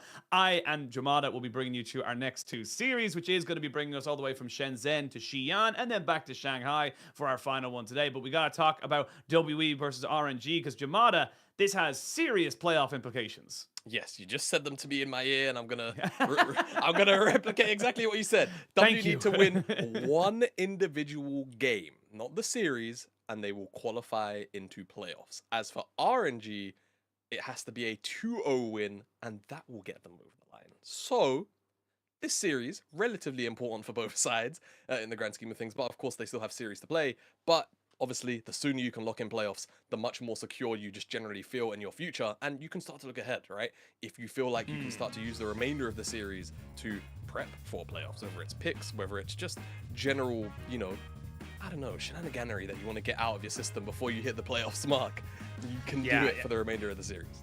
It kind of just takes off that pressure. It kind of just goes, look, you know, the likes of BLG and JDG are pretty much guaranteed to be locking in those top 2 spots. So the Guardian Angels, if you will, are going to be off the table. So at this point, you're now looking at placement. And just to confirm it, WE so damn close. You can even see it if you actually look at our table. It's like Weibo 7-5 confirmed, WE 7-5 not confirmed because of the game difference. That's how incredibly close it can be. But not only that, as like you said, it's like this is again kind of a moment to lock in your playoffs, but also a potential first run against a playoff opponent. We have a week left in the regular split. 1 week, a little bit more than a week, maybe a week and a weekend, but it is just so incredibly insane to me how close we are to getting the end of our regular split. And this again could just be a straight up, you know, kind of rehearsal for the actual the finale that's happening in a couple of weeks. Yeah, you never know, right? Depending on how WE and RNG finish out in the regular season, they very well could meet each other in, you know, round 2 potentially, depending on how things sit, especially for WE. If they can pick up this series win, move up to 8 series wins, chances are they're probably going to finish inside of the top 8. There's a good set that they can do that, because they have FPX and that would push them up to 9 if they can take them down. They also have, you know, the casual BLG and JDG, so that's what I'm saying. Winning this series, just casual, you know, as I like to say, the taxman teams in the LPL. So you need to take this win here today, ideally, because you also know you're going to be taking on FPX. And as for RNG, it's just about making sure you don't necessarily fall outside the top 10. Like, mathematically, you're 2 wins clear, right? But at the end of the day, you still have a moderately hard back end of the season here with, you know, again, BLG just making an appearance through and all of our middle of the table teams. Popping their head in. Hello. Yeah. Hey, I heard you guys needed a loss. And then Weibo into LGD, right? So LGD theoretically should just be a relatively easy pickup, right? We're talking about expectations, but with Weibo and BLG, you're going to definitely need a little bit more, you know, oomph for today's series, as well as just hoping that W might slip up a little bit. But of course, key players on our screen today, Wei and Hung. I feel like this is kind of to be expected. Both of these guys really are the engine that drives the majority of the machine on both ends here. For me, especially in WE, like, you can definitely highlight Hope as like the big carry guy for WE in the later stages of team fights and such, as he's the carry, and he's been getting a lot of resources throughout the split. And there was that crazy number stat, I'm not sure if you remember, Ashin, after their 4 series win streak before they went off to Road to Asia Games, where Hope was almost like 40% of his team's damage. It was like 38 or something like that. Completely ridiculous stat line to hold over 4 series. But Hung recently has been the big playmaker in the early game that gets them off to the races. Yeah, absolutely. And I do feel like it comes down to, it's kind of the more we're kind of going into the season, the more we're kind of leaning away from the fact that, yes, you know, 80 carries are exceptional, are very much, you know, a big part of that these team fights go in the later stages. But when we're looking towards these teams, it's very much about how the jungle performance. And I want to really hit on the fact that Wei is such a key player in both senses of the good and the bad, because we have seen games where Wei is absolutely popping off. He knows exactly where he needs to be. He's making ganks happen. It's, you know, it's super fast speed. No one really knows how to deal with it. And we've seen, you know, kind of games from Wei where he looks lost. He doesn't know where he's going. He's kind of walking around, twiddling his thumbs, going, oh, maybe I could this or maybe I could that. And it does feel like, depending on how those first few minutes of the game goes, for both of these junglers, it can be absolutely pivotal for how the kind of later game team fights end up panning out. Yeah, you know, I like how you mentioned that. I feel like this is not necessarily like, how do I put this without sounding like a bit of an idiot? I feel like for Wei, he probably prefers jungle metas that aren't necessarily so leaning heavily into facilitators like this so much. Like, he doesn't mind it, but I feel like I remember the strongest versions of Wei back when it was slightly more pathing oriented, right? Things like the Lilia, things like the Graves, I guess technically the Udyr, but like that kind of meta from like 2021, end of 2021 into 2022, where you could kind of just full clear on repeat and then, you know, outpath your enemy jungler. It's a lot less about that these days, right? It's a lot more about setting up the rest of your team. And I feel like that could, like you mentioned, be why sometimes it feels like Wei ends up in positions where he's a little bit lost on the map, running around like a bit of a headless chicken. But either way, when he has that direction, he's got focus, winning lanes as well, I think is the important thing. He really does, you know, he does shoot the kill. He does very much find a lot of plays very consistently, and it can be hard to shut him down. Yeah, that's the big thing, is that shutting him down once he gets that consistency going is difficult, to say the least. And of course, for Team WE, it feels weird to say this, but it's like they are probably one of our more calculated. Like I think we were talking about this the other day, where it's like we've got two camps, if you will, of kind of playoff caliber teams. We've got our BLGs, JDGs, OMGs, which will kind of take a mistake, run with it for a mile, and there's nothing you can really do about it. And there's teams like WE, LNG, even I would argue people like Weibo sometimes, depends, are kind of a bit of a, kind of an unknown sometimes, but they take it much, much slower. EDG would be in that conversation as well, where it's like they don't really need to kind of, go a mile a minute, constantly be punishing you. They're much happier to take things like the Azir, to scale into that late game and just kind of say, look, we know how to play the map better once we're at this state of the game. Yeah, that is WE's bread and butter. Like, I feel like sometimes you'll see 3-game series out of WE where the first 2 games are just, complete mosh pit, straight up, like, just gladiator pit fights. And then game 3 rolls around, and then they're just rocking, like, Jinx, Azir, and then whatever, like, hyper-scaling top lane that you can think of, like Ornn or just a Sion, right? They will slow down the pace of the game if they feel like they have to. So I do agree, they certainly are one of our more calculated teams in that regard, and I do hope for WE's sake, moving into a team like RNG, I want to see them kind of keep that pace. As boring as it could end up making the gameplay in the early stages of the game, I feel like to the benefit of themselves, it wouldn't be a big surprise if we see them come out immediately on those kind of comfort picks, slow gameplay, so that for RNG, they kind of have to start playing Thinking Man's League of Legends, right? Or you could technically mix up the pot and just go, you know what, you're playing hyperscaling, we're going to try and end this game in 25, 30 minutes, with some kind of snowball composition.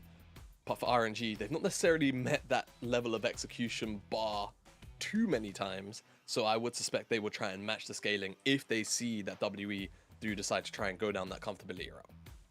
Yeah, I think that's the big thing that I want to see coming out from RNG, because we've seen a lot of really good stuff from them. Again, this is a roster that was coming in with very unknown expectations. They've lost kind of the core of what they have been for the last few years. I think Tangyuan has been an exceptional kind of step up, if I'm being totally honest. I will say that as of right now, he has shown he has a bit of a limited champion pool. It's kind of like looks exceptional on the Ahri and the Annie, and we're waiting to really see if that kind of, once those are taken off the table, if he can really flex out into something else. But for me, this is a team that can kind of have a moment or two where they look exceptional. They can throw hands with the best of them, and this is a roster that I want to see kind of continue that momentum coming into the later stage of the season, because right now, they are still technically fighting for their playoff lives. A loss here will put them onto 6 and 7, and that's, not impossible. Again, the next team really contesting them for a top 10 is Rare Adam at 4 and 9, so you'd still favor RNG in that regard, but still not feeling super confident. You mentioned it as well. They've got a serious week 7 to kind of contend with. Yeah, they have a very serious week 7. Let's just be real. The likelihood that RNG makes it into top 10 is quite high. But quite high. We've seen crazier things happen in the LPL, probably. I've not been here long enough to see them. But for RNG, let's say you lose the series, you sit at 6, right? All of a sudden, if you're RA, you're looking at them. We'll just use RA as the example, right? Because they are the team technically sat in 11th place. They've got OMG, NIP, JDG. Kind of a hard set of series, but NIP is potentially a beatable team, right? Let's just kind of strike that off. And then as for JDG, chances are they'll probably lose. But if you stay at 6 losses, or 6 wins rather, for the remainder of the split, let's just say you have a terrible back end, even into LNG, right? Could RA potentially catch up to you? Yes, they could be on 6 wins and trying to gaze at the table. I feel like they would get away with it potentially on things like game series and individual game wins and series wins, etc. But do you want to run that risk? No, not really, right? You don't want other teams that are, that have been struggling for the entirety of the split, breathing down your neck as you're trying to focus on playoffs. So let's see how things go. RNG, WE, we're into picks and bans, and immediately I like to see that from RNG, removing the Azir from Shanks because they don't want to give these guys any opportunity to sit back and scale. I took a drink. I took a big gulp of water just fine. as you finished your sentence. No, man. you're good. So, You're good. I do apologize. I was like, well, I thought he was going to have a little bit more to say about that. But yeah, honestly, I like the way the kind of RNG are drafting right now. Shanks has been the playmaker in the late game. It does feel like Shanks has kind of come back to that 2021 form where we did see the almost miracle run. I talk about it all the time because it really was heartbreaking for Team WE and fans of Team WE and that roster to try and see them, you know, kind of get so far, play so many best of fives and not make it to the final kind of, you know, top 4 of world selection. But come back into this game, WE feeling refreshed and renewed. They may be looking at a little bit of a miracle run if they want to make top 4, but hey, you know, maybe lightning strikes twice. We'll see what WE can do. Well, RNG kind of seeing actually not even just RNG, but a lot of teams kind of realizing in this meta now with a lot of focus around this mid lane and kind of the priority in those solo lanes, that Jason Maokai is an exceptional combination that's kind of coming to the forefront of that, you know, kind of 1-2 picks. Yeah, even. and you know, you kind of mentioned that Tang Yuan's champion pool a little bit small.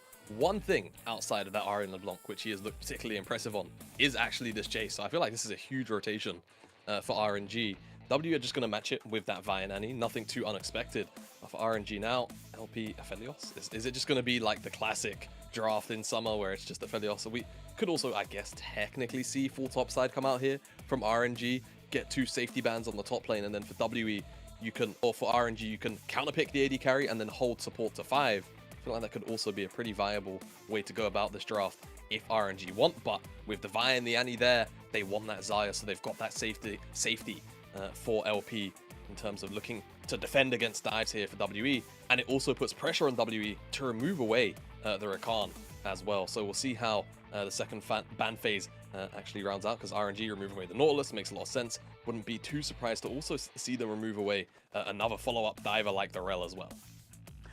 So this kind of slipped through the bans, or, you know, kind of slipped through the thought process as of right now is the Renekton. With the Cassante banned away, it does feel like that is kind of the premier top laner that we have been seeing so much in the LPL. I love the fact that this, if you could literally pick a champion that defines a region through all metas, it has to be Renekton for the LPL, because when everyone else said he was terrible, no, not even worth considering and looking at, Renekton was always picked in the LPL. People always love going back to this champion because of how incredibly powerful it can be in that early game, and just be out, you know, the fact that you can get in with the slice and dice, get on top of an AD carry, it's invaluable. Yeah, it definitely is. I wonder how RNG are feeling about it. I'm a little bit perplexed by the Janna ban. Obviously it's I1D, so, you know, there's the first piece of the puzzle in that question. The only Janna player in our only league. Janna player, but like, it does make me wonder what RNG are considering playing, right? So Braum off the table. Were they really thinking about Braum? I mean, yeah, I guess technically, if you're feeling like you want to just sit defensively as RNG, you certainly could have. But now with the Braum ban, it does definitely open up Alistar as kind of a very premier blind pick here, because it does quite well into the Rel, even if WE go down that route. So I feel like RNG pretty happy with how things have turned out with the ban phase here in number 2, and they'll have counterpick for the top side. And again, they still end up with a very positive support matchup in the bottom side despite the blind. So for RNG, they've got a lot of poke right now, a lot of setup around objective, and it's generally quite hard to dive this composition. A lot of CC and defensive tools across the board, and they know that that's the way that RNG or WE are geared into, as they do snap at that Renekton, like you mentioned. It did slip through to all the way to 5th pick. And what is RNG going to do with Breathe and his top lane pool now? Is he just going to go towards Ornn? It would give them a nice amount of re-engage, I will say that. I mean, so far this year, specifically in the spring split for Cube, we've kind of seen a lot of Renekton. So far in the summer split, though, hasn't been the most successful thing in the world. Has played it once and lost once, is a little bit unfortunate. It is still his most played champion ever. Ever. He has 78 games on it, 42 wins, 36 losses. His next closest is Ornn with 39, so it's not even close with how much Cube loves this champion. So definitely feeling a lot more confident to kind of go for that one in this particular situation. And I love the Ornn pick coming out here from Breed. You just need to survive that laning phase. You're looking to try and just, you know, help with the kind of re-engage, if you will, from WE, because everything RNG wants to do is to go in. But if you survive a couple of these engages here as RNG, you have so much re-engage to be able to fight back with. Yeah, it's really going to be a difficult path for WE if they don't blow up key targets immediately, or more specifically just the damage dealers, right? They've got 2 VIPs on the side of RNG that need to be taken down, and one is Tang Yuan, one is LP, and they're both on champions, which can be pretty slippery to lock down. So that is going to be the goal here. It's going to be a bit of a mini game, a bit of cat and mouse throughout a lot of this game. And for RNG, early on priority likely not to be won out in many areas besides potentially the bot lane, when those objectives start to roll around, they're going to have to try and find those bits of priority to be in the river first, because that is how you want to operate this composition. You want to have WE run into you, and the first step of that is certainly trying to make sure you're in front of the pits first. Again, talk about the stakes in this series. If Team WE win a game, a single game, even if they lose 1 or 2, they will lock themselves into playoffs. RNG, to lock them into playoffs before we go into week 7, would require a 2-0 victory. So they need to start this game as they mean to kind of continue this series. But we're going to jump straight into the game, see exactly how these two teams want to try and duke it out. It's just a standard fan out, no notions, if you will, in the first few minutes. First few seconds, anyway. Very loud gyos, by the way, in the Xi'an arena. I feel like they're getting louder, like, by the day in all the arenas. Have you noticed that? It was kind of like, Gyo, Gyo, and now it's like, Gyo! It's like, Jesus! It's been quite loud. And then we'd love to see a little bit of sportsmanship up here on the top side. These guys know that no one's going to interact with them for the first 15 minutes of the game. So they're just, you know, hugging it out whilst they still can. I mean, let's be real. There's not a lot of 1v1ing to be done between these two guys. I think we both know who's going to be coming out on the early advantages. Also, good to know, again, Breathe, part of that 2021 WE roster that almost made the miracle run before moving off into BLG at the time after that, and then obviously into RNG now. Cube spent most of his career on OMG, so these guys are mainstays in the LPL. They're plenty familiar with what they can do. It's always good to see, as you say, a little bit of sportsmanship, a little bit of camaraderie, if you will, just to start us off in a nice, wholesome way. All competing for the same thing after all. Nice to see as Lumao. He's a pretty big trade there. LP not going to get stunned up. It's going to be Lumao. This is a very interesting trade. Yeah, I was gonna say I was waiting for something more to happen, but it was just the ignite to come down from Lumao, and I mean, this is kind of the power of the Rel. You do have that first level 1, but the later on in the game that goes, we do see the Alistar kind of have a much easier time of disengaging this champion. Yeah, I'll say one interesting point of note here is that Lumao's gone towards Aftershock, which isn't typically something that we see on supports that, you know, go in these days. And even in the case of, like, if he's playing Peel, I'm not entirely sure how much value it's going to have. So, in comparison to Glacial, that is, right? Because I feel like, especially if you're peeling as Alistar, right? You CC somebody, and if there's anyone else close, those freeze rays are going to touch them. They're going to point out towards those members and try and slow them down as well. Plus, I just think inside the laning phase is probably where the rune is going to be strongest. So, we'll see if RNG are playing towards that, right? I feel like the team fight is going to get a lot less value.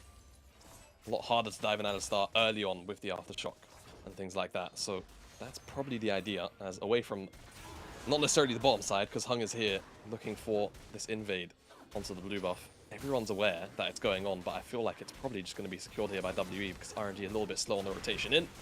They're just not necessarily willing to throw the numbers at this skirmish just yet.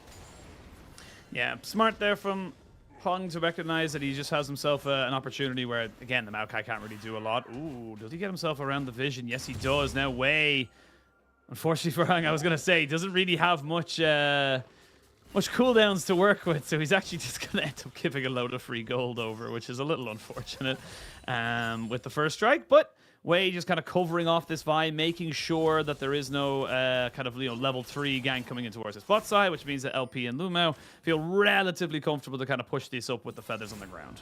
Yep, exactly. Just very safely push this one out, but they can get flash W'd on, even if Lumao knocks him up. A bit difficult. You can also just do that. Headbutt him away and flash the Q, that works too. I wonder, a little bit slow on the trigger pull there. You can sometimes, if you know that Alistar's going to combo you, right, you can Q him and technically interrupt it, but sometimes it's not necessarily a consistent thing you can pull off. I managed it this time around. And just blows Lumao's flash, but I feel like if the target is LP, then mission technically failed, but you'll always take what you can get there. And because of the showing of Hung on the bottom side, Wei's just going to do what he can, take away this Gromp, and probably just get out scot-free for now. For now. Yeah, just kind of seeing it. Again, this is kind of the playbook of WE. They're very happy to let this game go long. They like to stack dragons, get those neutral objectives. We do see Wei on the other side of the map having a bit of a scrap right now. Bramble Smash will create a little bit of distance, but the Annie is moving over. Cube looking to see if he can make something happen. A flash Q, but he knows that Wei has his flash, so it'll just be a flash for flash trade in all senses of the word. So just backing themselves away. But Wei getting a little bit of a count back means that invade on bot side basically equaled out.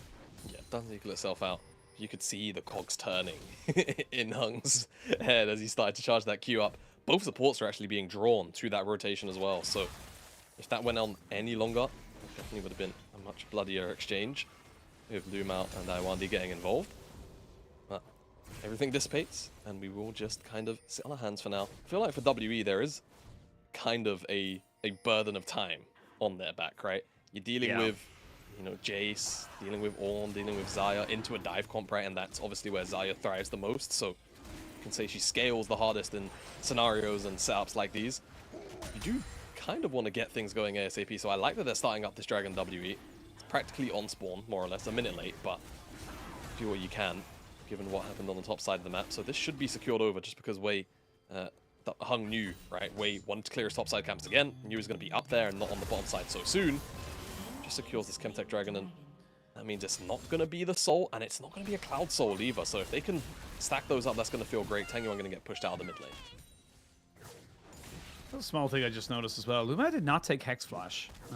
Just noticed it very quickly there. It's not the biggest thing in the world. It's just interesting to see that decided to go with the, I think he went Minion to Materializer and the Stopwatch instead. That were the two options he went with. Yeah. Very interesting from Lumao. So this, now I'm not, bear in mind, I'm not necessarily a support expert, all right? I'm not Orcs. Rest in peace. He's not dead. He's not dead. He's not dead. He just went to the LCK. He just went to the, yeah, I was just about to say he just went to the inferior region. RIP. But this rune setup feels a lot more aggressive in nature, right? You've got minion demats, so if you're shoving in a wave, let's say you're crashing on a cannon, you can remove the cannon from the wave immediately. Then, you know, if you've got the stopwatch activated, then diving is obviously a much easier chore. Plus, of course, the aftershock. So definitely an interesting setup, rune-wise. Again, just touching on it, right? We typically only see Glacial, so very curious rune decision-making here from Lumao. It's definitely not the end of the world. It's not a bad rune page or anything like that. It's just kind of an uncommon one to what we're used to seeing, as Wei is going to make it to his top side, red buff, and recognize that it has been taken away by Hung. So very nice invade yet again from the W jungler, and we'll just set Wei, you know, a camp behind, and he probably will just get the Scuttle Crab as well if it stays towards the top side. Oh no, Scuttle! He really wanted to go over to Wei. He was thinking about it. He was definitely like, all right, look, you know, you're cool and all, but I just don't think it's going to work out. Sadly for Wei, the Scuttle romance was not to be. But level 6 now picked up for the bye, which means that we might see Hung go for some aggressive moves, as we do see him here. And with both junglers on the level 6, this is where it gets a little bit funky. It becomes about kind of who shows first, really, because if you end up popping that ultimate from the Vi, and then after you get the Nature's Grasp, it's a lot more difficult to really kind of get out of that situation if you end up getting caught out. Yeah, 100% agree with you. Both sides. Ooh. Oh, Lumao. Now, that is very awkward. See, if you go in and you proc the aftershock, feels good, man. You're a little bit tankier for like 3 seconds. If Hope, like he does in this case, flashes the combo entirely, then you're just a walking health bar to be minced. Good 2v2 killed there, and it goes over into Host's back pocket. So we'll see what you can do with the gold bar on the top side here.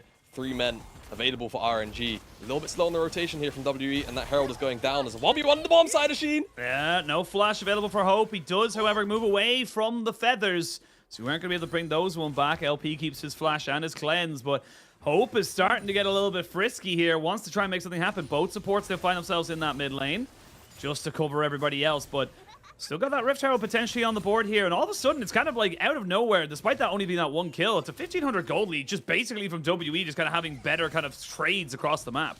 Yeah, stronger lanes, and I think definitely that bottom side CS difference between LP and Hope is also building that gold difference. And one thing I also want to highlight is right now Iwandi has 6, whereas Lumao does not. So WE, slightly stronger skirmishing around this time. Renekton a little bit stronger than Ornn, but of course if Ornn can find a massive CC combo, value's going to be there. But Hope just Just picked up the stack shift. Does he want to don't run think to the he can top fight side? this. No, yeah, and I feel like RNG's read right now is that Hope is actually pathing up towards top side, and it's going to be a 5v4 at best, so they just give this one up, let LP push out the bottom side wave, maybe get a plate and trade, and that's kind of going to have to be it for now.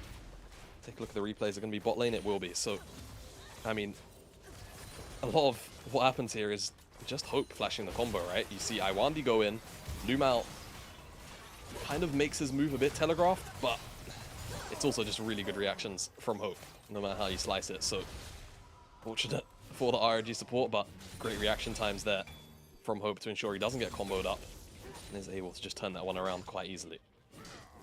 I still think, after all this time, it is so silly that Oren can just finish up a Sunfire. You know what I mean? Like it doesn't have to go back. Just Nah, basically sits in lane and gimmick. finishes up a Sunfire. That's so... And oh, but he can't buy pots, Jamada. That's his big nerf. Yeah. I mean, it's better that he can't buy pots. I mean, imagine... I mean, don't get me wrong, it's better, look, but it's all not I'm exactly saying- great either. All I'm saying is imagine if he had access to everything in the shop, right? Like, that would feel a lot more broken. That's all I'm going to say. Imagine, you know, oh man, I'm really lacking vision here. Let me just buy this control ward so I can go put a ward down and make sure I'm not That's being true. dove. Or, you know, again, you know, imagine you could just buy a corrupting pot. I mean, maybe 500 gold for a corrupting pot after the first 500 gold you get is a bit bad. But, like, you get the idea, right? Like, it Yeah. would be absurd. Or, God forbid, imagine if mana pots were still in the game. That's one for the old heads. Remember when Soraka gave mana? Remember it was just like, you just had like Oh, such a... God, Yeah, what was it? that was a What- while what ago. was It was Ambulance Soraka. What was it in her kit that gave mana? Was it the E? It was right? the... And then they Yeah, I changed believe it into was the Scythe. E, Yeah. so... Yep. It was going to be the E that kind of kept you going, and it was just they had to get a full rework. The only thing that really stayed in her rework was basically the heal Yeah. and the R. and the R. But then even then, the heal used to take mana off of her, and then, then they made now it it takes health health. instead. Yeah, now they made it take health, which makes a lot more sense. I like the idea of like healing for health. That makes a lot more And more it, kind of like kind conscious. in a way, it kind of turns a, if you're a savant, that is, it can turn her into a bit of a, into a bit of a battle healer. You know, you got to True. hit the Qs, you got to get in With range, that hit the Qs to Warmogs. regenerate the health back. No, forget the Warmogs. Hit the love the Qs, get the health regen back in, man. Yeah, Oh, have that's you true. not played Soraka top? Come on now. No, Get- I am not. get That feels with like the you would want to times. go Warmogs even more. No, so I'm not going to talk about Soraka top on an LPL broadcast. I'm not going to do it. I'm not going to do it. I'm just going to say, if you're a top laner and you ever get bored, just consider it. That's all I'm going to say. Anyway, moving on. You sound like the LPL version of Chakras, you know? Just like the Karma and the Kale tops with the Soraka. Oh, God. No, absolutely not. Absolutely not. But it's a goofy pick. A very, very goofy pick. W picked up the second dragon, so you've got that snowball going, right? Ocean Soul. Pretty nice, actually, at dealing with the poke that RNG have. Cube.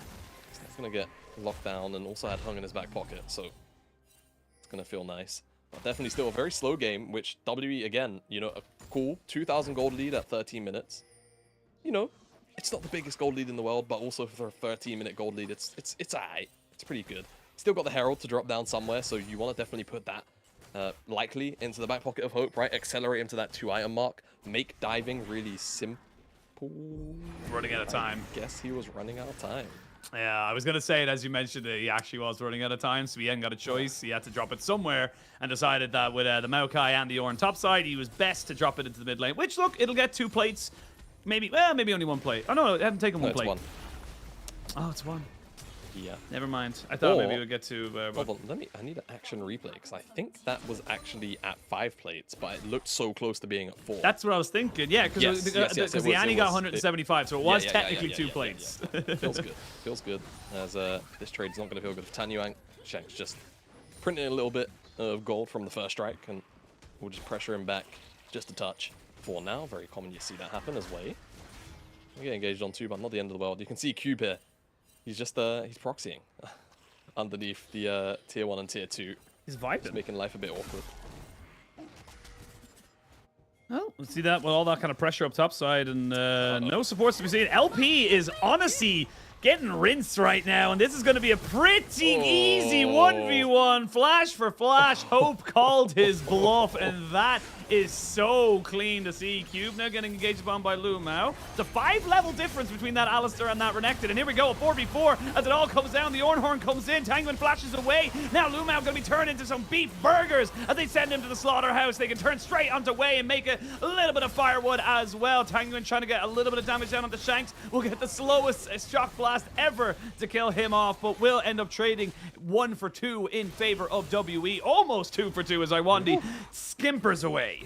Yeah, Iwandi took a deep, deep breath as he hopped and skipped out at the back end of that fight. But like you mentioned, 1 for 2 and just jostling for vision pretty much on the top side. Herald spawning in 30 seconds time. WE able to hold their ground up there.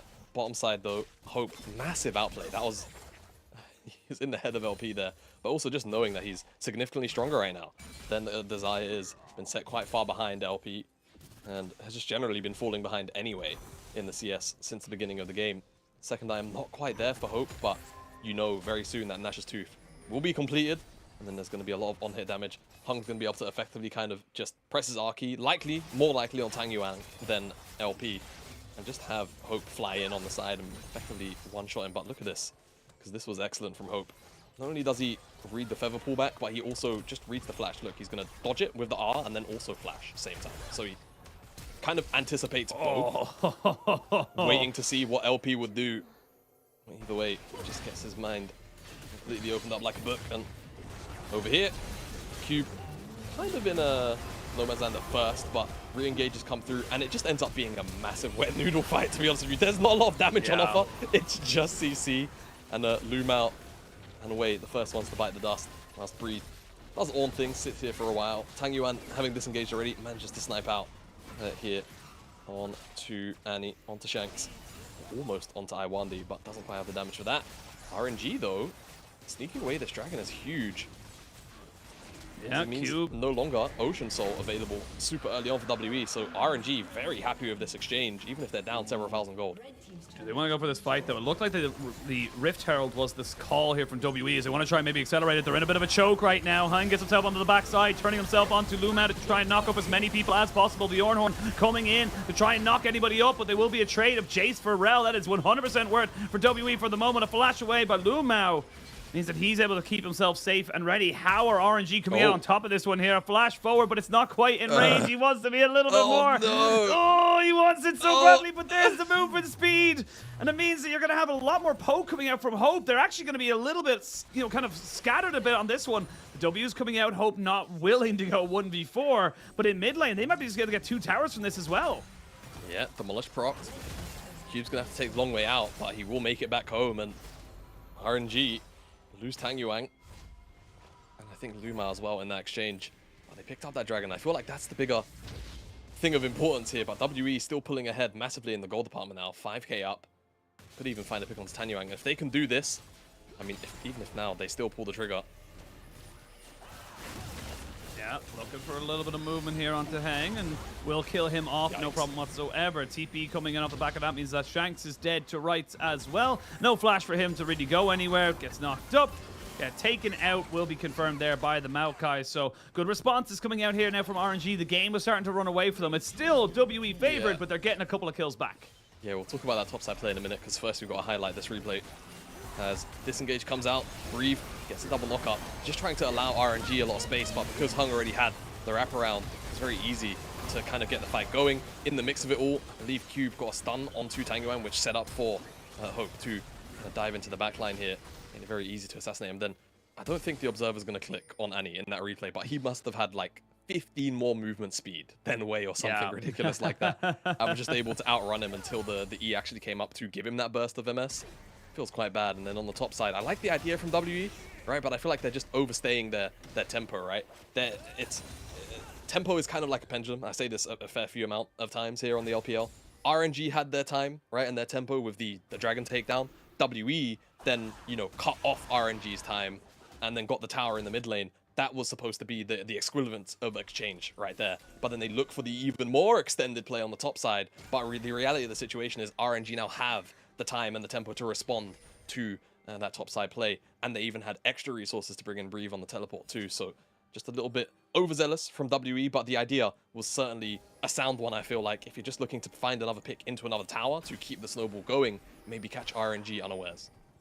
I love that you bring up the pendulum as well, because you're probably thinking to yourself, if you know, watching the LPL labs, like for teams like, you know, JDG and BLG, they kind of make plays all the time. It's like, yes, when you're good enough to steal tempo from another team, that's when things get scary. That's when you need to be so unbelievably aware of what you're kind of doing right now. And speaking of what you're doing, Breathe is going to be dying, because there's just not really a chance he's going to be going for this one. They actually get the Ornhorn out of him. No one's actually diving onto this fully yet. Now they'll go in with the isolated Q damage. That's going to be Shanks confirming that kill.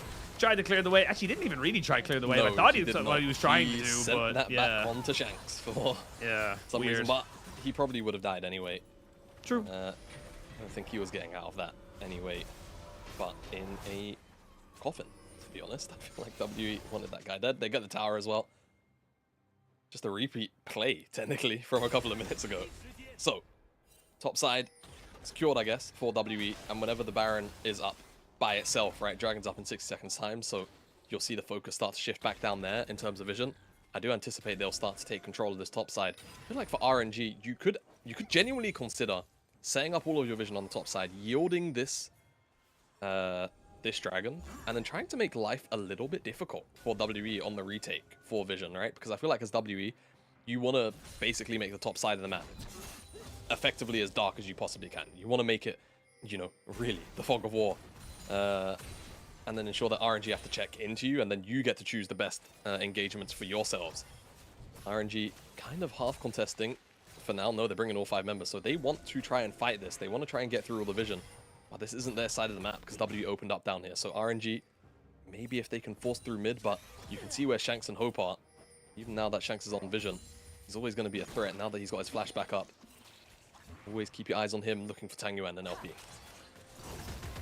Thing is, as well, for LP, is that it's a full item behind, really, and the flank of Days coming in from here from Hang. He knows there's wards around those brushes, so wants to try and skirt around them as best he possibly can. Will eventually get caught out, you would imagine, but if he's able to get an ultimate onto someone like LP, blow his ultimate, blow the Feather Storm really quick, and that's exactly what they're going to go for. They're going to try and jump in with the Magnet Storm. Tangyuan's already dead. The Ornhorn trying to come in, does knock up a fair few of them, but look at this damage the Cube is going for in that isolated 1v1. You are never winning that one, LP. Hope comes in. Cube finishes them all off. It's a 5-for-none. WE rinse RNG. Yeah, that was a slaughter. You could see the setup from a mile away as well, right? RNG even had originally committed a fair amount of vision towards the top side, and then realized it felt like, oh god, the Dragon's up in 60 seconds. We've got to start moving down here. But like you said, flank of Days right on top. Oh my god. Excellent pathing. Wow. Excellent pathing from Hung. This, I mean, I don't know. You can't blame Tangyuan. Like, Nope. how is he supposed to know? Nope, he's not supposed to know. Oh, I mean, that alone, I would consider giving him MVP just for that pathing. Goodness me. But RNG just caught in the biggest choke in the world. In the world's biggest pincer as well. Iwandi with a massive flank. And now they've got the Baron. They can pick up the third dragon on the way into the map if they want to. And secure that and look for those remaining inner towers. I mean, hell, just knock on the base, right? I don't think you care about the top tier 2 at this point in the game. If you really let RNG take this dragon, I'll be very surprised, WE. Almost starting to come back up. I think they're ready to fight. They're not going to let this one go over easy. They're thinking about it. For the moment, they haven't fully committed to it. They would like to have that Tibbers back before they really go for a fight. It's a bit of a spite on 2 fronts. Yeah, that was odd. Why are you going in on that way? That was just such a strange move. And now the TP comes in. They're like sheep being herded to their deaths right now. They will try to turn on one of the wolves. The Cube will be taken down. Looking more like a spear as he got his corners taken off him. But where do you go? How do you get out of this one here? You know you're just being corralled, but it's a 4v4. The engage has to come from Iwandi. Hang still has his ultimate available. The Feather Storm just about off cooldown. Here we go. They're going to jump in onto Breed. He does get the knock up straight away onto Shanks. They're going to jump in. It's again another separated fight. There is the Feather Storm to go right up, but what goes up must come down. LP is doing absolutely no damage of any significance. And finally, Hope comes in to finish off those kills. WE knew they had themselves an opportunity in that fight, and they took it with both hands. God, I was watching that fight from the perspective of LP, and that was sad. And it wasn't really his fault either. Had to use the Feather Storm to dodge out on the gravity well, plus the Tibbers, and then by the time he's able to make a Feather pullback actually happen, Feathers hit no one on the way in to at least try and trade a kill out. WE in full control of this game. I will say that little song and dance has cost them a majority of their Baron time, so they're not actually going to be able to efficiently siege onto the base. So, you know, silver lining, I guess. It's a win for RNG. The base isn't open, but they're down 10,000 gold. So, I was just about to say, you know, it's like, it's all good, guys. We didn't lose any inhibitors. And then so he looks at the gold deficit, looks at the 3-item Kaisa, and it's just like, man, that's some hopium right there. Yeah, but take a look at Hung as well, because this was definitely a very solid fight from him. Just kind of keeping his attention on LP 24/7, right? Technically, he's the one that forces out the Featherstorm as well, right?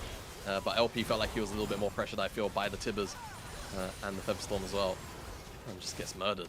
It's great from Shanks and I1 for the initial setup, but then just Hope having all that space and pick up all of those kills feels horrible for RNG. Nothing they can really do about this at the moment. I feel like it's just a slow rolling death into a game number 2. And WE, remember, winning this game secures them in playoffs, right? This is their playoffs. Like, this is their playoffs game, effectively. So let's see how things can go as Hung is not going to be full commit onto it all. Just a little bit of chunk damage. And I think also, whilst we're on the topic of stakes, has to be recalled, RNG still as well. They can make it to playoffs off this. Oh no, actually that's 2-0, didn't they? So if they lose this game, They would yeah, have that's to it. 2-0, So, yeah. So even a 2-1 doesn't do it. 2-1 doesn't do it. They need that 2-0. Apologies. I remember there being a series win. Just forgot the caveat of it having to be a 2-0. Slight change in it. As we do see change. RNG try and defend this top side. They've got decent poke. And with the ornaments coming in now as well, of course, they do get the fun little upgrades. And then the Dustblade of Drakkar now becomes Drakkar's Shadow Carver. So it's very cool. The Navori Quick Blade's not as cool, just becomes Flicker. Which isn't as cool of a name as some of the other ones. It's like a weird little tidbit of knowledge that I always know about. It's you know, kind of like the oh god, what's that? Oh my god, what is the item Ornn has right now called? Oh my lord. Radiant Virtue, my lord, Jesus. I don't know what it upgrades yeah. into though. I've actually yeah, I don't build that item on Ornn. So really? No, like there was that one patch at the start of the year, or the 2 patches where it was like considerably more broken. That's true. And then you would kind of build it, but even then Jack Show was kind of the go-to because the way that Jack Show works, the longer you're in combat, you start to stack it up. If you press your R key and the pull in actually hits someone, then it just starts stacking up before you even get into the fight. So yeah. And you know what? If you upgrade the Jack Show, it becomes the Unspoken Parasite, which is badass. You know, I think unequivocally, my favorite Ornn item name is the upgraded Divine Sunder, because it is just deicide, and that to me, I don't know, it just gives me God of War vibes. You know what I mean? Like, yeah, it's kind of very like it's like an epic, like kind of like, you know, a weapon of legend, if you will. Yeah. You know, I feel like I might have to go murder a Greek pantheon or something. You know, hey, absolutely. Speaking of weapons of legend, Luma's actually gone for Radiant Virtue himself. Something that we do not see a lot of times is an exceptionally expensive item in the grand scheme of things. Yeah. And so sorry to cut you. They changed it right in 1310, where it's kind of it works as either a cheap primary tank item or a expensive or a luxury support tank item. So Luma going towards this is very interesting.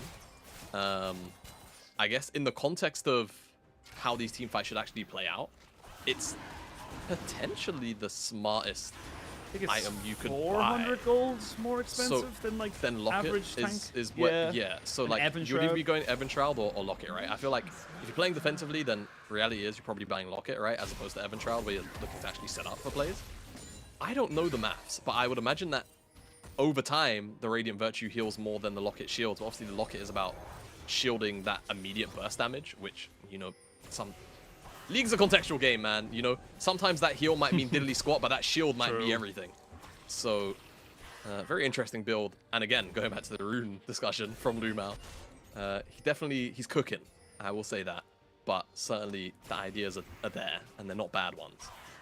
Certainly seen far worse pro builds in my spare time, as more items starting to be completed with WE. Rylai's now just going to make the life of RNG even more irritating, right? Dealing with the Tibbers. Yeah.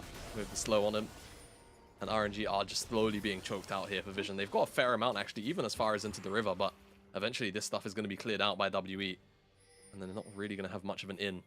So you're going to have to pull the trigger at some point. They're already down 10,000 gold. I think you just have to start throwing stuff at the wall and seeing what sticks. Yeah, I don't know if any of that's going to stick. You have a Zonya's for Shanks, who's also got a Medjai Soul Stealer and the Rylai's. So in terms of his own, his AP damage and his tankiness, he's straight up chilling. And now you've lost two massive ultimates. To try and defend this mid lane feels impossible. And yeah, honestly, I feel like WE, they're kind of caught. Well, they felt a little bit indecisive there. I would have loved to see them just kind of barrel into that mid lane. But look at the chip damage these two towers are taking just from the minions. Yeah, they just had to be faster on those rotations, right? But so the reason why they're being indecisive, I feel like, is Hope was saying, guys. Oh. Well, they should be fine, yeah. GA as well, plenty of help, no problem. Very lucky to get out. That was a pretty greedy base position from Hung. But yeah, I feel like Hope was just saying, hey guys, I have death cap. Don't fight, don't fight, don't fight. Obviously a huge spike for this AP Kai'Sa. And we'll put him in a position where, even in isolation against Tang Yuan, against LP, if he finds them even for enough time to get one plasma stack going, like one full 5 stack, he will probably just one-shot them in that duration. So RNG really have to deal with the Kai'Sa, but she's also got a stopwatch, so life just feels horrible.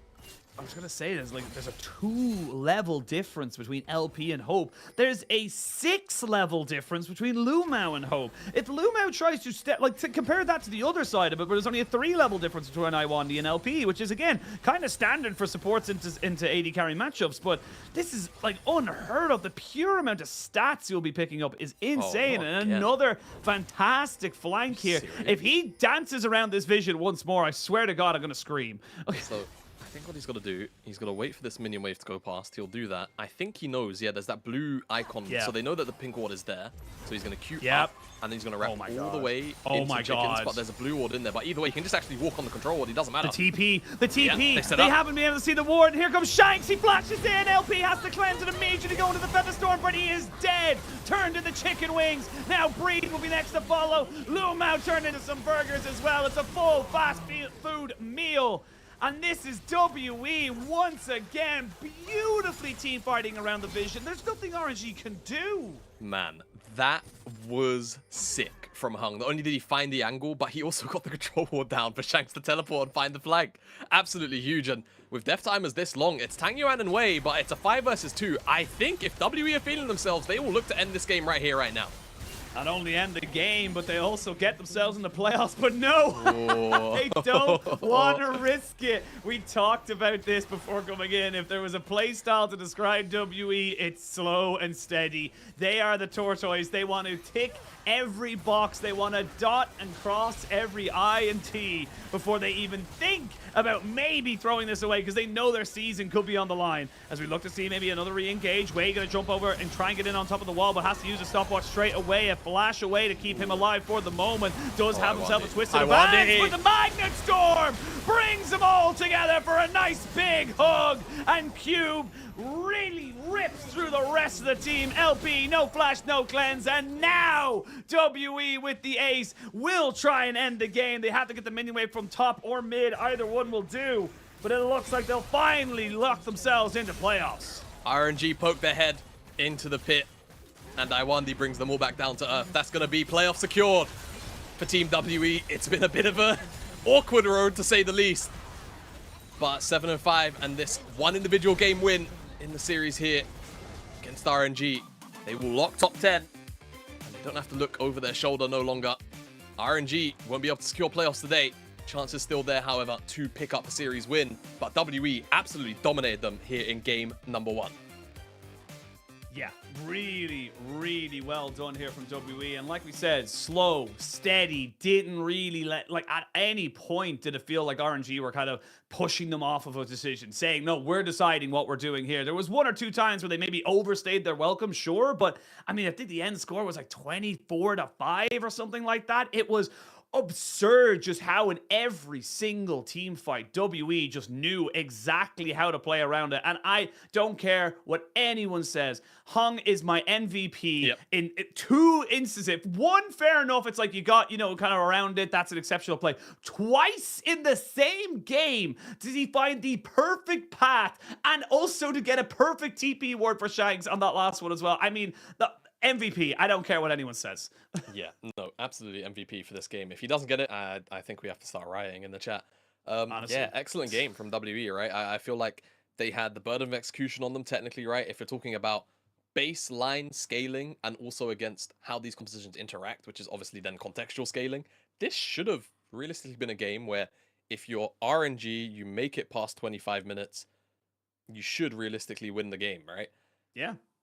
They got stomped, man. That wasn't even close. So slaughter. Yeah, for WE, that was excellent gameplay. That was Hung finding flanks. That was constantly Shanks putting pressure onto the backline with flash tibbers, or just Iwandi as well. I think also a really big honorable mention to him and actually finding big gravity wells time and time again. So excellent stuff from WE. And with that, they secure playoffs. And I think in that last sequence of play, you kind of saw it, right? They could have potentially pushed onto the Nexus Towers, maybe even the game. They had about 15 to 20 seconds to do it. They just go, you know what? No, we're going to go back to the Baron and secure it. And that is enough, obviously, for RNG to come into the area and get re-engaged on. Look at the gold graph, man. Like, they had firm control, never in a deficit, barely dipped back down towards the RNG side.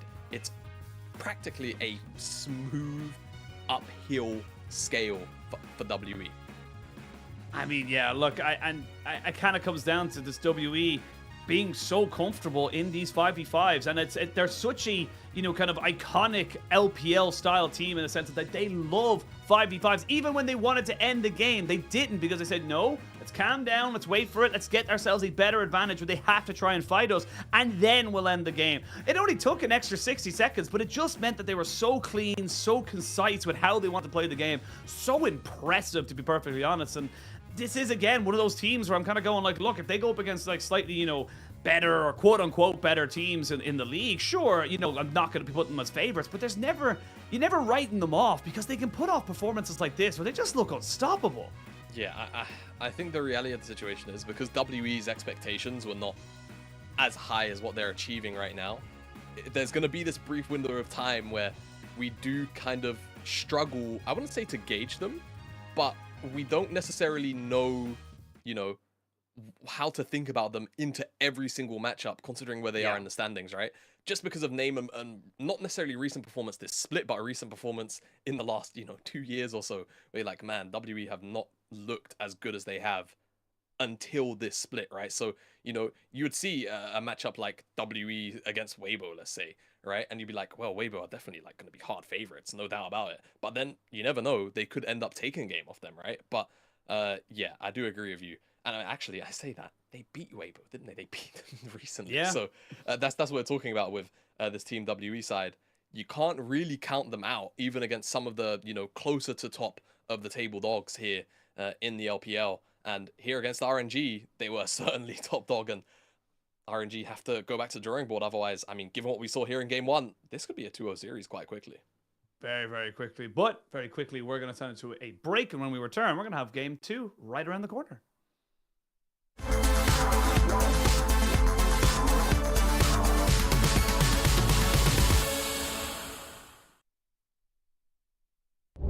Oh, we're getting a we're in the dive. tower here. What is going on? JDG! They're just trying to flex all over NIP here. Gaddafi goes down for a second time, and Shadow has arrived. You get 2 kills for Ruler. Angel's here now too. And we got chaos early here, Kitty. As Knight's trying to make it away, does get Vault Breakered in the end. Angel has died to Ruler. One more auto. No, he heals. It's not enough. The fadeaway shot, and Ruler now has 3 kills out of seemingly nowhere. A magician with his hat. Oh, Can Shadow shut him down? No, give him a 4th kill, because why not? Yeah, we're getting to the point now as well where Uzi, 4 items on the Ezreal, like, this is an absurdly fed carry with an Ocean Soul as Uzi flashes away from the Pop Blossom. Here comes Ning on the back line. I don't know if he has the damage to kill him. Uzi manages to kite it out. That was gorgeous. gorgeous play. Triple kill for Uzi as he looks for more. Fofo stealing the multi-kill, but EDG stealing the crowd here today. What domination in game 2. Are kind of in a very similar boat where they have to wait. Oh boy. For a long time. Punk's just going to get brought back there. There's nothing really he can do, but he's still taking up a storm. Is going to get the flash out. Not able to get it is Uzi, but Hope is going to take the brunt of Uzi's ire. And Uzi comes up big. We got to get him cut out here, though, as Iwandi's trying to take him down. He's healing a lot. He takes out another, and that's huge for EDG. He can't get the third, though. Mako on the other side of Dodge, but it doesn't matter because WE have crumbled to dust. The players as Ultimate's popped in the bottom side and LWX is here as well, but the Shy just jumps on top of him and turns him to pieces. The Shy is an absolute monster in the 2v1. I mean, Cube, right? Guys, I'm complaining about Cassante, but Cube has still put on a clinic. Like, there is still a part of this game that Cube is still nailing. As LNG forces TP from WE to get around this Dragon. It's going to be Dragon number 3. We begin with another 5v5 in a 32-kill game. As that was a blind arc to Salt Hung. Gets in the backline, though. That's only onto Hung. But the jungler's burnt down. Seeker running in. Needlework. Number 1 doesn't connect, but it's an AoE. The kinematic future scout knocks him away so that he gets his own kills. Gala flies in. Flashes over. Quadra kill. Gala is legendary. You know, it's Penta time for one of the best ADs in the damn business.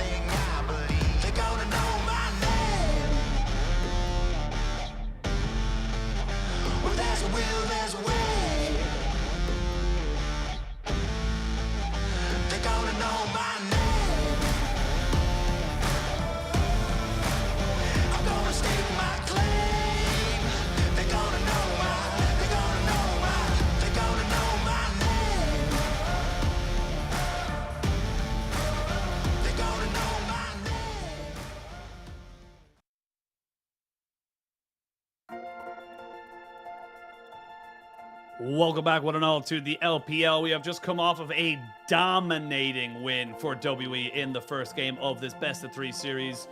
As we look to see in game number 2 if RNG can bounce back, but after that performance, it's going to be hard because we got to talk about our MVP. The jungler of WE, the man who solid snaked his way into every single backline team fight. Just exceptional from this guy. And we highlighted him right at the start of the day as a key player. He was the key to the team fights.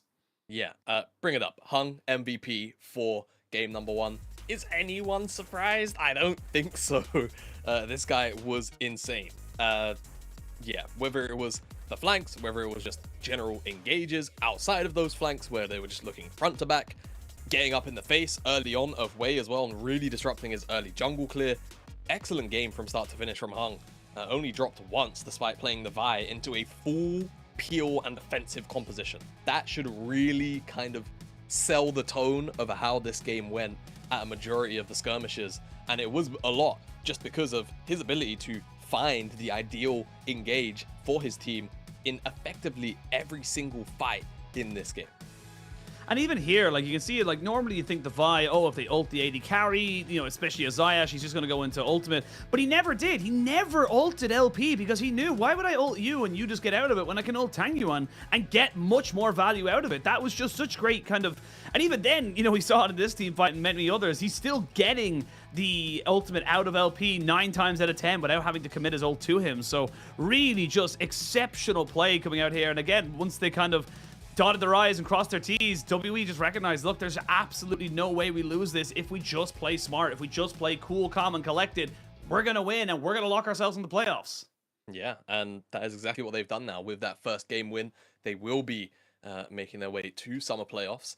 Yet to be confirmed, of course, Congrats. in a locked position, but congrats, you are top 10 here in the summer split. And I feel like, again, you know, when talking about the expectations of this team, not necessarily even breaking into the top 10. I mean, like, breaking into the top 10 was like the hope, right? I would say. Yes. Not necessarily the expectation. So, you know, doing it and then also doing it in the fashion that they have, because, you know, you were talking to me very briefly and it kind of did also make my head click at the same time. It's like, hey, you didn't drop that. If you didn't drop that series to LGD, not LNG, and, you know, let's say you win here today, you beat FPX, and, you know, for argument's sake, you're probably going to lose BLG and JDG, but again, that's kind of the tax. You know, the LPL tax that you pay. They could have finished 10-6 here in the LPL this summer. That would have probably cleanly put them in the top 5, if not, you know, worst case, the top 6, which is absurd considering how stacked the top half of the top 10 is. So basically the top 5 in the LPL. So yeah, really, really, I don't know. It's just nice to see this team actually succeed, but also in a way which not a lot of people necessarily anticipated they would by the results. And if they can pull off a series win here against RNG, then, you know, that puts them, at least for today, in the top 6. It will put them above Weibo because they will have that extra series in the head. Of course, Weibo will have the series in hand, but it doesn't really matter because at the end of the day, W have also technically beaten Weibo with almost actually a very equal set of statistics in terms of the game win percentage as well in those series individually. So there is a real world where they are battling Weibo now for the top 6. Yeah, and that's the thing. Top 6 gets you into that first round bye. You don't have to play immediately after, you know, the first round. So you're kind of getting yourself a little bit more time. Again, something to kind of keep an eye on. And of course, for WE, just giving yourselves that extra little bit of time off would be very, very nice, just because they've had such a condensed schedule. This is their 4th series this week. Not even this last 2 weeks. Last 7 days, this is their 4th series, which is kind of nuts to think about. But it is unfortunate the way things kind of, you know, fall in terms of that, but representing your country, you will always take it. We come back into this game. We're going to have RNG pick themselves onto the red side, so they're opting into this one here. The Kaisa was the option that they said, look, that was the issue we had. So Annie gets first pick straight away here by WE, and yeah, look, I know that the Jason the Maokai is a nice tantalizing offer, but I mean, Tangyuan just doesn't look comfortable on it, and he didn't really have that kind of same impact that we've seen him on things like the Ari and the Annie. Yeah, which is definitely a bit of a shame, right? Because I feel like outside of the Ari and the Annie, Tangyuan's Jace was actually not that bad looking. So It looks like we will just see him on the Ahri. They're probably just going to go via Ahri, unless they want to hold on to the Ahri, because they know that Annie is there, right? So they can look for a priority AD carry. If they themselves want Xayah here, it wouldn't be a terrible pickup, because then you can obviously stop the Xayah from being in the hands of Hope when you're the ones with Vi. So we'll see what RNG opt into. I feel like they're kind of locked into a first 3 set of champions already. It should just be Xayah into that Ahri on 3, unless they want Aphelios, given the hover.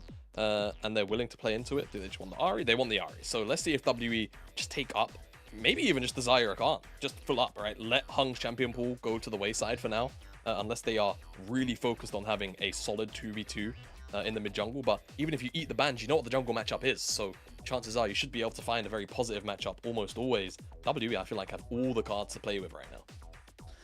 Yeah, WE very happy to kind of pick up anything here. Looks like they're going to be taking your advice here and maybe going for the Xayah Rakan straight off of rip, recognizing that, look, you know, you either got to lock in your top laner or you got to lock in either an AD carry or a support. I also feel like if you go towards jungle, then if RNG want to, oh, okay, this is an interesting path to take it. So Poppy, what Poppy does is it also kind of dissuades a Rakan pick on 4 for RNG, because chances are they're going to go towards the AD carry. They hovered the Aphelios last time around, which says to me that they're probably considering it the most, but they could also land on a couple of different options. I just feel like Aphelios, Varus, yeah, Varus is pretty good too. So looking at poke, looking at, you know, sort of pick engage here for RNG, and if they want the Rakan, it's going to be played into a lot of disengage tools here from the side of WE. So RNG, you might even see them ban out the Rakan themselves, but with the Nautilus ban first, it potentially does signal that they're still looking at it. So WE have a little bit of thinking to do themselves, as the support pools are likely to be pinched down quite low here. Yeah, looking to see where they're going to be trying to focus in on. Of course, we might see a couple of bans on that top side from WE, as they're not really, kind of recognizing, look, we're going to be able to kind of give something on the backside of this one here. You would imagine that if RNG do not ban the Rakan, they're going to be picking it off that first rotation themselves. Yeah. Good dive buddy for the Vi and the Ahri, so we'll see if they're going to go for it. I like this from WE as well, just kind of recognizing, hey, look, we just don't want you to go the traditional lethality virus builds. We're just going to take the Heimerdinger off the board just in case. Yeah, just in case. This is a situation of who's going to blink first. So Janna's also gone. Do WE remove the Rakan? If they leave the Rakan up, then I'm sure Iwandi's got options into it. But even, you know, the Janna being banned away again, just as a sign of respect, I think Janna, something that can be played all right into Rakan for sure, right? All of that disengage from Janna if you're reacting in time, and it seems like WE will blink. They don't want to give it over, even though they've got that Poppy there and they've got a lot of defensive tools. They would rather just not. But with all of this focus on the support pool, what is at least good for WE and Hung is that the jungle pool was not touched at all. So they will still have. Oh well, of course they have Poppy. Sorry, I'm tired. It could be a Poppy Toppy. Well, hey, could you know be a what? Poppy Actually, Toppy. yeah, all right, thank you for saving me. It could be Poppy Top. No problem. No problem. Never know. But with all of the priority the way it felt, the rel is there, and will we just get Iwandi's Alistar? I'm sure we probably will. And then it's about what Cube wants to go towards. It's Renekton, isn't it? Ah, man. I'm losing the fun in the draft machine. I'm losing it. I can't. I see. Like, I did want to mention the Renekton because I was like, you know what, and the Cassante, because I was just like, you know what, he's having fun. He's moving in here. He's getting a lot of cool things going for him. He's like, he's cooking up something, and I'm enjoying the theory crafting, if we will. It is probably going to be a Cassante and probably a Renekton for Breathe. That's probably what's going to be coming in here. I'm sorry, buddy. I didn't want to ruin your fun. I didn't want Cassante to be in here because he didn't get picked up. He got banned last game. But yeah, Cassante still busted. Throwing up that SOS to the balance team. We've successfully removed Zed on Monday. Hold on a minute. Fiora for Breathe. That would be fun. That would be really fun actually, because no one's going to beat him on the side lane.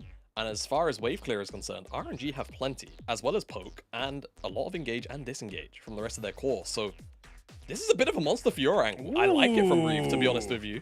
And it does throw down the gauntlet. They're saying, look, you know, you dominated us in game number 1, no doubt about it. But if you don't, you know, do the exact same thing again here in game number 2, this Fiora will take over the side lane. It will dominate Cassante by the time it hits 2 items, and it's going to be pretty unplayable unless you are sending multiple members over to just remove the Fiora threat as a whole. And at that point, you're probably going to be losing more on the map. So RNG going to have to be playing a lot more, you know, macro based with this Fiora pick, which might sound a bit, you know, silly, but you have to make sure your lane assignments are great. You have to make sure you know where you're rotating, where your vision is, so that this Fiora can play her game. For WE, it's a lot more of, you know, kind of a similar style of last game where they have a lot of engaged tools, they have a lot of disengaged tools this time around as well. And I feel like they're going to be looking to kind of dance around with RNG's pick tools that they have and not get taken out randomly from Fog of War and then look to turn and re-engage those fights. Looking to turn and re-engage, and like you said, having that Fiora, no one really going to be able to deal with her in a side lane after a very long time. So this is kind of a, again, like you said, WWE need to be getting themselves on top of this. They need to be kind of pushing that same kind of momentum they had in game number 1 now into game number 2. Get that clean 2-0. And continue their kind of move up towards Weibo, because a 2-0 here will put them on the +8 game score with a game already played extra in hand over Weibo, which is equal to them. And that's when we start to get a little bit funky. It's when we start to see, you know, OMG now sitting on a +3 game score. Not exactly the best of situations for them. See if they can kind of push in and get forward with that. But we're going to jump onto the rift for game number 2. WWE already 1-0 up after a dominating game number 1. RNG looking to bounce back and give themselves a little bit of a cushion to try and maybe get up to that 7 wins. What are RNG cooking here? Do they want Cube's flash? Is the big question, because look at the stack invade here from WWE on the bottom side. It has left Cube exposed, and Lumao is here, so stun will be locked in, but do they have the damage to run him down? Maybe with the slow, he may have to just commit the flash. Does he want to pop a pot? Does he really just walk out? Cube, he does have the shield. He flashes. Breathe underneath the tower, though. Gets himself first blood, and that's exactly what RNG needed. Yeah, so this sucks for Cube. We'll see once the runes come back down, but he skilled E level 1, so he's not going to have a level 1 here into Fiora. That's going to be horrible. He doesn't have flash, so that's going to be worse. And Fiora's going to go back to base and probably pick up a longsword, or even worse. No, he couldn't pick up a coal. That's 450, so probably a longsword and an extra pot. Exactly that. So outstatted, and in the early phase at level 1, no Q to try and trade back with Fiora. So that is the perfect start for RNG. Now WWE have to consider that Fiora is going to be accelerated and have pretty much a positive lane state whenever Bree feels like. Cube just caught out by good preparation at level 1 from RNG. Very, very good preparation and very good kind of, you know, just kind of honestly just heads up play and just saying like not only preparation but the willingness to kind of push forward and say, cool, now you have an extra longsword in this lane. Now you have yourself an extra pot in this lane for Breathe, which means that even if someone like Hang, I mean, Cube can't really do anything about this. Even if the jungler comes up, like Breathe should just be fine. Yeah, and you know, Observer's also highlighting it. He's got E-skilled, so he literally he can't even proc his passive right now. So can't even get grasp really. He can't trade grasp because he can't walk up to the minions, so he can't get grasp stacking. The Breach has full control. Looks like he's going to crash on the third wave. Not really going to matter too much for now, as Wei is pathing full clear down to the bottom side, and Hung is going for a 3-camp bot side gank. This should yield at least some of the spells if played out correctly. There's level 2. Oh, actually, OpenEye only got force of XP a little bit, so decent on the XP. But the longer Hung waits, the bigger the chance that Wei could actually be here, though. I don't think they're reading it. Here you go, engage. Yeah, here we go. We're going to get Luma getting punted back after the flash. He does have a flash available to him, but I think he knows he's dead regardless of what happens. So, gonna be, I was gonna say they would love to give that one over to Hope, but unfortunately does end up going over to the side of the Poppy. Still a kill, going over to WWE, recognizing, look, top is kind of done. We need to get some advantages elsewhere. Yeah, Hung needs some gold. He needs to be the carry in this game, all right, bud? All right. Either way, Sorry, like you mentioned. I'm just so ignorant to the way this jungle matchup works. Apologies. No, it's absolutely fine. Hung is dead. Bye-bye, Dead, Hungs. yeah. Or is he? One more auto? Oh, not even going to be needed. Just going to have the Q. I thought he would maybe get himself a little bit of a shield, but not to be. Tenguin flashing in, getting himself a kill. And RNG kind of keeping the momentum and the tempo going a little bit higher than we've previously seen from them. Yeah, that was definitely on the greedy side. As Breathe. I mean, this is the thing. Like, you can't even really cast Q3 early on. Because you're always worried, right?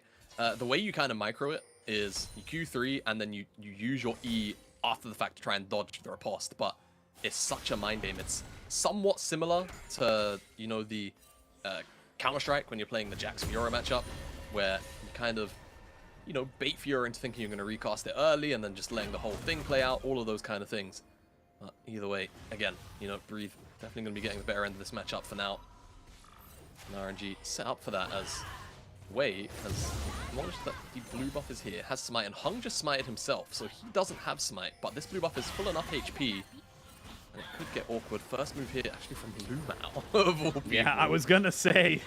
So Lumao coming over the top will pretty much all but confirm this for the side of RNG, and I'm liking this tempo shift coming in here from RNG, kind of saying, look, we allowed you guys to control pretty much everything in those first few minutes of the last game. We cannot let that happen again. So they're just kind of pushing WE to all limits and making sure that, I mean, it's a double CS lead here for Wei. He's 4 camps up.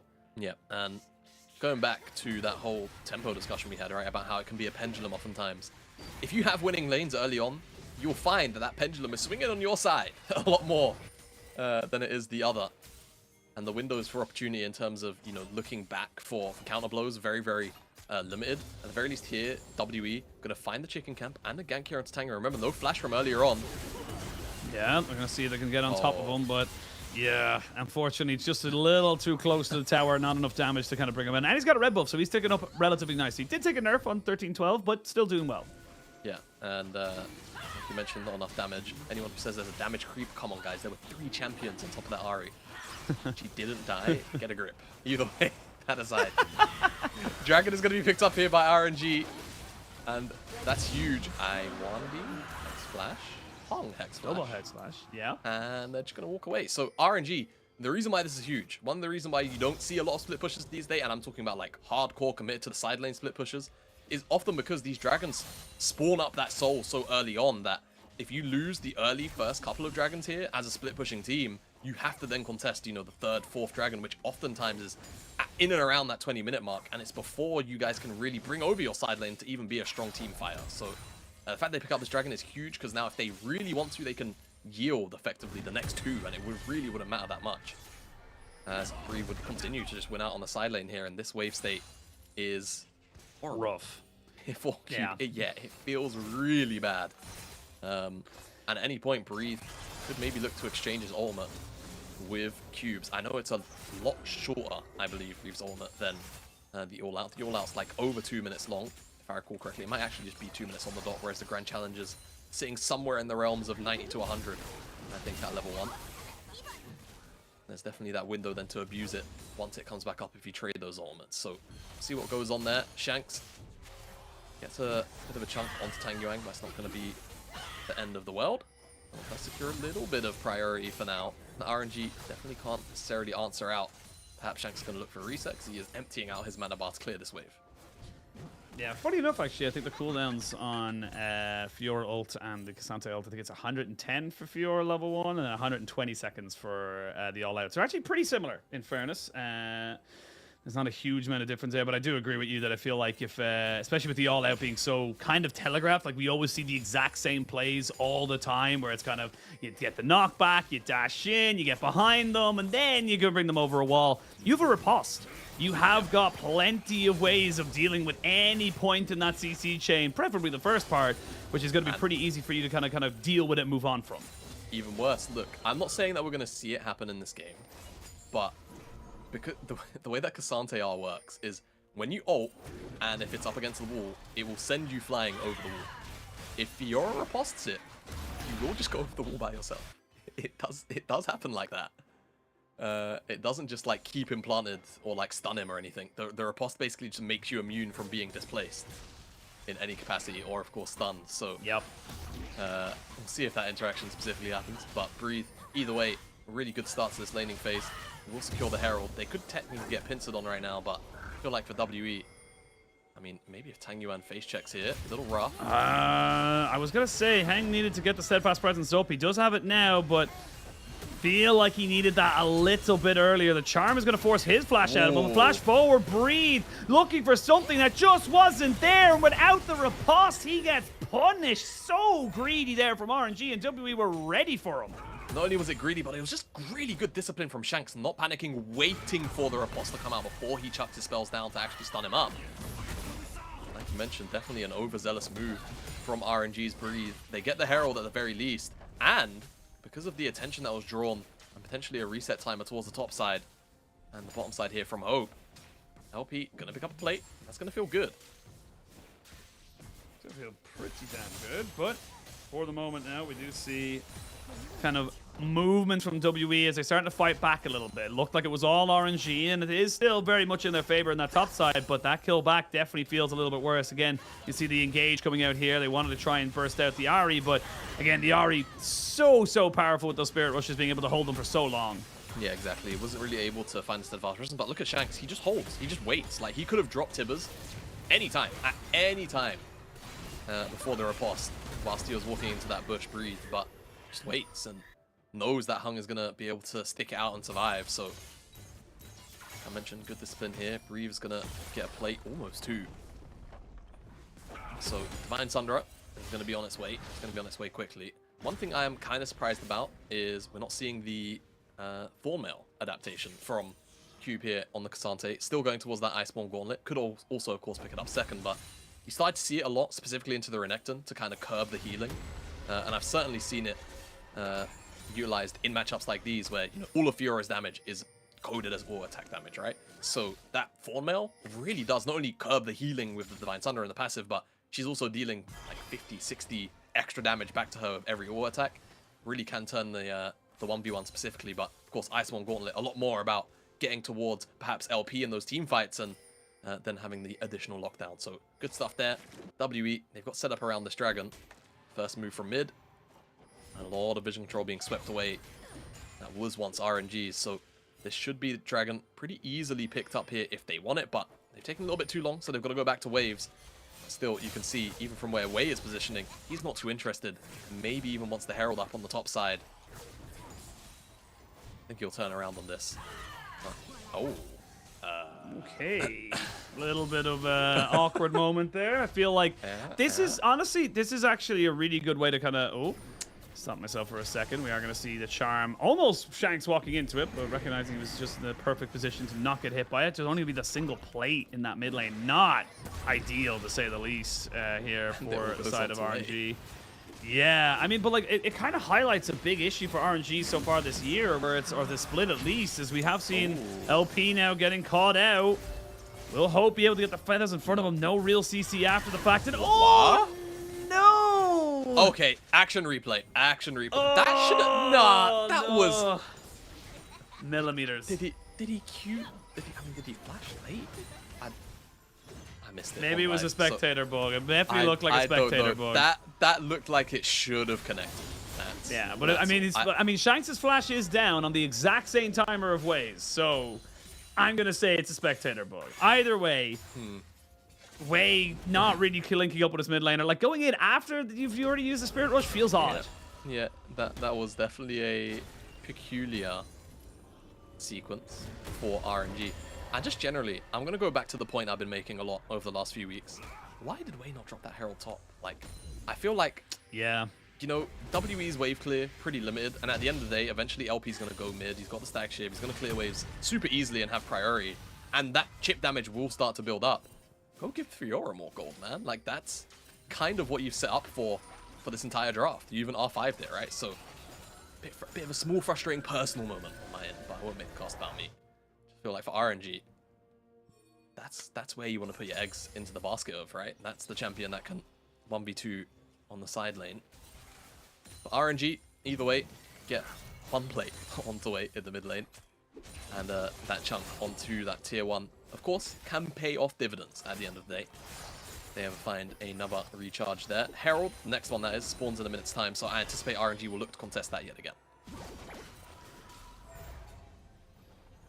Come back in, 1,000 gold lead. RNG still not out of this series just yet. And yeah, I was going to say, Luman needs to be very careful. Has the Glacial Augment, not the Aftershock. So with Heng coming down in now to the spot side. Just seeing if he can maybe make something else happen. I will say, while we were kind of talking about the interaction between Wei and Shanks, we did see the Dragon going over in favor of WE, and Infernal Soul as well. Exceptional for both of these sides. Definitely one of the most powerful dragons in the game. So we do have a full reset coming in here with no Dragon on the bot side. It looks like they're kind of saying, look, we'll give over a little bit of this, you know, kind of pressure with no real plates to be given. As we can see, here comes the all-out right in on top of Breed. I don't think Shanks actually landed the stun there, which is a little bit unfortunate. Now Breed can get the healing coming down in a 1v2. Flash, not quite enough damage, not quite enough distance, I should say. It ends up being a 1-for-1. Still think this is okay for WE. If they can cover this mid lane, they should be able to do so. Yeah, Breathe, I'm not gonna lie, a little bit fortunate that he procced the passive to actually get the ultimate off there on the left-hand side, because Cube was hugging that wall, but either way, a little bit of misexecution as well from WE. The Shanks stun, not connecting, not chain TCing that Fiora after she comes over the wall and the all-out. Definitely makes that situation a lot more navigatable for RNG's top laner. They will still pick up the Herald or at least get things kicked off. Waze in that top tri-brush, LP's down here, so the cross-map has already happened. That's the exchange here for RNG, but can they put their hand in the cookie jar? Looks like the answer is nope. WE will pick up that Herald. Can they stop this base? No. I1D doesn't want to. Yeah, I was going to say, I1D was thinking about it for half a second or so, but maybe they were thinking, look, it's still a rel with Flash and everything else. We'd rather get the full damage and full pressure on this mid lane. But let's have a look at this one here, because it got so close. I don't think Shanks lands the stun here. The W goes wide a little bit late, but look at this from Breathe, because he somehow gets the left-hand proc as well. Cube's just not hugging the wall well enough, and Breathe also, just in general, like, the speed at which he procced the Grand Challenge was kind of nuts. Like, then Cube W'd behind him, so he got the bottom one, then he managed to get the left and then top one within, like, the span of less than a second, it felt like.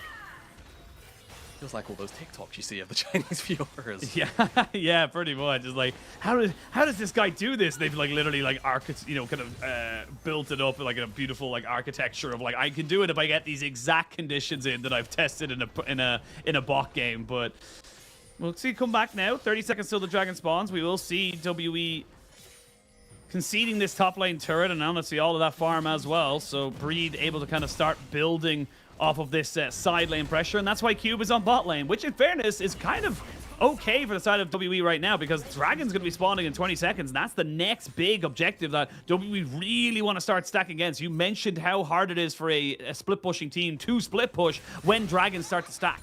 Yeah, it's when you start to have to be dragged over to those situations, right, where you have to come to that Dragon. Dragon.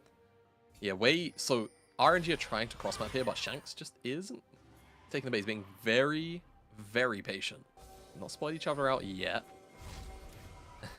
But Wei has full information because he can see him on the ward. As oh boy. Oh, the flash in, the flash out. Tanguan recognizing he needed to get away from that one there. So that's his ultimate burn. Wei is still top. Issue, big issue here. Yeah. Shanks has stopwatch. So he's going to press his, and then he's going to flash out. And then he's going to TP because he's got a stun. Breed is here, and this is disastrous for RNG. They waited so long. The riposte was telegraphed. Oh my days, RNG, it's falling apart. They had such a great start. Lumao is here, but I mean, no one's there to kind of fight with him. Yeah, no, WE should secure this dragon, but can the follow-up be secured here? Hung. Oh, another TP. Shanks is coming back. Oh, Shanks boy. is coming back. They will get the one hung, but again, that was kind of fine for it because now they're going to jump onto LP. The feathers will fly. Hope is still alive. They're trying to burn onto him. He flashes away. The feathers are almost so good there. Tanguan does not have any more spirit rushes left. They're going to try and burn him down before he can do anything else. There's a confirmed kill going over to the Alistair. Shanks flashes away, finally gets hit by the Q. They will able to kind of finish off I1D, you would imagine, with plenty of damage in CC. Punts away the vibe, but she'll have her Q back in 2-1. That's going to be an easy one to finish off here. So RNG, they take the fight. I mean, WE, though, they're kind of pulling them around the map. RNG have to get scrappy. Yeah, RNG do have to get scrappy. At the very least, the kills do start to pull the gold lead over in favor of RNG, so maybe they can start to get a couple of key second item completions in a little bit ahead of time of WE. But yeah, I mean, guys, press tab. Stopwatch is there for Shanks. So much burst damage sent back into Breeve's way, and I love this from Cube as well. Just holds onto his R until the riposte comes out, and then just, you know, to secure it. Realistically, probably didn't need it, but at the end of the day, right, you're just talking about locking down the Fiora and not having there be any wiggle room out, as down here, a little bit messy, to say the least. Dragon secured, RNG able to respond. Dash out from Tanguang on the combo, and at this point, Hung already been minced. Hope has so many feathers on the floor, but I just don't feel like they all hit, right? It's enough to root up, but like with that many feathers on the floor, you would have expected, you know, a lot more damage, to say the least, even at this stage of the game. Yeah, unfortunately the stun doesn't interrupt the Q or wait.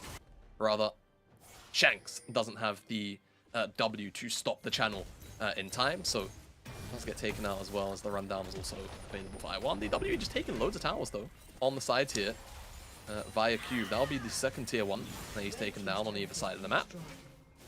And RNG will try and answer out in the mid lane. They'll do just that. So tower trades across the board. All of these outer towers dead.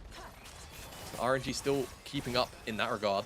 And like we mentioned, second item completions are now what we're going to have to track, right? With this gold lead being so minute, if there's any big item breakpoints that RNG can abuse, that's where we have to keep our eyes. But for now, WE honestly still within touching distance of RNG and have the ability certainly to answer them. It seems like on the side lane for now, as they have been sending Shanks over to keep Breathe in check.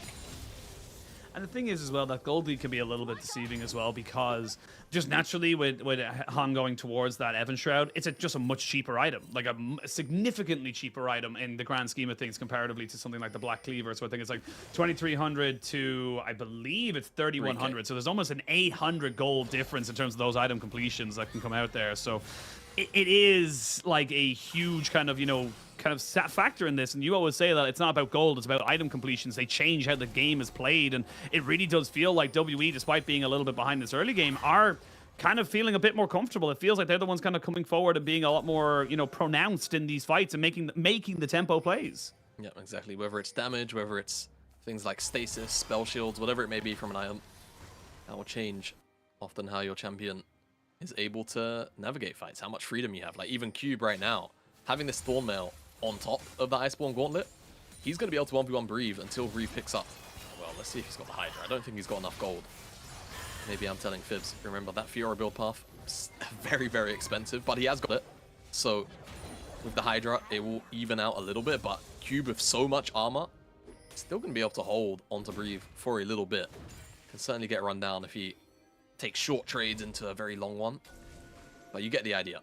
Either way, item completions are certainly there for RNG. 2 items across the board, whereas for WE, this 3k gold lead is actually a pretty meaningful one, right? Hung, not 2 items. Shanks and Hope as well, not 2 items as well. So that's where things will matter.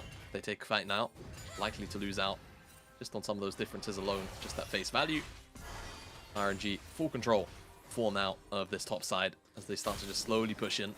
Drop a couple of wards slightly deep, but even in doing this, it's the dragon that spawns in 30 seconds time. So are they willing to give up this next dragon to WE in favor of maybe getting Breathe a tier 2? I feel like it's a pretty big gamble, but one that they may be willing to make.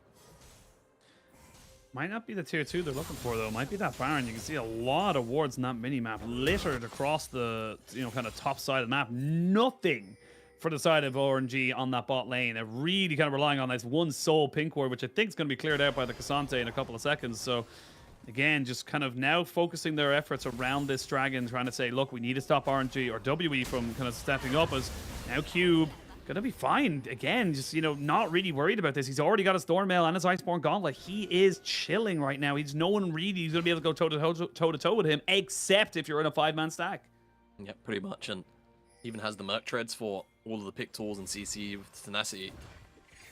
He's going to be able to slip out quite easily, starting to go towards a little bit of extra MR as well. As, okay, RNG ended up with the dragon because they landed with all the control, but it's a Baron startup from WE, which RNG are aware of now with that blue ward. The collapse Wandy's like here, TP's coming in, he's get punted away. This is gone, dead, buried. It's nothing you can do about it. You have got an Alistar to kind of keep everybody away, and now Wandy has to use his ultimate, but he'll trade his life gladly. Can anyone else get out? It's going to be a flash in, Breathe and wait, trying to see if they can jump in onto this backside as well. They will take out Hung. Cube using the ultimate and the dashes, but I don't know if he's going to be able to get away. That charm was huge from Tang Yuan, but will he be able to save his life? No, he won't. Shanks flashes away. You only get 2 of your Baron buffs out. RNG with a dragon and 3 kills, potentially getting themselves this bot tier 2 as well. I mean, maybe, but I feel like with a mini wave that thin, yeah, it's basically there, right? So not going to get the tier 2, but RNG strip away 3 Barons. Hope and Shanks, though, the ones that get out with those Baron buffs, the 2 carries of WE, that's still going to feel like an okay-ish trade, right? So we'll see how WE can navigate with the Barons that they do have. As you get a look at the replay, I like the gamble. I mean, taking the Baron off the map for RNG here feels quite nice. The Keeper's Verdict goes just a hair wide. Maybe could have made the fight a 5v4 that they could have looked to have taken, but with that, unfortunately, Hung gets clipped by that engage there and does drop. And then on the way out, Cube does his best to try and disengage, but multiple summoner spells burn. The Flash Charm as well, quite excellent, but then the entire combo gets dropped on Tung Yuan. And if he had a stopwatch, I'm not entirely sure. He definitely didn't have an opportunity to use it. No, he didn't. So, just gets one shot in the CC. Feels bad for him, but WE get what they came for technically whilst taking it off the map, so RNG can't pressure them with that, right? They were starting to accumulate a bit of a gold lead, and you start to get a little bit worried about being suffocated out. With it off the map, you can start to try and retake control of at least somewhere on the map where you want to try and take a tower. And that's the big thing, because you had already taken 2 of the 3 first dragons, that 4th dragon meant very little to you, as we see a teleport. Maybe onto LP, who does have Flash and Cleanse. Oh, you cannot flash the Q. Really nicely done there by Shanks, and those little moments are key, as we see Han gets caught out just a little bit, does have his ultimate, but not quite sure if he's going to be able to knock back enough people to make sure it's significant enough. Ends up being a 1-for-1 trade. Breathe is kind of in no man's land. Now gets caught out here. Will have his own riposte to try and stop any kind of CC, so should not be getting caught out here, but it's getting a little wet and wild right now. It does feel like again, it's down to who is able to catch out who rather than who kind of out-executes the other. Yep, do agree. Everyone's kind of getting a little bit sloppy in these rotations. Oh, run into Breathe, but won't be able to exchange damage. This is the tier 2 that WE want for now. And they should just about get it. Maybe a collapse comes in from Wei, but I feel like it would be a pretty awkward fight to take against the side of WE when you've got Tang Yuan on the bottom side. So tier 2 goes down. Very, very easy pickup. A little bit of extra cash injected into the wallet to WE, but it's a long wraparound that Hung's going to cover. So, you know, look, Hung he knows about those long flanks. All right, bud? He's just going to lock that one down. Maybe Wei gets out of the bush and steals this blue buff. He's hunting. He's looking. And he won't get it. No Smite fight win there for you. Double blue buffs over to the side of WE. So come back in. 2,000 gold lead. Nothing exceptional for the moment. RNG 2-2 against our WE when it comes to those dragons as well. So, I mean, yeah, like you said, the Baron buff has kind of stalled that momentum that RNG were building up for themselves. It stopped a lot of what they were trying to kind of build up for themselves. And you're now nearly getting towards those 3 items here for the Xayah. And yes, you do have fantastic AP ratios here for LP and that stopwatch being picked up, but it does feel like when you're looking at super consistent late game team fighting, you're always going to be looking a little bit more at the Xayah than you are the Varus. Yeah, certainly just across the board on WE composition, right?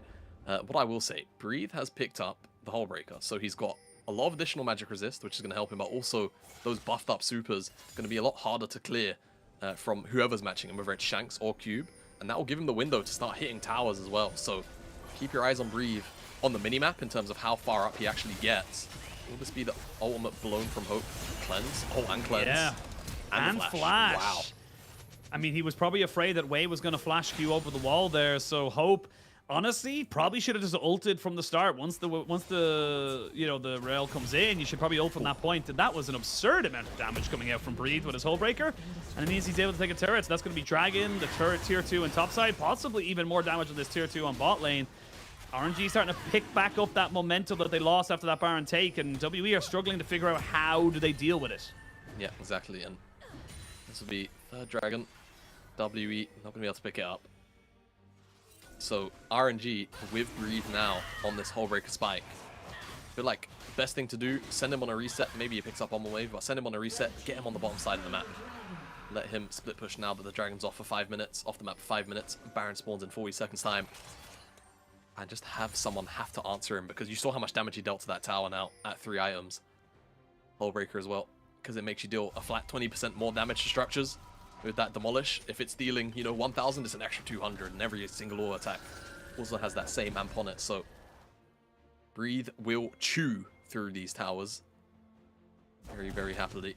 And again, WE, I feel like now don't really have a suitable answer to that Fiora. Maybe Shanks, now that he's got the death cap, he's going to deal a buttload of damage, but you need Shanks on the other side of the map unless you're going to put him in a position where he can teleport flank. And right now, it feels like WE don't necessarily have the best vision set up for that, and RNG are being quite meticulous about removing any deep vision that's been set up by WE. Slowly but surely, Deathcap finished up for Shanks.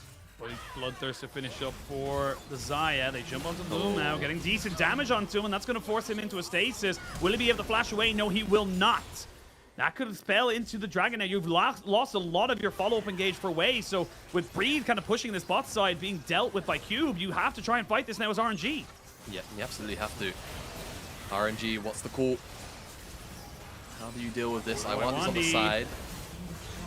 He's holding on to your life with that unstoppable or unbreakable will. There's going to be the Chain of Corruption over the side there, and there's going to be the Baron secured, but the inhibitor was taken because Cube cannot deal with him. Waiwandi will flash away. Does he stay alive? That's the question. Oh, Tangyuan. Ooh, Tangyuan flashing, just about to stay alive, but Hope still around. Maybe looking for something else right now. Shanks has got a stun available to him. Hang. Gonna try and just use that blast cone to keep himself. So 4 Baron buffs out, but you did lose an inhibitor. Top lane's pushing in your favor, but should be cleared out. Yeah, that's the thing. Cube couldn't hold on to that minion wave. It's really awkward. You have to stay underneath the tower to have a fighting chance of winning that 1v1. But unfortunately, brought the minions underneath the tower, and Breed was like, oh, okay, brilliant. This kind of minion's taking aggro. He just took it in the face whilst that fight was going on up there. Ends up leading into an inhibitor takedown. So RNG now probably send Breed to top. And then WE have to try and answer out. I mean, I guess at the very least, WE did get away again with this Baron buff, but at the end of the day, Breed just picked up a GA off the push. So he is massive. RNG have pretty firm control of the map. There's a teleport ward there, I guess in the lane, if Breed desires to find a flank, but I'm not necessarily sure he's going to care. I think what he sees in his eyes right now is the inhibitor, right, on the top side of the map, whilst everyone's focusing on the dragon. But with 2 minutes away from that spawn, WE could certainly pay him a visit. Well, speaking of being paid a visit. Yeah, I was just about to say, Cube has very little magic resistance all in all, but he's now isolated Tangyuan with the all out, and he's going to try and go for it. They are going to force both ultimates out of Tangyuan and Wei. They will be up before the next dragon does spawn, but that's a good Baron buff to take off the board here for RNG as they start to build back that momentum. 1 minute 40 till that dragon spawns. And actually, Hope lost his ultimate there because I think Lumao just went in with the crash down. Oh yeah, that he did. Okay. Seems to be the case. Well, Chains of Corruption are also off cooldown, so... or on cooldown, rather. So I think that's probably what it was from both sides. Tangyuan pushing in this bottom side wave, so Hope's going to have to come and answer. Now there's a full-blown collapse here on the top side onto Hung. They should be able to get him. They're looking for him. Iwandi's there, though, and Shanks is on a perfect flank, so maybe they look to try and turn back onto him. Shanks going to have to use the Tibbers immediately. Does get hit by the piercing arrow. Ooh! That steadfast presence was so key, and everyone just starts to back away. We're starting to hit critical mass when it comes to damage, and one small mistake can lead to the end of the game. It was 2 steadfast presences, actually. The first one stopped Bree from proccing all 4 procs of the passive. The second one potentially saves Shanks' life there on the way out. Collapse leads to nothing. Gets Bree's flash, I suppose, so keep our eyes on that as he continues to put pressure down on this top side of the map.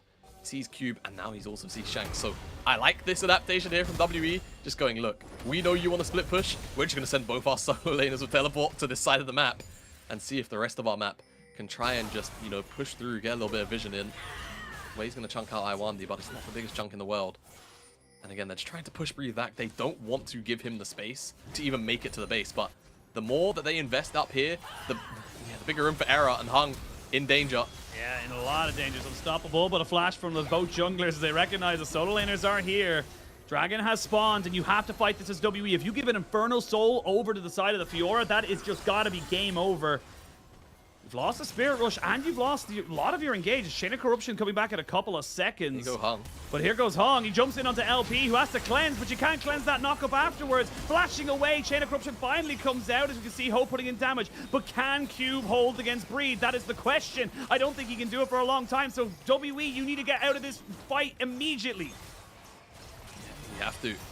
Or you have to send it. What's going to happen? Dragon's being flipped. It's flipped! Oh, secured! Got themselves the Dragon Soul. Now RNG might fight for this game. They're going to jump straight in on top of LP. He's dead. Going golden is Shanks as they look to try and take out the rest of RNG. Lots of damage still available to them. The charm is good, but it's only on top of the Poppy.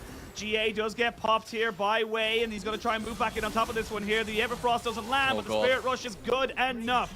Going back over the wall, does he have the damage? Hope though, flashing in, kills off Lumao. Now they got to make sure they go back to the base. That's all they want to do in RNG is just keep them here because they're losing everything. Breathe is 1v1ing. He's 1v9ing. He's killing everything. TP going to be coming in now. It's going to be the Annie to try and make this one work. The inhibitors are gone. The Nexus is alive. There's no flash available for Shanks. And Breathe ends it all. Soloing the entire game, and we will go to a game 3. Woo. My goodness me, one action-packed back end of that game there. Breathe able to take the entire base. It was looking a little bit dicey. You was focusing on the team fight as you should be. I was looking at the picture-in-picture, man, because Breathe came so close to solo killing Cube there on the top side whilst he was defending. But yeah, I mean, this is kind of what RNG were aiming for. This was certainly by design. It was hold on to the game. On the rest of the map, let Breathe split push. He will eventually get to a point where no one's going to be able to hold him. No one's going to be able to contest him. WE tried for a little bit towards the back end, right towards that final dragon spawn, sending Shanks and Cube up to try and defend, but it wasn't enough because eventually you have to answer out to the dragons. Quite ironic, you know, if you end up with the split push as the split pushing team with the dragon stacking, it does work in your favor, but it's often the case that you have to make a decision in the early game for either, you know, bot side control or getting a snowballing side laner ahead. In this case, RNG kind of double dipped and ended up with both because W were a little bit haphazardous around a lot of those, you know, decisions around the dragons. And in this case, they flipped the final soul dragon for RNG. RNG won out. And with that, we're going to end up going to a game 3 where I wonder what the adaptations will be because now RNG have shown that they're willing to give Breathe back over something like a Fiora for those split pushes instead of leaning more on, you know, the tank play and the team fight play. Is this now how they look to attack WE? Because they certainly looked a little bit lost on the rotations generally. Yeah, I think the big thing is that once that early game went so poorly in topside, we kind of saw a similar thing where RNG were able to kind of stabilize. And there was some good moves here from WE in the mid game to try and gain back some of that momentum. But it did feel like once that Fiora got going, there wasn't an answer to it. There really, really wasn't. We could see it so many times. Cube was just either choosing his, you know, in a lot of senses, do I die and let her take the tower anyway, or do I just survive and kind of slow her down? There's not really, it's a lose-lose situation. You're losing either way. So it does feel like just in terms of the draft, it felt a lot more comfortable for the side of RNG. And again, Tanguyen on the Ahri felt far better for him comparatively to the Jace. And it does feel like I don't want to call him a two-trick, but it does feel like as of right now, for a rookie player coming into the split, he does have a much bigger impact when he's allowed to be on those comforts. Yeah, I do agree. I think he just is a bit of night and day. All right, I think you are right. I wonder if WE have this similar read where maybe depending on what side they're on, they're able to ban out either one or the other, and then first pick either the Ahri or the Annie. Right, keep Tanguyen off that comfort because yeah, I think as soon as he's off it, then definitely looks, I beg your pardon, like a much different player. So. Yeah, definitely something for W to consider. But Shanks also, you know, prioritizing the Annie, maybe you do just remove the Ahri anyway, and then see if that makes RNG blink. But I think side selection now that, you know, look, RNG have shown that they're willing to put Breathe back on these kind of split pushes, does make me wonder exactly where they will land for game number 3. WE though, I think, where do you go? All right, do you feel like you can put Cube on a carry as well, right? Away from the Cassante, something a little more damage orientated and kind of throw down the gauntlet there if you end up on red side as well? I feel like these are things that W can certainly explore because Cube is a player that is capable of playing things like the Jax as well. And he can definitely take over games. We've seen it a couple of times with W where he has definitely taken up that mantle of responsibility. And I feel like that could be something WE look to exploit as we move into game 3 as well. Yeah, absolutely. And look, you know, the big thing, maybe you prioritize the Janna. I mean, it's been banned away on the second rotation every single time. And you think of kind of the engaged champions that Lumao has been trying to want to bring in to this series. maybe that's the adaptation. Again, lots of different if, buts, and maybes. You could definitely throw in a couple of curveballs here. But for RNG, great to see them kind of bounce back after what was a pretty abysmal game number 1. They were able to kind of bring themselves in. But also, even though he lost, congratulations to Hope, who hit 1,500 assists in his LPL career. So congratulations to you, Hope. Hope you're doing very well. But yeah, I mean, look, still a very, very close game. Still very much a winnable kind of, setup here to find, depending on how W want to go for it. And I do think that maybe the red side's the pick, because you don't want to give over that kind of top side, counter. Yeah, I feel like we've seen a lot of evolution in the meta where the support pick is starting to become a lot more, counter pick rather, is starting to become a lot more important to the pacing of games, how teams can approach team fights. But also now, I'm wondering that if in this game, it's just specifically for the top side matchup, it goes back to that very classic, hey, you're on red side, you're R5ing top, right? And it does make me wonder again, now that they've shown the Fiora and they're willing to put him back on that, whether or not WE take that red side selection. It's been RNG on blue both games. W or RNG on red both games, W on blue both games. So I wonder if they finally swap up for game number 3. Well, we'll have to wait and see. We're going to throw it to a quick break, and when we return, we will have that game number 3, and all shall be revealed. Sandbox is just saying, well, you guys aren't going to go on Elder? Well, I'm going to win this game.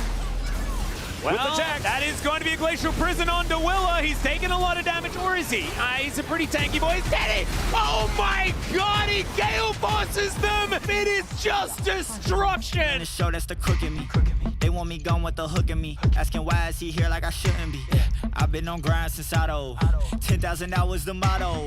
They see the bag is coming out. They flocking to me like I won the lotto. It's all going to be about Light, what he's able to do. That's Infernum! They're all grouped up, he's got Infernum, and he's gonna burn through the whole team! Kano popping off on the opposite side, trying to end the game, jump straight on towards Light, but Light turns it around, no! It's over! Finally falls in the end! Kare's got 1 HP! Wei doesn't have any damage, and the Nexus is bare! Wei is buying time, Shahu's up in just 5 seconds, and Kare doesn't have the damage to actually finish the game here! Shahu respawns, home guard, flashes forward, and finds Gare! He saves the game! Back on the grinds, back to the business. Hey, God is my witness, they watching my moves, I shows they binging. まだ3コアというところは到達してないですから、ここのちょっとダメージ差というのも気になりますね。さあ、バックラゲのテレポート、前からはグレイシャルプリズン。さあ、まずはナップへフォーカス集めていきました。10の判定、上のマジ完璧だ。さあ、リッキーが到達した頃には3キル獲得成功。クレストゲーミングアクト、家臣がボイドラッシュで追っていって、ホグレットリッキーが空こそ取り返してキルするものの I'm killing competition, ain't no revival. I shoot it to kill it. I'm aiming for vitals. I'm showing no mercy when facing my rivals. 스피드만 받았고요. 그리고 전령은 아직 마무리 지금 이제 되고 세주안이. 네. 날리지 못했습니다. 실비. 메이커가 탈출했고. 나랬다. 저항임상 살기 바쁩니다. 동체 이미 히트가 됐기 때문에. 근데 썸디알. 추가적으로 쫓아가다 든든을 잡았다. 타워로 보고 지금 전투력 몰아붙여 에이스 띄우자. 저 위험한 상황에서 초식의 타이밍도 너무 좋았고 계속 구매라 아이고 팀. I gotta get it on my side. Gonna spot the players as Ultimate's popped in the bottom side, and LWX is here as well, but the Shy just jumps on top of him and tears him to pieces. The Shy is an absolute monster in the 2v1. What a huge play coming out from the Shy. You ain't gonna go for it, get out the way. Yeah, got no time to waste. Can't be with me if you're not at my pace. Arsene TPing down. Can finish for the flank. Has the proto belt. Is a minion. Larson looking to secure groups as a melee minion. From Larson on the flank, knocked back Astralis' hopes, torn to pieces with a single press of his R button. Just running out of time. Oh no! Cup comes flying in. What a way to achieve 1,000 kills in the LEC from Larson.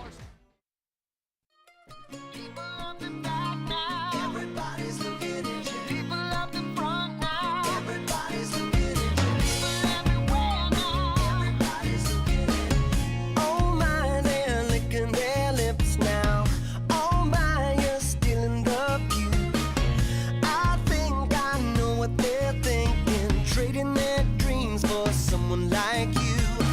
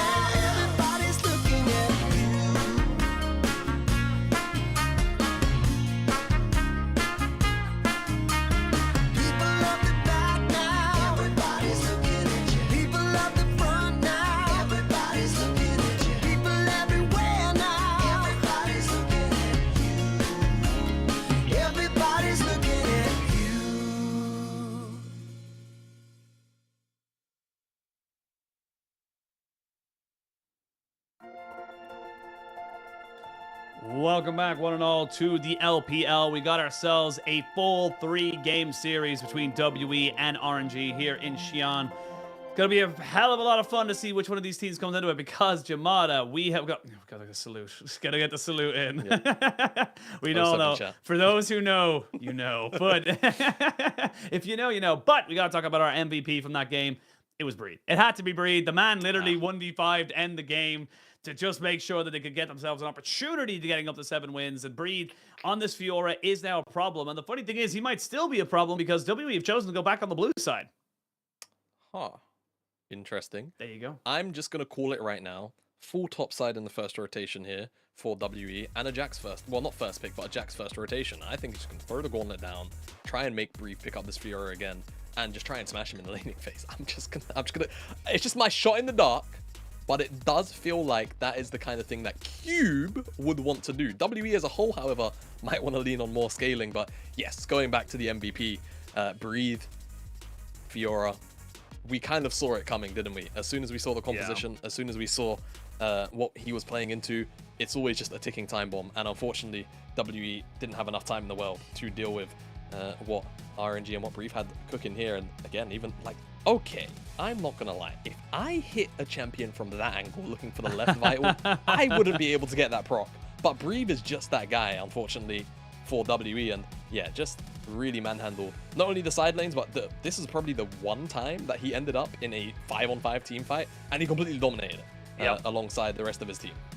Yeah, I mean, look, this was kind of the last one where it was getting a little bit risky there for around the Baron, of course, keeping it going. But then just the fact that nobody had flashes, nobody could really go into him. And even here, just kind of saying, look, if I kill Breathe, if I don't let him kind of reset, if I kill Cube, if I don't let him reset, I can just end the game. He had 0 mana, but just enough to get him that last dash so he does not get stunned. Just insane there from Breed. And again, we come back into this game where we're going to have a 3rd game of WE on blue and RNG on red.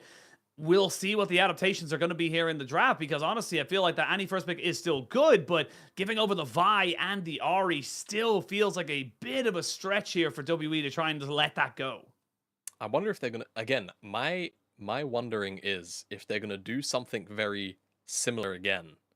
Like, go towards the Annie first pick up maybe even Poppy again, but this time around, run the Jax blind, because this is just, I know it seems like a very weird thing to focus on. I know, and I promise, if you know League of Legends, you probably think I'm a bit of a dope. But again, Cube is kind of the person that would be willing to do something like this and almost derail the draft because of it. I think if you're RNG though, just run a very similar set of champions, assuming that WE don't really look to, take any of them off the board, right?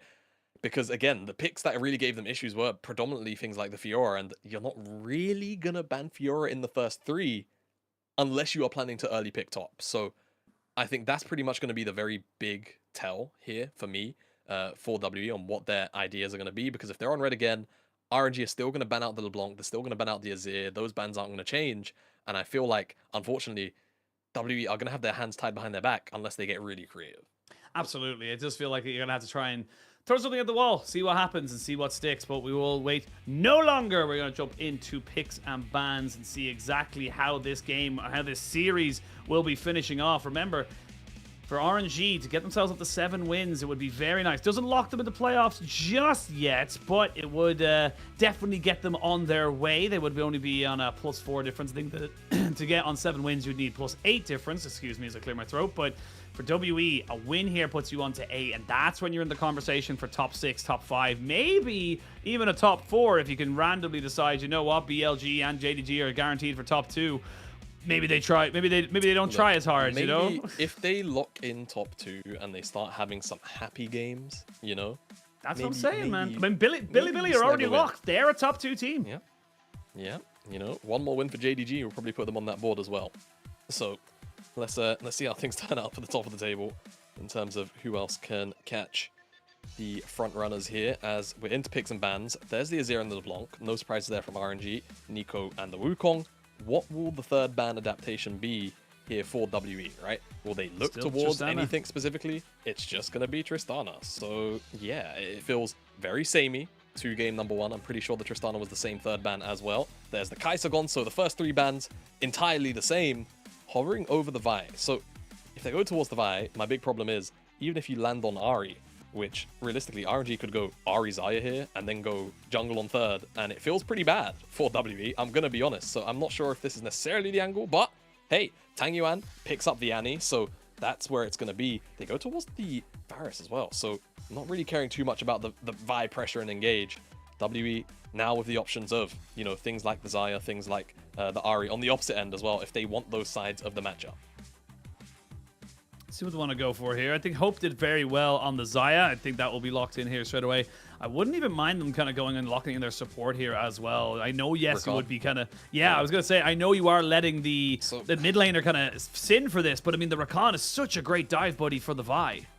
But what it does mean is that RNG have to make their mind up between Wei and Lu Mao's like picks right here, right? Because there's neither one has been locked in. Wei potentially is going to get his hands on the Viego, so now as WE, you get to ban away two supports, which you really don't want to have to deal with, right? I anticipate one will be Nautilus, and I suspect the other will likely be Rel, but we'll see if there's anything else in the flavor of Lu Mao's champion pool that they don't want to deal with, because I feel like Alistar is probably one you're okay with running into, but Nautilus makes the lane quite hell, and I think that just generally the power of Rel in the team fights has been one that's not to be undervalued anymore, and she's pretty much risen to S tier, like S+ tier, as far as the supports are concerned for our majority of the league. Wow. So this is huge for WE. They're just going, we don't care. You're going to get counter pick, I guess, anyway. And they don't want to have to deal with Fiora. But what it does do is it leaves up at least one of those supports for Lu Mao. I think Nautilus is more likely to be banned away than the Rel, but we'll see what WE are thinking about as we move into their second ban. RNG, remove away the Ahri and the Syndra, just taking away very favorable pairings with the Vi. Yeah, trying to make sure you not getting any kind of like instant burst down. Of course, the Annie Viego, such a powerful combination in its own right. The Fiora banned away. I like the Rel coming in here as well, just getting rid of kind of the standard options here. Might just see kind of a Cassante lock here. It'd be strange again, like you said, they're kind of moving back in towards a support, having that counter pick being much more valuable, and WE might just go back towards that Renekton. I will say, I feel like with WE having Vi and Rakan, they were kind of geared to going in anyway, so surprised that Breathe has taken the option here to blind pick the Cassante, potentially just saying, look, we think that this pick is just, well, it's Cassante. What else can I... Does it need analysis, to be honest with you, at this point? And just giving Lu Mao the full look at the composition before he locks in his champion.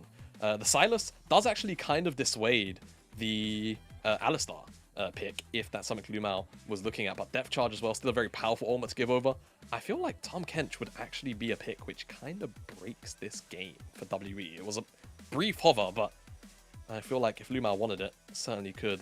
Would he really Janna into Iwandi? I feel like the answer is no. It's just going to be Nautilus, isn't it? Yeah, there you go. So Nautilus in lane, we know what it does. It's going to be able to force Hope's ultimates out quite a few times, and it obviously as well just gives RNG at least one facet of relatively consistent engage to utilize. So both these teams now leaning into a lot more team fight, and we're not going to see some of those chess dances on the side lanes like we did in game number 2 because of Breeze Fiora. It's going to be a lot more about how those early laning phases turn out, who's going to start stacking those objectives earlier, and who's just generally going to get better setup. I think RNG very strong in the mid game, that 2-item spike. I think W have a little more scaling to their side just because they've got the Xayah, and I feel like the Silas is always going to have value here in a game like this where he's got very strong ultimates across the board and someone that he should always be able to one-shot. Yeah, absolutely. And again, we kind of come into this game with WE looking to kind of solidify themselves towards that top 6, or RNG trying to make it a little bit more of a scrappier affair between who's going to be where and who's going to be maybe starting in that first round of playoffs. Of course, a win here today does not guarantee RNG into the top 10, but it does pretty much cement them in all, you know, everything except secured, I think is the best way to describe it. But we'll have to wait and see. Again, this could just be a straight up dry run for the first round of the playoffs. Someone you're going to be meeting so early on. You want to try and get that advantage, especially when we're considering we're coming into the final week of regular season. Yeah, absolutely. And like you mentioned, it's either a dry run or you're going to see both these teams on either side of that playoffs bracket. Either way, getting that 7th win, it feels like 7 is going to be more or less the magic number. All right, with all the teams that are sat on 4 wins outside of that top 10, you hit 7 at this stage in the season, it's going to feel pretty secure. So whilst they wouldn't mathematically lock RNG in, it feels like the probability is far too high to not make it in. WE already there. Will RNG join the party is the question. Man, I love the Chinese crowds. They're so loud for that first Gyro, and it's kind of it's funny as well because you get like so many different types of crowds. You obviously have the French crowd who are just like a wall of energy and noise. It's incredible. I was watching the K Corp event for the regular season. Yep. Yeah, it was intense, man. It was intense, and shout out to the Blue Wall. Always amazing to hear fans, you know, live in an arena. Just makes it that bit more fun, you know. Yeah, I'm all there for it. I love our ERLs over in Europe. We were grown up there, I suppose. So That's where we started, man. it's hard to dislike. And yeah, big shout out to Blue Wall. Why not?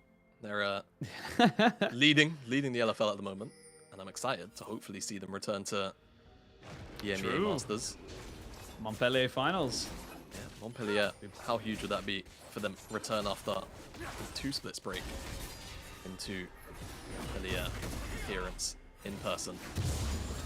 EMEA Masters away. Far away from China though, and the LPL in this series. RNG, like we said, series win here. It would have mathematically locked them in, but chances are that 7 will be this number to get them over the hurdle into top 10. And I think they've set themselves up quite nicely. This bottom side lane matchup in particular, as we hover over it, I'll highlight, is one where I feel like, as Hope and Iwandi, you're going to have to be quite particular about what engages you take.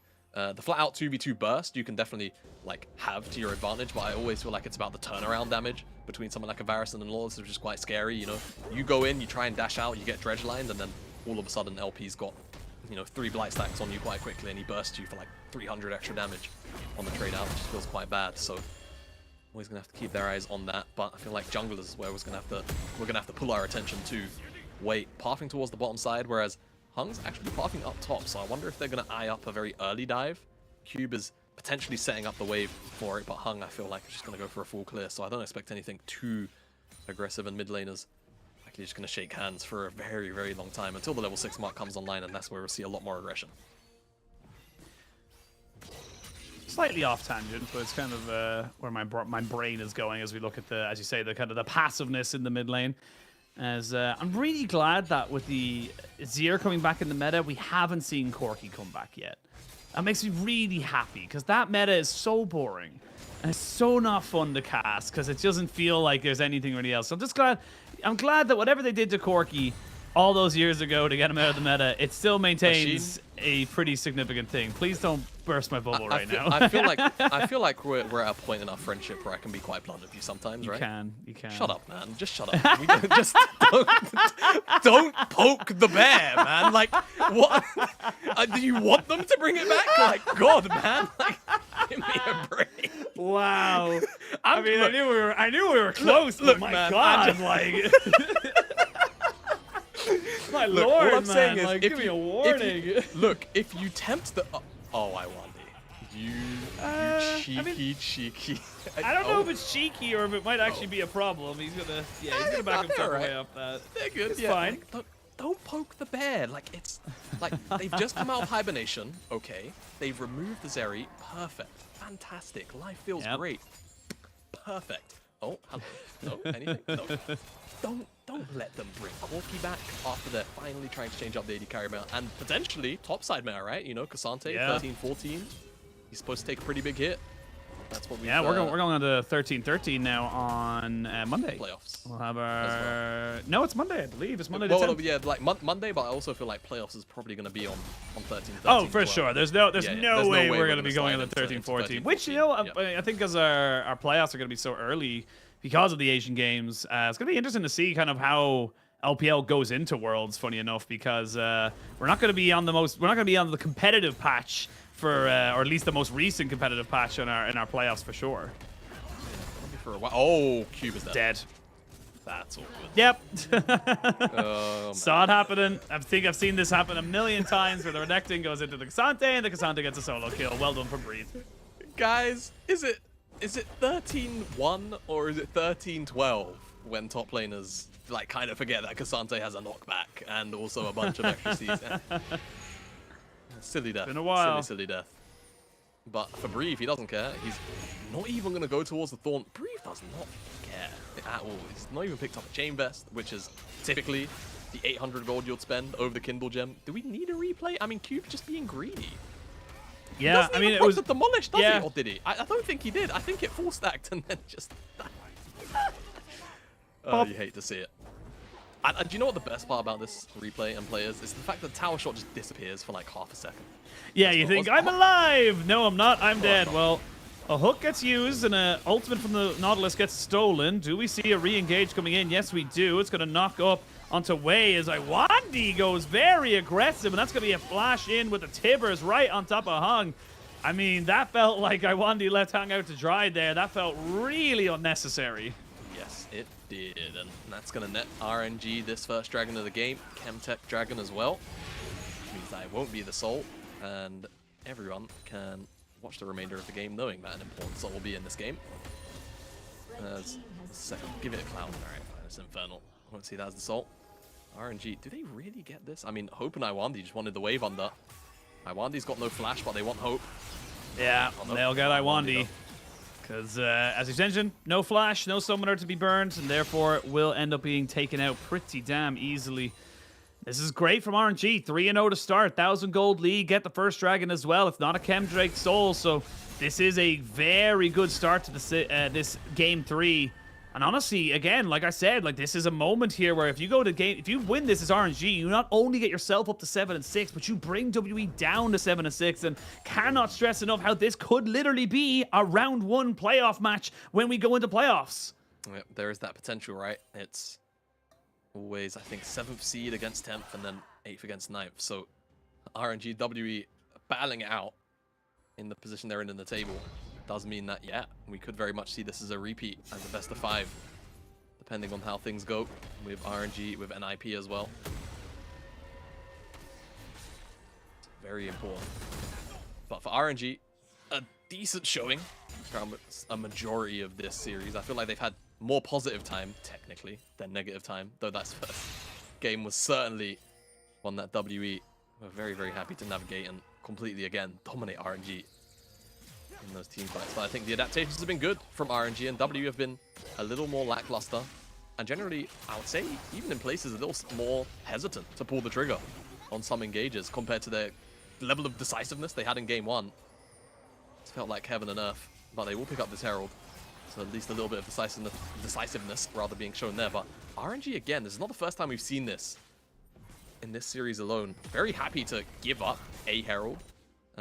Even an early one if it means that LP gets plates, because W are just 4-rotating everyone up here, right? It's 5 members on the top side, so LP is not only picking up plates, but that's 3 waves, including a cannon, by the way, which is dying down here. So not only is LP getting solo XP, no one on WE's end is actually receiving this gold, so there's just a massive swing in the favor of RNG for now. W can answer it out, of course, maybe with a mid lane dive, but it's a bit difficult. Oh, they're going to try and dive in here onto Shanks, who is going to be bursted out, and a reset coming in here for Wei means he does have access to even more abilities. You got someone who takes over your Q, W, and E, and you've got Shanks who can be able to take away your R's. LP is PvEing right now, and we're going to see a little bit of a trade back at the top side, but don't forget, Hope is sharing this golden experience with everybody else who's here. Breathe being able to keep himself alive and healthy is just going to be so much more valuable for the side of RNG. Yeah, so this is a pre-10-minute tier 1. It's also going to end the laning phase up here in the top side, don't forget, between Reeve and Cube. As this was starting to lean a little more into Reeve's favor than perhaps WE would like or anticipate. And I know how passionate you are about Renekton's getting a lead in this Renekton Cassante lane. Very much so. Definitely a bit of an awkward situation for a W, which they could have maybe gotten themselves out of here. Like you mentioned, right? Even though WE technically get more gold, I think, out of the sequence, the fact that more of it is technically funneled into LP here does make you wonder whether or not it's just an outright positive trade for RNG, just because he's the one with all of this gold. And now, at Static Shiv already, at first item before anyone else in the game. Whether or not RNG can use him now is going to be the next big question. That's what I was saying, is it's all well and good getting that trade back up on top side. Yes, it looked like you're getting more. You are, by definition, getting more plates, but I mean, it was a trade in the mid lane. You're getting, share gold between Hope and, the rest of the team, as we are going to see a full engage coming out here. It's onto the Rakan, and yeah, I don't ever think you were ever going to be able to fully CC him down. Not with Isaiah and a Rakan in the same game. Absolutely not. Very, very difficult. Oh, Shanks Shanks should might be die. fine here. Nah, he's good. No, Tangyuan's way away. Way away. Goodness me, get me a coffee. Wit way off of the way. Way was a fair And then way. when there's Way Bo, that's way Bo, and Bo blades for vitality. And now we're watching LEC. That's how it works. What the hell? It's I don't know how these theories work out, man. It's just how it happens. Wait, why is G2 Fnatic on my screen? How did this happen? Is that you, Venius? What's going on? We're getting a little loopy. This game is having some moments in it. They're very scrappy in the first few moments of it. We can see now Hang realizes, I was on a permanent ward, and we'll actually get probably the best use out of that sweeper that I've seen in the most recent patch. Of course, it's a much longer, much shorter time time use, but you get 2 charges, right? So it's like kind of trade-off. You have to be a lot more precise. You have to know there's a ward. Too clear, or of course, if you're on that 1 charge only, it feels quite bad.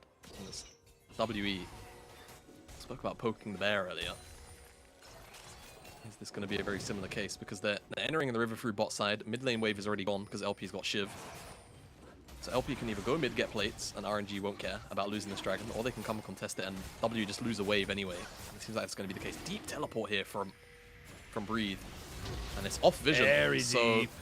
I mean, W don't know what's going on, but they don't know about I1 either. Yeah, they're going to jump on the Tanguan, who immediately has to go gold, and you can see Hope trying to put down the Feathers as best he can. He cleanses immediately. Feathers go into the Feather Storm, and Bree takes him into the all-out. Shanks trying to get himself over the wall and should be able to do so, but he will be followed back over. And this dragon still has not been finished off. It's a bit of a trade, though. Double kill coming in for both sides. Flash in, flash away. Way not able to utilize this Shanks pick for the moment. Cube losing the Dominus. Oh, Cube, get off the There's dragon. no It needs to jungler. reset. Yeah, he really does, but we're going to see now, the Dragon try to go down to 6,000 or 600 HP. Doesn't have Smite. Nobody has Smite. Now there's going to be a straight up 50-50. Who ends up getting it? Nobody. Absolutely nobody. Finally, they turn their attention back to it. A TP back from Tangyuan. Lumao recognizing if he uses his stopwatch, he's going to be able to stay alive. A Q from Cube will keep him there. And he's going to try and keep him going. They get the stun down, but not quite able to trade it back. Oh my god, it's so close. Dragon over to WE, but at the end of it all, it ends up being, I think, a 3-for-2 in favor of RNG. Excuse the screeches, but I'm sure you can imagine RNG are making similar noises walking out on that low HP. Bloody hell. WE, they get away with murder. Way Smite was off cooldown as that dragon went down. It was 3, 2, 1. And just as it died, the Smite came back up. The replay is going to start all the way back here with I1. He's flanked. Finds Tangyuan, forces him into the stopwatch. But also Breathe on the backline. Tangyuan coming out of stasis, just flashes forward, finds some Tibbers. In the mixer here, Cube doing a really good job of just buying a lot of time. But Breathe alongside Way, follow up on Shanks, then in the pit. LP, I don't know how he ends up here. I'm going to be honest. This is quite awkward for him, but fast forward, flash of flash from Hope. Really good stuff. This dragon goes down. I'm kind of surprised the observers haven't clicked on Way just to highlight how close he was to picking up Smite here. Cube finishes off the dragon. Dredgeline also went wide on Hope, just barely. And they try and pick on Cube. Can't actually do it for quite a while. Eventually they do. Shanks' Q almost kills Breathe, not quite enough. And then the Feathers! Oh, my lord. So close. My lord. Well, we come back out, Dragon to go over to WE. They'll be happy about that particular one here. And now we might have ourselves another fight. This time around, though, nobody, except for Lumao, has a flash. Actually, no, never mind. Shanks has one too, so good on him. But do we have a fight? That is the question. We're going to see a hook land there. Lumao coming in. We're going to see Hang trying to jump straight in on the backside. They've got the double knockup with the quickness. And they're able to trade back a jungler for a mid laner. LP still keeping himself alive and healthy. But this Breathe on the Cassandre still doing work. Now you can see Hope and LP trying to go for it. Oh, the Feathers. The knockup with the hail of arrows comes in. It ends up being a triple kill for Cube. He gets the Rift Herald as well. This game has just exploded. We have 17 kills in 15 minutes. This is the LPL. Ashin? Blood for the blood god! Yes! That's what I'm hearing right now. RNG lose out big on this particular exchange. 3 for 5 by the end of it. And like you said, Cube was starting to fall behind a little bit generally in the grand scape of the game. But now with that triple kill, is definitely going to feel a lot more alive. some of these further skirmishes I imagine are going to break out as Hung goes in. It's on to Tangyuan again, but there's just not really that much follow-up for a little while until Iwandi eventually gets in the mix. And then they do take out Tangyuan. They get Wei almost. It takes a little bit longer than they would have liked for WE, but Breathe on the back line, causing so much mayhem. Eventually caught in the death roll of Cube. Hail of arrows. That knockup doesn't quite come in time to stop him from being completely CC'd up and not being able to cast, so he does find a trade kill. LP, that is. Now we are back to the quiet for all of around 90 seconds time until this next dragon spawns up. Cloud Dragon is what's on the menu. You have to imagine something's in the air, maybe for RNG, if they can pick up this win again. We've highlighted the stakes like broken records, but this series win would effectively get them over the line. Not mathematically, but certainly a probability. A very high probability. I think it puts them on a 96% or even higher, if my maths is correct. But, of course, we only have a couple of days left of regular season, which is crazy in its own right. We have another series that's happening right now, OMG versus TT. We will hopefully be able to catch up to them a little bit after this series. Of course, we're in Xi'an. That one's in Shanghai. So if you came here for OMG versus TT, we will be getting to that series as soon as we possibly can. But of course, we have some unfinished business here in this first series that we have been casting. And the funny thing is that, you know, we only have, I think it's like 4, 6, and then maybe like 20 series left to play. Maybe a little bit more, maybe like 22. It's not a lot of series left to play, and that coming into this one here is kind of where we're seeing ourselves, like, we're just catapulting ourselves to the end of the season. Blink and it's almost over. Like, we're going to be finished almost all of it by, you know, by like sometime in August. You know what I mean? Like, once we get the dates for playoffs and for finals, we're going to be done. Yeah, I mean, we also know playoffs is always breakneck pace, right? So yeah, it's usually 8 matches in a row. Yeah, it's, I mean, if we're going off last split alone, if we follow the same sort of date format, could be done by halfway through August. Maybe even a little bit clearer of that. So, let's see. Anyway, stop looking forward, look at the present. Herald was dropped in the mid lane. It does get its charge, but it's just going to be the chunk here. WE are the ones that are in the river, so RNG have to be a little bit cautious about their way in, but if they can brute force in, maybe send Breathe in first, and a bodyguard in, Dumal kind of does the same thing, then they'll be alright, and that's exactly what they do. So now they're here, they can start things off. Hung, and obviously Q back out here, so I know he's just kind of hugging Dragon right now, give him a couple of pets, but it's not the worst place in the world to be. Iwandi again looking for this long route flash, but there's wards prepped and ready for RNG. It's just, will it be too late by the time they see him is the question. If they're committed to the river, that'll certainly be the case.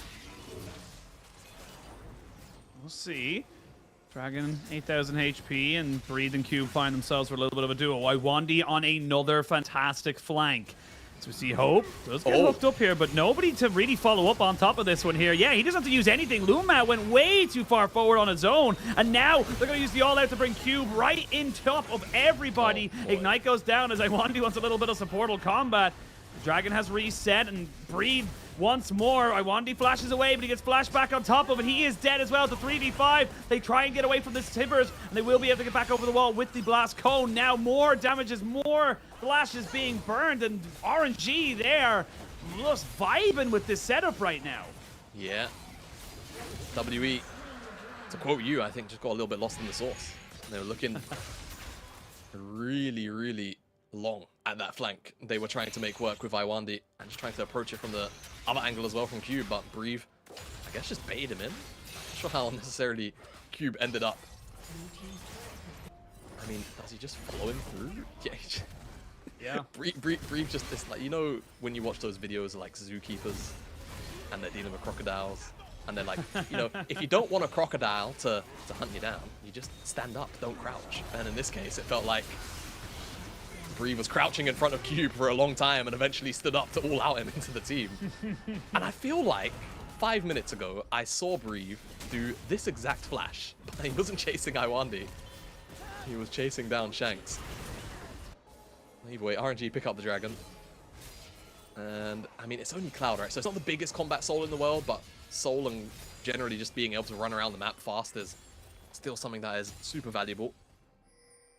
But the gold difference isn't that big. It's only 2,000. And when you take a look at the items, the only big difference is really the mid lane between Tang Yuang and Shanks. So not the end of the world for WE right now. You could even argue you might favor them just because of strength for champions at this point in the game as well. So I think if they can take control like they are, this is predominantly no vision here for RNG. There's one ward on the Baron, which is going to spot out the startup. So they will make it over here, but it's 21 minutes. So this Baron could be fast if RNG are caught asleep at the wheel. Could be, but not to be for the moment. They're just going to clear out most of this wave, and they have Iwandi and Shanks now behind enemy lines. Big wave being pushed in here by the RNG mid lane, or top lane, I should say, in the mid lane. Now RNG have kind of priority to move back in on top of this one here. You've got Cube running up from that mid lane. 2,500 gold lead for RNG, so again, just kind of small little item completions you would imagine will be ahead of them. And they're going to be able to take this tower. Yeah, I don't see Cube being able to defend this, and that's just wasting too much time. They go straight back onto the Baron, but I mean, Lumao and Wei are here, so Hope is really not in a position there, and Hank's going to take so much damage from this. They need to get back out to the side of the pit. Hope is it's a flash off the back of the pit. They're going to TP in. This is awful for the side of WE. They've decided they want to try and go for this Baron. They're going to completely flip it. Shanks looking to try and make this one work for his team. Oh my lord, those feathers went in. Now Lumao is dead. Now the fight gets a little bit scary for the side of RNG. Breathe, trying to see if he can get anyone on the backside, but he just can't do it. Shanks sacrificed his life for the betterment of his team. It's a 2-for-1 trade in favor of WE, but Hope is in no way to fight. No, he's not Cube. Oh, the Heartbreaker doesn't connect. He even has Spectral more. He's got another one because he was in the possessed form. Both of them just flying wide. I think Cube would have felt the wind off those ultimates. Whistle past them just immediately. But now RNG, maybe they go for the Baron because they've got Breed to be able to spawn back in a couple of seconds. I mean, this is risky, but you've got a Varus who'll be able to shred through this. Yeah, at the very least. Oh, God. Yeah, this Baron's going down quickly. It could just be secured here. They think they have it. Hung's away. I think that, yeah, this thing is... Oh, the TP from Shanks, though. Hang, you need to get in. You need to get in. He won't be able to get it, but can they get out? That is the question. They're going to try and jump in straight into LP. He is going to die straight away, and that's going to be the fight coming in now. Shanks sacrificing his life to the betterment of his team there. We're going to see Wei not really the position I thought he wanted to have himself in. You get 2 of the Baron buffs out. 3 still up here for RNG, so still a win here for RNG as they come into the 3rd game. Yeah, RNG walk away with Baron buff on Mo. Yeah, no, nothing happened there. Yeah, no, everything's good, man. Everything's all right. Yeah. Hey, how you doing? I'll see you on Sunday for dinner. Yeah. All right. Awesome. Yeah. Tell mom I love her. All right. Well, Lumao went in, and Lumao very quickly went out through the death chamber. Breathe does his best to make a mountain out of a molehill in the backside, but unfortunately kind of gets one shot quite quickly. Shanks ends up with, or not rather Shanks, Wei ends up with the Shanks form, and then we saw how the chase down ended up unfolding in front of us. It resulted in Cube having to use his flash. Not the worst for WE, but again, you know, gold difference, not that big, right? Only 3k in Breed favor probably dead. RNG. Breed, I mean, let's see. How dead is he really when he's playing? They're committing the TP. How Wei dead and is he Lumao really? are here. How dead is he? Well, Tanguan is dead. Who will die first? The Breed that got engaged on initially, or everybody else? Because right now he's still going for this. LP goes golden with the stasis. Lumao flashing away. He will die down. How is Breed still alive? Finally gets taken out, but it's a 2-for-3. LP flashes in. Double knock up. But I want to be. Oh, no! No. Triple kill for LP and Dragon Soul point for RNG. WE, they're trying to keep it scrappy. They're trying to keep it all over the place, but RNG are thriving. Oh, gosh. You hate to see it, don't you? You hate to see that flash in the back end, but WE fail. Faceplant. Display. Wei wants the red buff. I think he's going to get it. To be fair, Force hung out, even though he doesn't have smite. Just scared that potentially more people could be behind him, so that'll be that. And it all starts off with this pick attempt onto Breathe, but unfortunately they forgot about this tank with eventually 4,700 HP, yada yada yada. But they do blow up Tank Yuan quite quickly. Teleport a little bit overzealous. I'm not sure if he had stasis or a stopwatch, to be honest with you, but Breathe just didn't die for so long. Let's get a look at Wei as well in this, because he gets the form of Q. I think just the fact that, yeah, no one was really hitting Breathe. That's the big thing. As we come out of the replay and someone's hitting Hung, and this time it is Breathe, Tangyuan gets the kill credit and the shutdown. RNG, they don't have the Baron anymore, Rasheen, but they can look to take away a couple more towers on the top side specifically.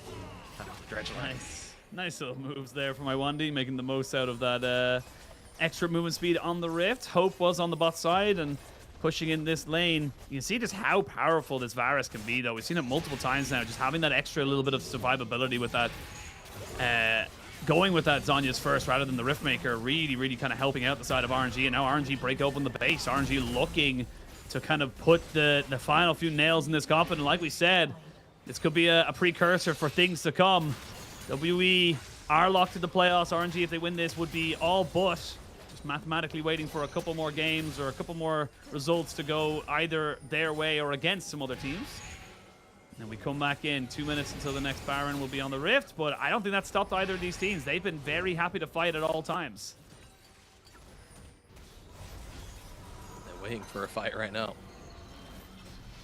Not going to be given to them. W on face check. Baron spawns 2 minutes. Soul for RNG in 3.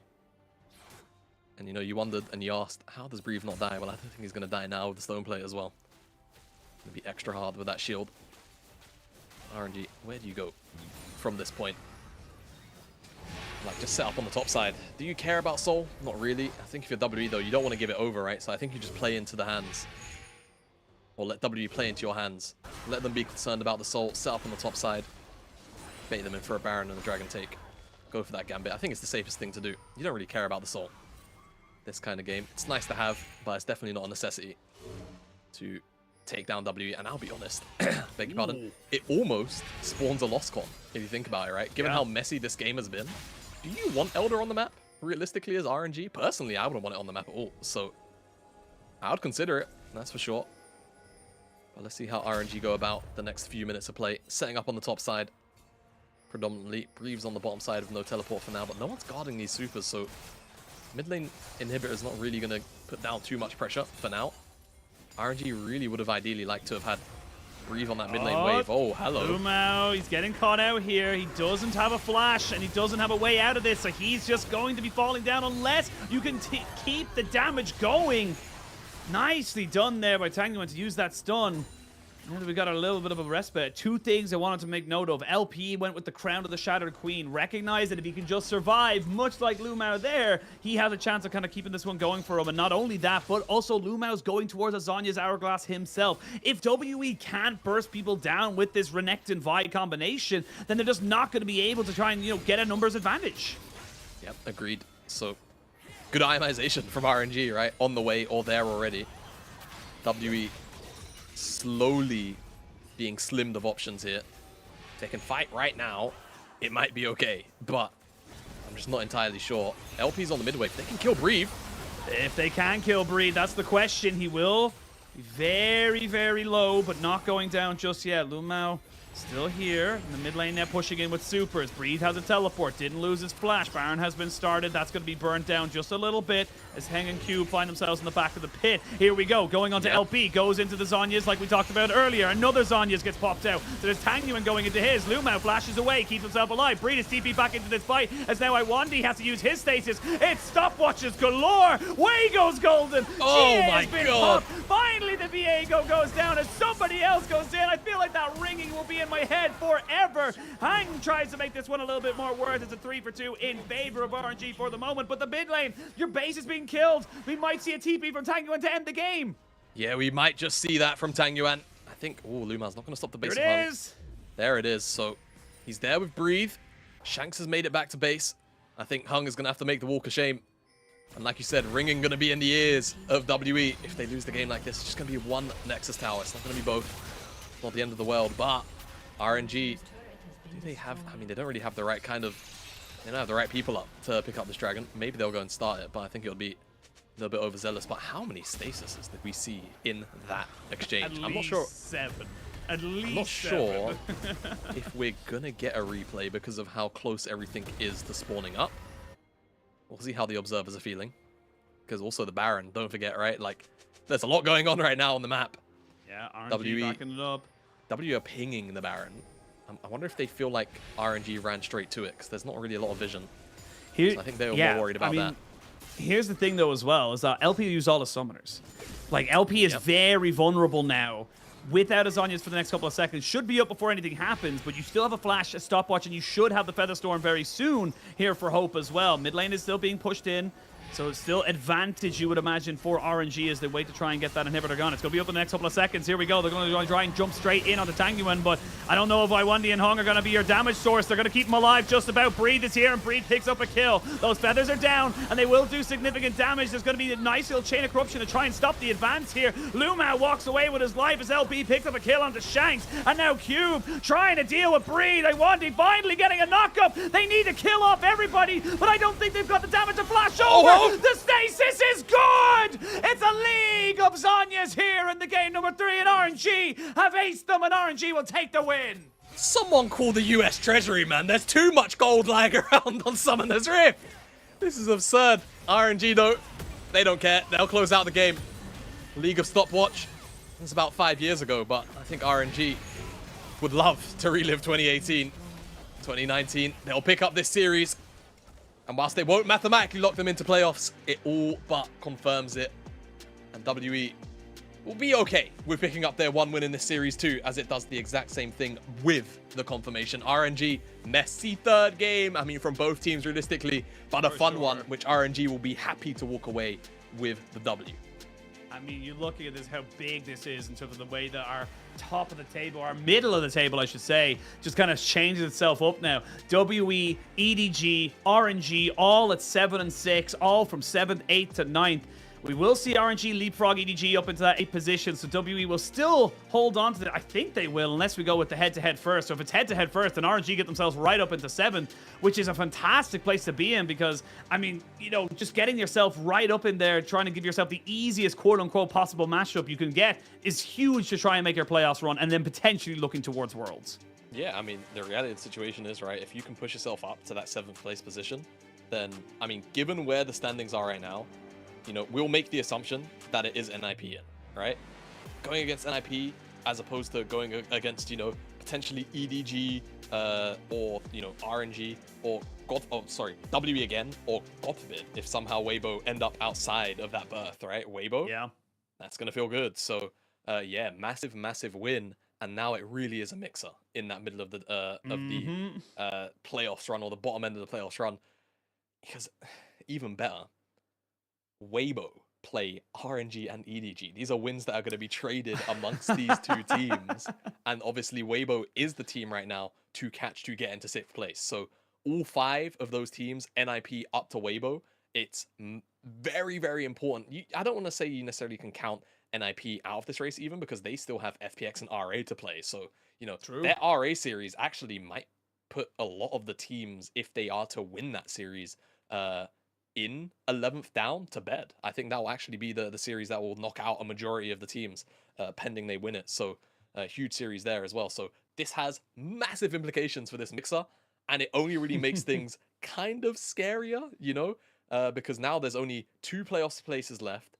Realistically, only 1, because all of the team, like 9th up are all 7 wins. 11th place is sat at 4.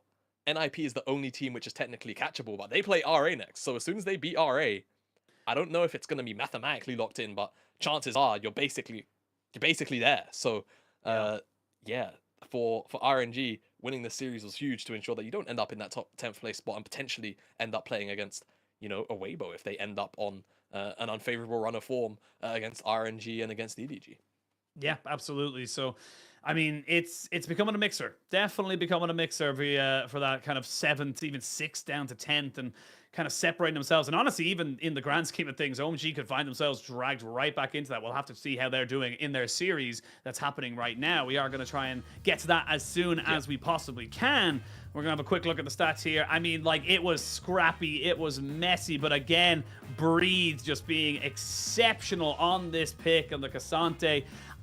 Every time I see the Renekton into the Cassante, I just feel like the Cassante wins. So for me, it's got to come down to kind of teams either swallowing their pride and accepting that the Renekton is not as good as they think they are, or just straight up saying, look, give me the Gam Cassante.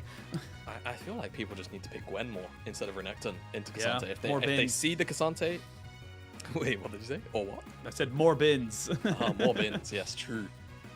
Because you know there are answers to the Cassante which are comp viable that we've seen, and whilst Renekton definitely can be a lane answer, it just doesn't feel like it's enough of an answer outside of the lane, at least here in professional play.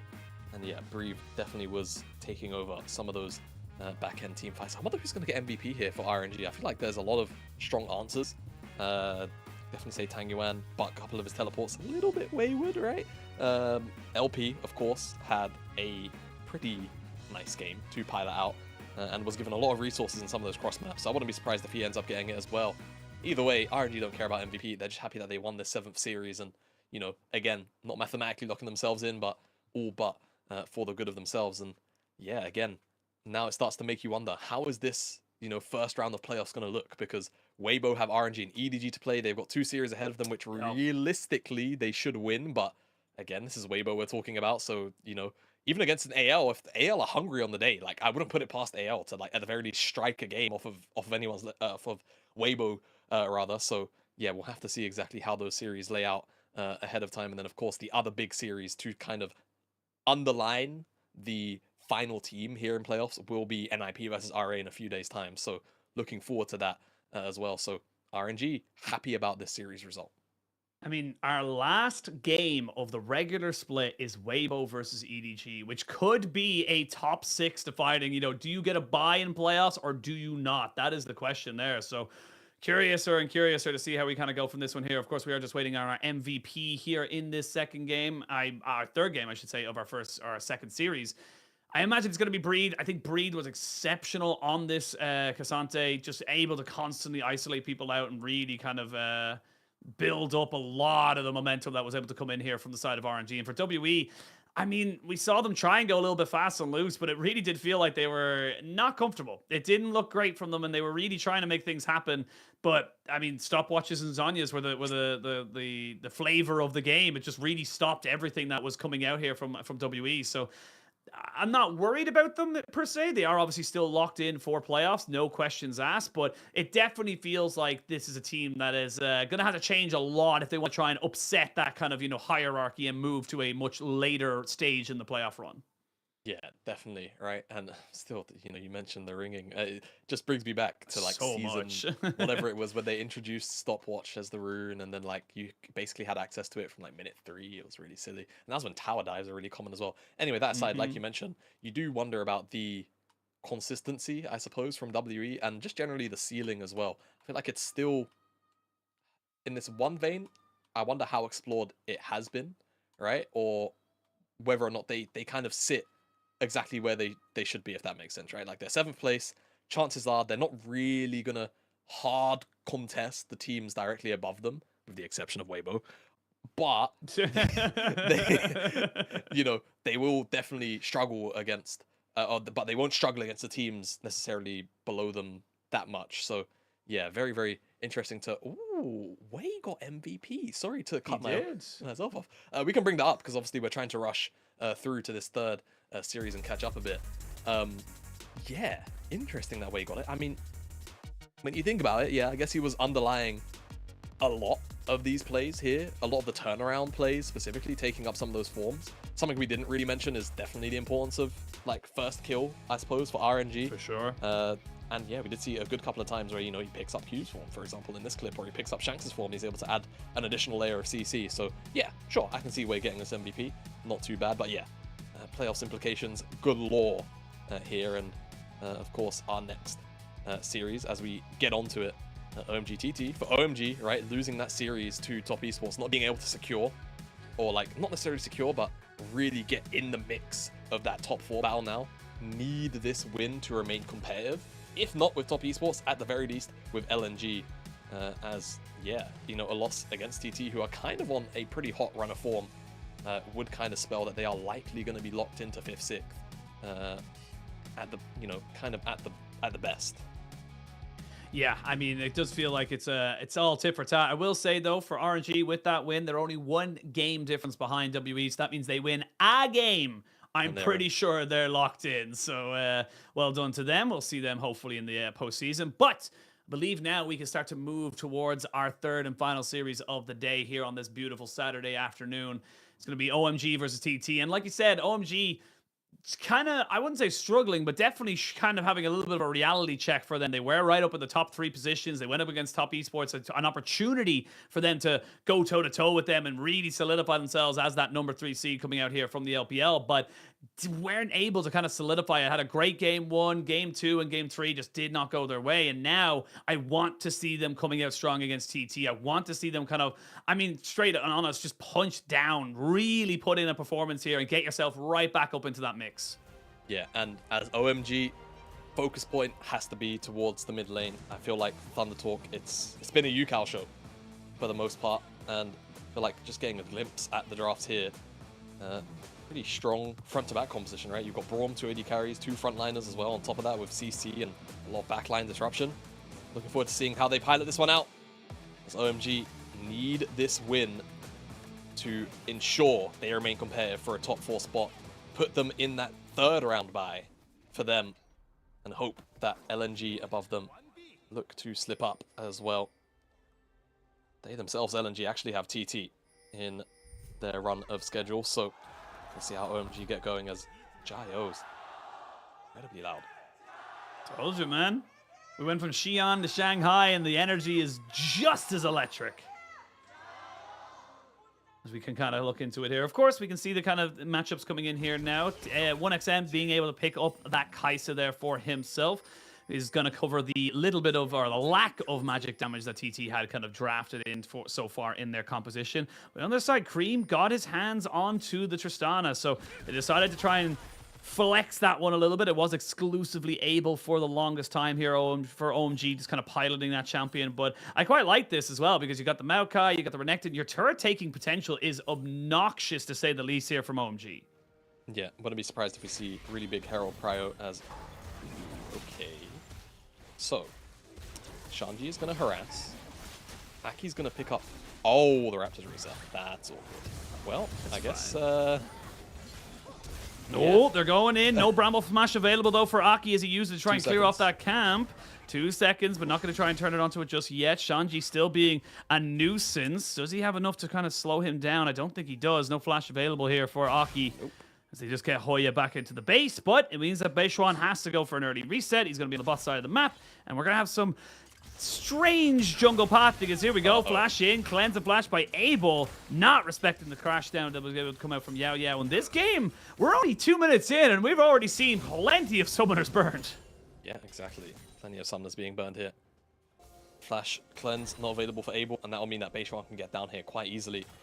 Yao Yao has the Hex Flash, so setup is always going to be relatively simple, and PP God can't really stop the engage, right? He can throw up the shield and maybe stop 1XN from getting a bunch of damage in, but the CC is still going to be there, and the shield doesn't last forever, so let's see how that impacts the bottom side of the map. But like we mentioned, Beishuan getting kind of set a little bit behind on tempo in terms of just his general jungle clear, as you kind of see what I mean, right? Yao Yao oversteps his bounds here, but generally, if he's got the crash down ready and wants to pull the trigger, his ability to actually get on top of Abel can be quite strong if Abel's not respecting the distance that can be covered.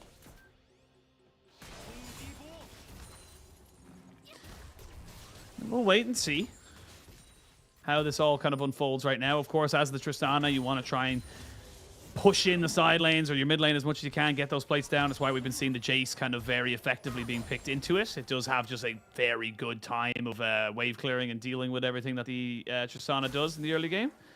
We will see no immediate information given over by the side of OMG as Beishuan moves himself into this bottom side jungle, picks himself up a scuttle. There shouldn't be too hard for him to get back up towards that top side and take the second one.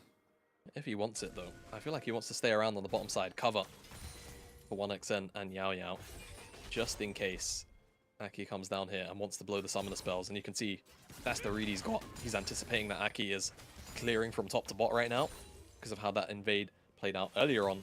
Just wants to ensure that H1. Oh, yeah, PP Gods. He's going to have to flash and heal, but I feel like that was a little bit of panic from the side of OMG's bot side. Not an ideal situation to be on, and TT get themselves first blood. Yeah, as well as PP God's summoner spells as well, so at the end of the world now. for the trade all in all. TT. First blood. I didn't see who it went into. Went into 1-1xn, so yep. And a worst case scenario for OMG. And this wave is not the best either. But Abel, he's got the Infernum plus the Gravitum, so he's got a fair amount of wave clear. Just has to be a little bit concerned about actually just being ganked by Yao Yao, like genuinely. But he's got a lot of vision. As you can see, toggled here. Yao Yao, what way is he coming? Is he coming through the tri-bush lane, or is he coming through jungle? No, he's coming through the lane. So, won't be a big deal. Abel will be able to reset if he so wants to. And then 1xn after that wave, likely look for a reset of his own. And we'll try and spend all of that gold as Cream jumps in. Trades even. It's not too bad. We'll wait, see if anything kind of crazy happens with it. We are going to hopefully be able to see a little bit more from the side of TT to kind of utilize this advantage and kind of put pressure onto OMG. Remember, OMG are far ahead, but for TT, they're not out of playoffs just yet. Just 2 series wins away from getting themselves right up into that mix with Ninjas in Pajamas. So they will be looking to try and make this a big, big upset win if they can able to get it. And it starts with that first game. That's the beauty of the LPL. We do have best of 3s, but it does mean you have to be that little bit more consistent. And for OMG, don't want to be dropping down this one. Even honestly, a 2-1 is a little bit much for them because their game difference score is only a +3, so they need as many as they can possibly get. Yao gonna get this crash down in. The cleanse is there, but Abel knows he's dead, and that is just an easy replay gank here from TT. Yeah, it's just so hard to take control of these rushes in a setup like this. You need Aki to be living with you, pretty much. Just not able to, and Abel's dead again. I say again, first death, but bottom lane dead again.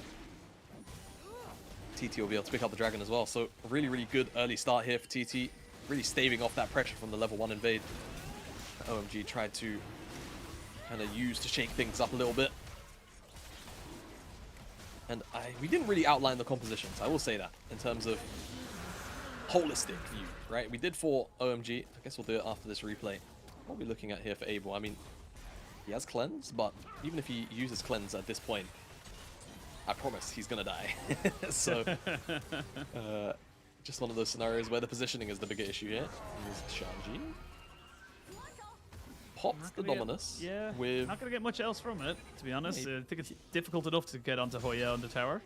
He had all of his summon spells, all of his cooldowns not available. Yeah. It's just one little bit of extra damage. You know? Wanted everything on cooldown. Yeah, you know, hey, they buffed Dominus damage a while ago at some point. I can't remember when it was. Yeah, they increased its magic tick. Yeah, it's really strong. Smile. Anyway, Jungler's gonna butt heads. This is not gonna be level 6 of H1, so both these guys here looking in. It will be first move from Shanji, but no ultimate. H1 is just gonna yield the red, pick up his Krugs. So, handshake is had. No big deal. Everyone's happy with the exchange. Almost. Guess TT are pretty mad about losing their red buff. I'm mad about losing a red buff, I'm not gonna lie. I'm just like, I don't want to lose my red buff, but I guess that's just the way it is. Yeah, but now, I will say, that Beitron has level 6. His ability to actually make plays on the map is even greater, right? The chain CC between him and Hoya, for example, can be enough to kill off Shanji. Just because he's kind of a walking health bar. You might even see it in action here if they're able to find an angle. Shanji, if he ease in, expect Beitron just immediately dash out of the bush. But just be a wave clear. Into nothing else. Hoya, not really oversell it. And at this point now Beitron's been spotted, so what are they looking for? Herald. They kind of know what's going on. PP God's here, and Abel's here. Can't extend Yao out there on the way through the mid lane machine. Collapse might be late from TT, but they want it. Beitron's in the pit now, committed. They do want it. We're going to see them now looking for this one. Flash by Beitron to get him away, but Steadfast Presence and the Keeper's Verdict not going to do a lot. There's no flash to be had, or sorry, no smite to be had. Finally gets picked up there, and that's going to be PP God trading his life as it took them way too long to secure that Rift Herald. Now, not going to be able to crash out of this one, and 2 kills go over alongside that Rift Herald to OMG. So took a little bit scrappy, but they do come out with a much more positive trade. Alright, I'm really glad that OMG won that skirmish, because otherwise I was starting to wonder whether or not, as I've been recently educated and reminded that it was going to be another classic OMG game 1. It do pick up the Herald, and that's going to be gold. And remember, with the Tristana in the mid lane, it's very easy to break a tower. Break that very, very easily. And even if you get Abel on a side lane, right, with the green and red, or green and white rather, or the red and white like this, very, very plausible that you take a whole bunch of plates. So let's see exactly what OMG are able to achieve in the next few minutes. As Green can eat a trade from UCal here. Oh, interrupts the rocket jump. Does have a flash though. Yeah. Yeah, gonna flash back over him though. Shock blast. Couple more seconds. I don't think Cream's got the cooldowns to survive this. And yeah, that's just UCal bringing that energy. You can see it too on the screen, just constantly pushing TT. He believes in the miracle run. And like you said earlier, 7 wins might just be enough. And now Beishuan finding Shanji in the bot side. 1xN immediately shotguns himself. A flash in. The passive is procced. 1xN gets himself a kill. And TT exploding across the rift. Yep, absolutely. Find the kill on the bottom side. UCal solo kills Cream. And like you said, UCal's been bringing the energy. You've seen the passion on his face. Every time for the last series or so, they've won. As yeah, a bit awkward throughout. Keeper's verdict. Missed that in live. Goes wide. And that's where the disengage comes through. Smite wasn't actually there for Aki in the end. They do secure it with the Bramble Smash. And like you kind of said, the fact that TT in the call were so slow, it felt like, to the punch generally, just meant that OMG had far more decisions to make that were a lot easier to execute on, as Cream used the explosive charge on the wave. Thundering Blow, they need to look into this ability, man. I feel like it's worked like this for way too long. It's worked like that for way too long. You should be able to, like, if you dash out of range of it, it should just stop the channel or something. But either way, UCal's happy it's still in the game, and Cream, fortunately, is on the receiving end of a solo kill.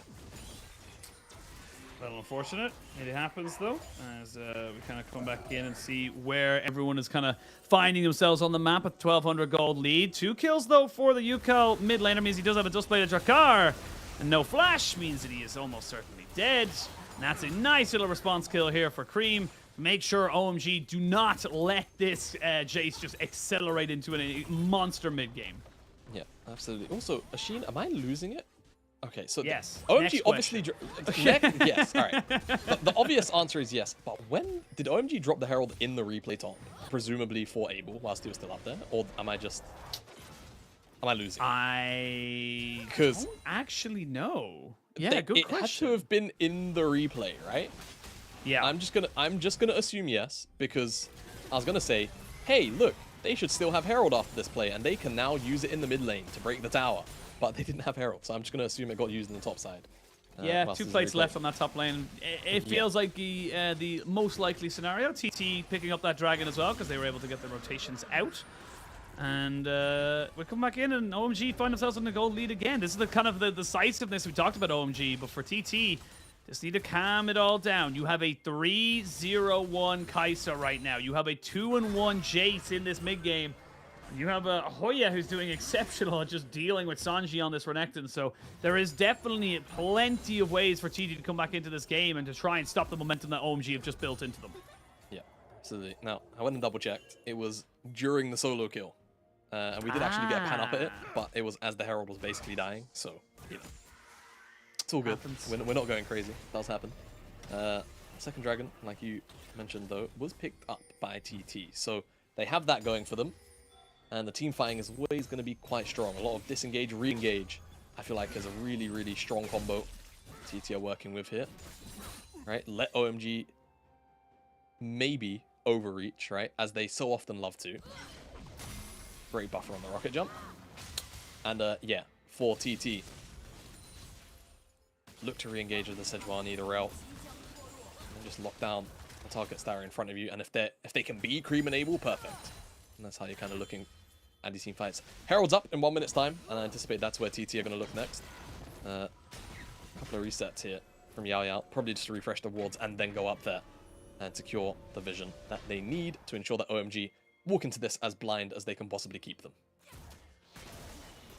That's the big thing, is that keeping the vision troll up, making sure you're getting as much advantage as you possibly can. I will say that Tristana will start to get exceptionally busy with taking those towers if you leave her for too long. So we can see now Cream just trying his best to just kind of harass UCal here. And it is working. is getting UCal down to about half his HP with each trade, but with the Static Shiv and the makings of a Nash's Tooth already for 1xN, and no one honestly answering him right now, so he's going to get another free uncontested wave, and he'll be able to clear that so quickly. With 15 seconds till the Rift Herald spawns, this is still a great trade for TT. They've lost nothing and gained everything. Yep, exactly. Still going to be able to contest. UCal can just teleport back onto the map, so he'll be about 10 seconds late to the play, but at the end of the day, he's still going to be here. As long as TT can just keep OMG dancing around this. They're trying to burst it down. Here's teleport from UCal. 1xN can also join from the ultimate, so even if this Herald goes down, they can look for the fight after the fact. Well, they'll pick There it up. goes Brom. Yep, bye Brom.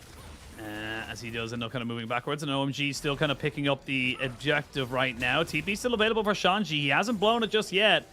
We'll lose this mid lane tier 1, though. That's pretty significant, to be perfectly honest, here for TT, because one of the big things they lack is kind of a, long-range sieging power, and with the things like Jace and the Kai'Sa, they have to get very close. So they actually get a tower and trade of it, so not a terrible situation here for TT overall. Not the worst. So, lose the Herald, tier 1. I mean, good trade. OMG, with the Herald that they have now, they probably want to try and use it to try and secure this third dragon, right? Don't get put on that soul point pressure. Cream is toying with the idea of taking this tower. Once he sees it's Hoya, he's probably going to walk up. I don't think he's going to be too scared of Hoya. Or maybe he's just going to watch Hoya clear the wave of Sunfire Cape. Oh, very cheeky. Proc the explosive charge on Hoya whilst he's next to the tower. Get that chunk down and then auto it once. Real nice. So, OMG, get a little bit of tower damage and a little bit of extra gold up there. Dragon's now 60 seconds away. I expect that Cream, I was going to say, will reset, pick up some items, and then come back down here. But he's just going to stay up there. He's got teleport after all, so he can always answer. So does Hoya. So Hoya's job, it seems he just came out of base not too long ago, is actually going to be to try and keep Cream up here if possible. And then look to cancel the teleport if he tries to channel it. But I think he's just going to let him go. OMG, Ashin, again, want to stop this dragon, otherwise TT will be on 3. Yeah. That's how maths works. 2 + 1 = 3. And you can see plenty of gold available for the likes of the Jace to spend before this potential fight, but Cream does get a reset in. Now seeing that this is a key moment here for OMG. If you lose this fight and this dragon, all of a sudden the game starts to feel like it will run away from you. PP God just being a nuisance to try and push this one in. A TP coming in from Hoya, as he will match the TP from Cream. We wait to see how this one goes. Shirley will get her charge off, and that's going to be mid lane tier 1 bursted open, but on the side of OMG gets them 1,000 gold lead, but they can't spend it right now. So you can see that the Kai'Sa, not with blue buff, but still will be doing significant amount of damage. Rush those Sork shoes, which I love seeing on the Kai'Sa, especially if you're going for this more poke-orientated setup with alongside Jace. Yeah, exactly. If you anticipate you're not really going to be, DPSing until you really need to dive in and assassinate someone, Sork Boot's definitely a solid choice pickup. And as the Soul AP, there shouldn't be too much magic resist to deal with. Anyway, TT. Ooh, Sejuani. Pincer here. Beishuan. But also Yao Yao as well. Yep, they got on the Abel. Can they get the damage down? Yes, they can, because 1xN shotguns himself right in the backside. It's a double kill for Beishuan. Shanji trying to take out the Kai'Sa, but he just can't do it, and TT will get 3 kills. And the Dragon Soul point here for TT, and they're not out of playoffs yet. Not just yet, not mathematically. OMG just could not watch the flanks for long enough. Yao Yao wraps around, all the way around to bottom side Tribush. Able to find that one on Beichuan on the opposite end as well. Immediately on top of Abel before he can really do much. Get a look at it again from their perspective. So they see TT, Beichuan, but they just lose track of Yao Yao, unsure about where he is. And once Beichuan comes over the wall, great ultimate from Beichuan to lock him in place originally. Even if he cleanses it, right, it just sets up really freely for Yao Yao to come in here. Get that sorted out, and yeah, OMG, it's looking like, if you're a long-term fan, another classic game #1 in a series. Yep. They're only down about 700 gold, so it's not the worst in terms of the flat gold, but the game state just doesn't feel good, does it? It's the dragons, it's the pressure of once this Baron's on the map and being forced out and away from those objective areas where you're going to start to struggle, you're going to start to panic a bit once you recognize there's not really enough vision around these areas to give you the information you need to push up a wave in the mid lane or a side lane, or just know that TT aren't doing a Baron straight up. And I think the thing is, like, yes, they're only ahead by 1,000 gold, but it's where that gold sits. It's a 3-0-3 Kai'Sa. It's a 3-1 Jace. It is a Poppy that's kind of falling behind, but, I mean, and maybe the Rel, but you don't really care about that. That's the thing. So for me, it does feel like TT have done an exceptional job of just making sure their carries have the gold that they need in order to carry the game, to get up to 2 items, to get up to a point where the Jace accelerated shock blasts and the Void Seekers from 1xN will be, you know, just so obnoxious to deal with that the Renekton, but that's the whole thing. The Renekton doesn't want to be, you know, waiting for a fight. He wants to get in as soon as possible. Yeah, that looks fine. Oh! 1xN! This man's making a name for himself this split, coming in as a rookie, and we've seen him do this kind of play multiple times this split. Oh my goodness me. And to think, obviously with TT having a very struggling season, 1xN was one of the underperformers as well.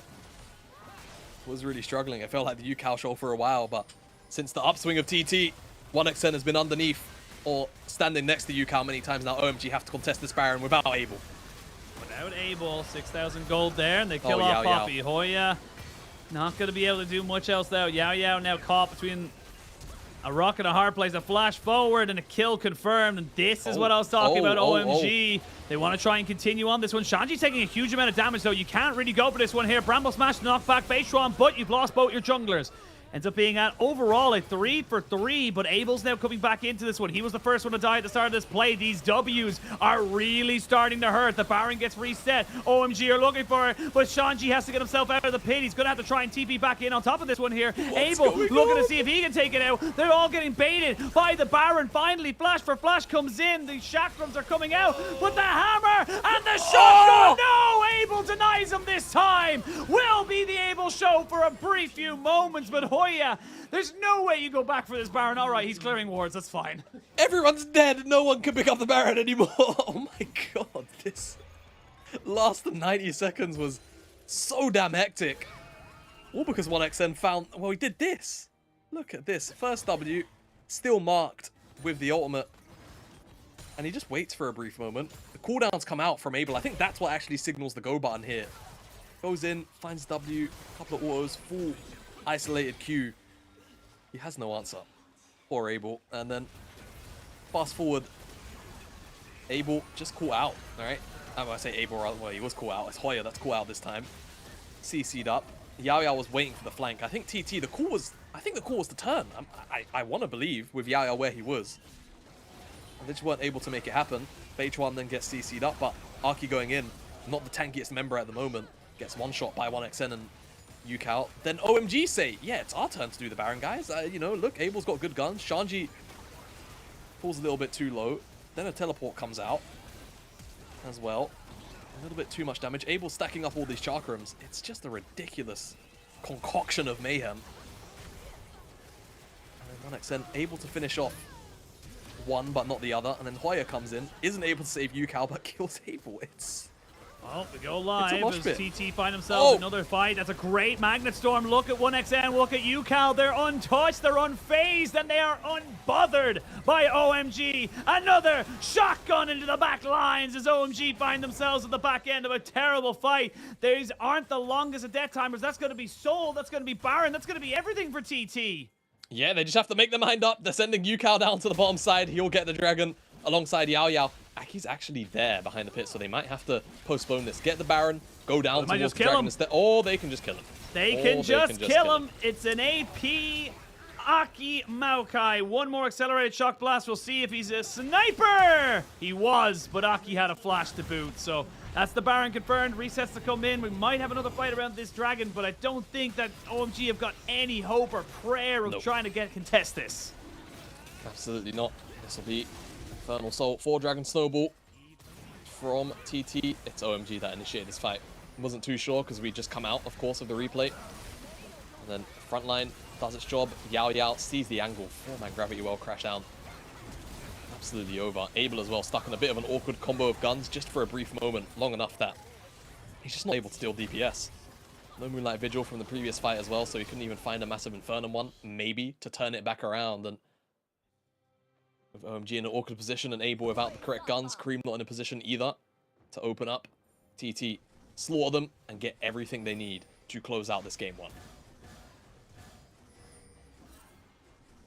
I mean, what else is there really say here for TT? What an incredible turnaround we've seen from this roster. It's like, went from playoffs in spring, start of the split, we were very much writing them off, saying, look, you know, you're losing to everybody. They literally were losing to everybody. I don't think they got their first win until week 4, where they 2-1 WE, but then they picked up a win against EDG, now IG as well. They're on a bit of a tear for the moment, all things considered. They could beat OMG. They still keep their hopes alive. I will say, however, week 7, they go up against LNG and JDG, and this series is far from over yet. This is only game 1 of the best of 3, but I mean, what a way to try and, you know, bring yourself back into this series. And again, like you said, it used to be the UCAL show, but 1XN has really come into his own, and now they're going to try and look for an end game fight.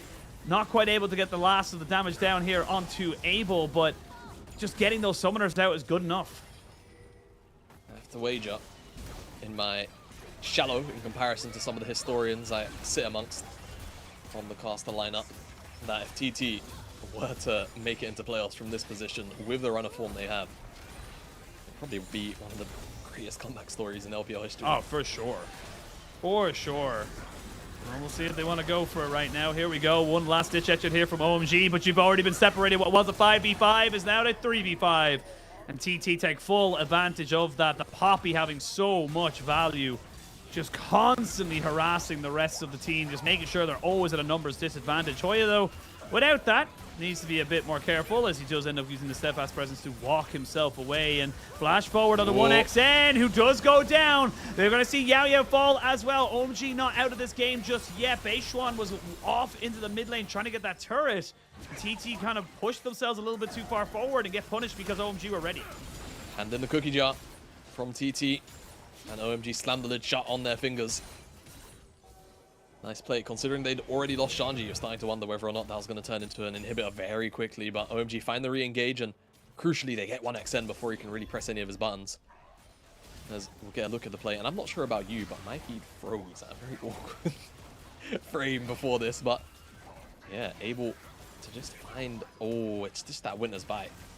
And then at that point, Cream... his first thought was a little bit awkward. The rest all connects. Buster shot as well. Dies. Also got hit by that Moonlight Vigil too, so everything connected from the side of OMG, and TT sent backing as they tried to re-engage. Not the best angle in the world. TT still only about 3,000 gold ahead. In terms of the actual raw gold that they have available to them, not exceptionally exceptional, but the big thing is that a lot of it is on 1XN. Already building up towards a Zonya's Hourglass, got himself 3.5 items, and got the stopwatch as well for the next potential fight. Still waiting a long time for Abel to come back into this one here. 3-5, definitely a lot of more depth than you would like on your AD carry, but nothing too exceptional, to say the least. If he can get up to that third item, if he can get up to a, you know, some kind of defensive item, either the Mob Mortius or the Bloodthirster, which I imagine is either ones he's going with, I feel like that is going to be a big turning point here for the side of OMG. So TT, they want to try and make sure that does not happen. Wow. I'm going to push in and try and get this tower, get all of the outers now down. Yeah, all the outers down, all the inners down. TT now 2 minutes away from both the Omega buffs being on the map. So, gonna have to make a choice soon. They've not been able to crack open the base with these Baron Sieges. Like you mentioned, for Abel, Bloodthirster was on the way. He only had a Vamp Scepter and recalled and picked up the remainder of the Bloodthirster. And remember, that's a 3.4k item. And a lot of gold. So he is, despite being still a full item completion down on 1XN, very capable of dishing out damage. Frontliners will still be very tanky. It's about whether or not he can get access to the backline. Until he gets that Lord Dominic's going to be a little bit risky. TT. Here we go. There's a good Glacial Fissure. OMG trying to maybe turn this one around. Beishuan, though, very, very tanky. There is a good Nature's Grasp. But never mind. It's actually a little bit too far behind. 1XN right onto the backside. And that percentage health damage doing so much here. Cream not able to try and keep himself alive, or at least healthy in this fight. No accelerated shock blast to end it, but TT are going to end it, and they're going to send themselves 1-0 up in this series. Yeah, 1XN's understanding of that team fight was so wonderful. He's waiting for Yao Yao to go in. He's already connected the first W onto Abel. And as soon as Abel flashes the initial engage, he knows he can go in and assassinate him. Game 1 will go over to TT. And OMG starting to sweat a little bit after the last couple of series they've had. A couple of performances. And this one felt like a pretty heavy-handed TT win. We'll see them drop one series down and TT pick up game number 1. But very classic OMG game 1 series loss. We'll see how things pan out as we progress into the series.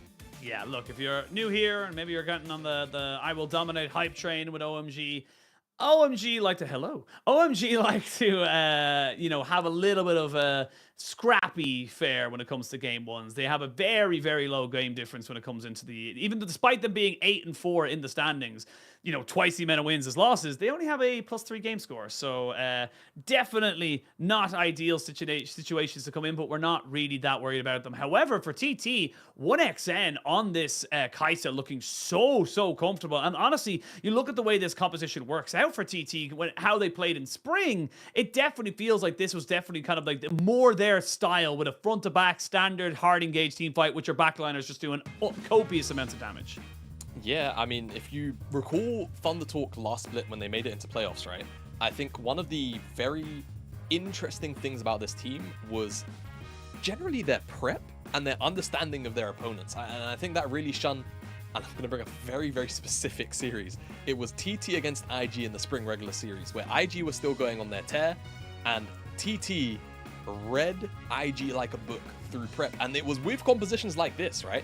AD mid, it was actually sometimes double AD carry period, and then, you know, running engage out of the support and the jungle all together. It might seem like a very, you know, simple concoction now, but during spring, that wasn't really the meta. Like, double AD carry was not really a thing, or ADs in the mid lane was actually just not the thing at the time. It started to develop into that afterwards, right? So seeing TT on their bread and butter and, you know, kind of taking OMG apart on quite a few comfort champions across the board, right? Like, you know, most of OMG, you know, obviously we know Cream, not necessarily like the Tristana guy. It was in Abel's hands a lot, but Abel had the Aphelios, Cream on an AD in the mid lane, Arki on an AP jungler, air quotes, and Shanji on a lane dominating pick.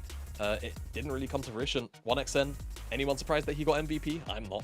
40% of the team's damage as well. 9-2-1, or 9-2-10 rather, by the end of the game. Excellent performance coming out from him. Yeah, I mean, look, great from TT to bounce back into this one here. Really excited to see what they can do. And again, if a 2-0 comes out here, there's not a million miles away from them being able to try and confirm themselves in the playoffs. They would need to start taking wins off of the likes of LNG and JDG. But look, stranger things have happened. We're going to take a very quick break. And when we return, we're going to jump straight into game number 2.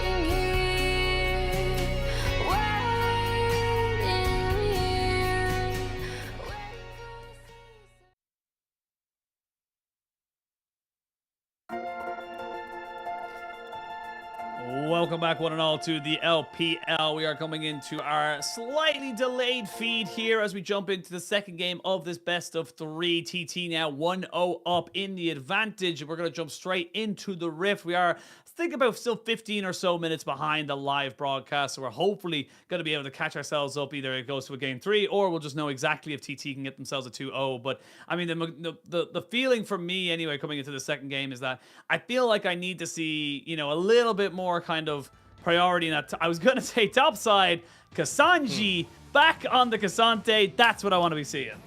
OMG with Aki on Kindred as well. This is a very interesting looking draft.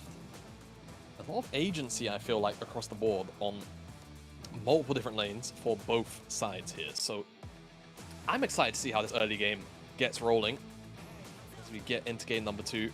TT might have a lot on their plate as well, dealing with Nico at the same time, battling on Lambda Spite, and then also having to be kind of weary about a Nico ultimate. Something I imagine TT are going to be quite scared of, as again,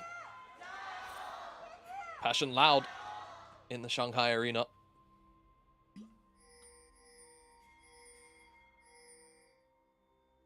Just let the ambiance come in.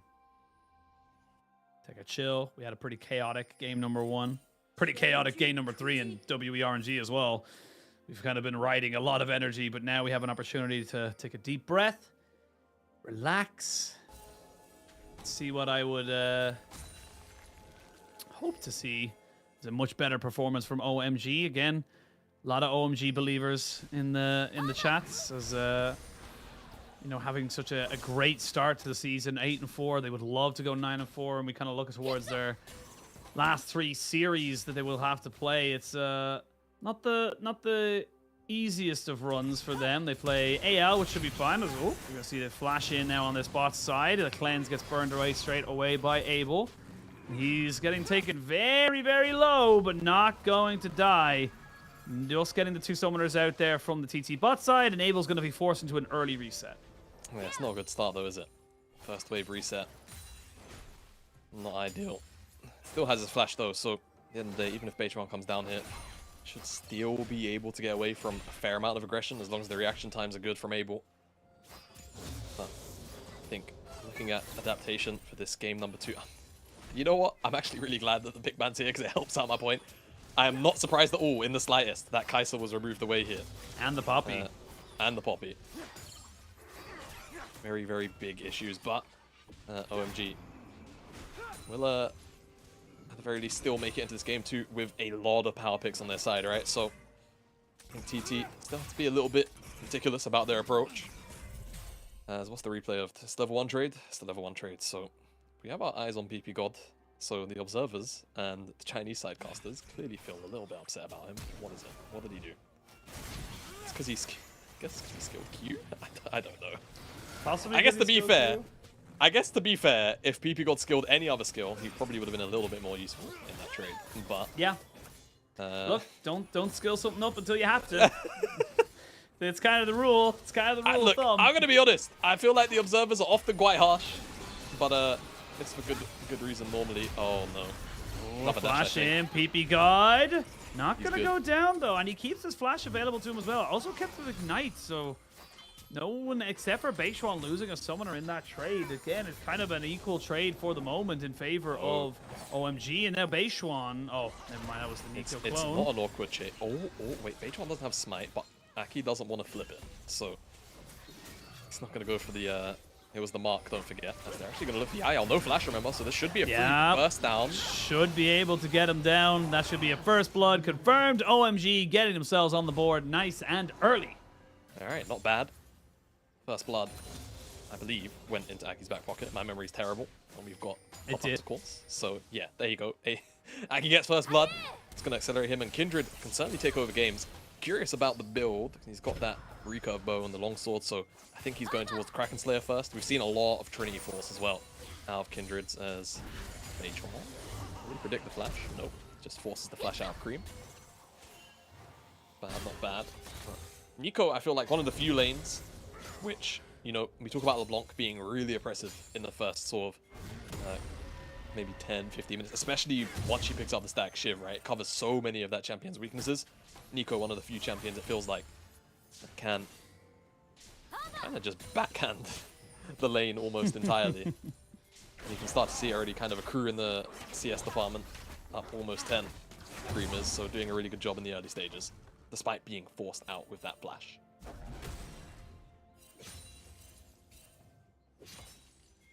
And look, we'll wait to see if there's any kind of other shenanigans. I would like to see maybe a re-gank on this bot side from the side of Aki.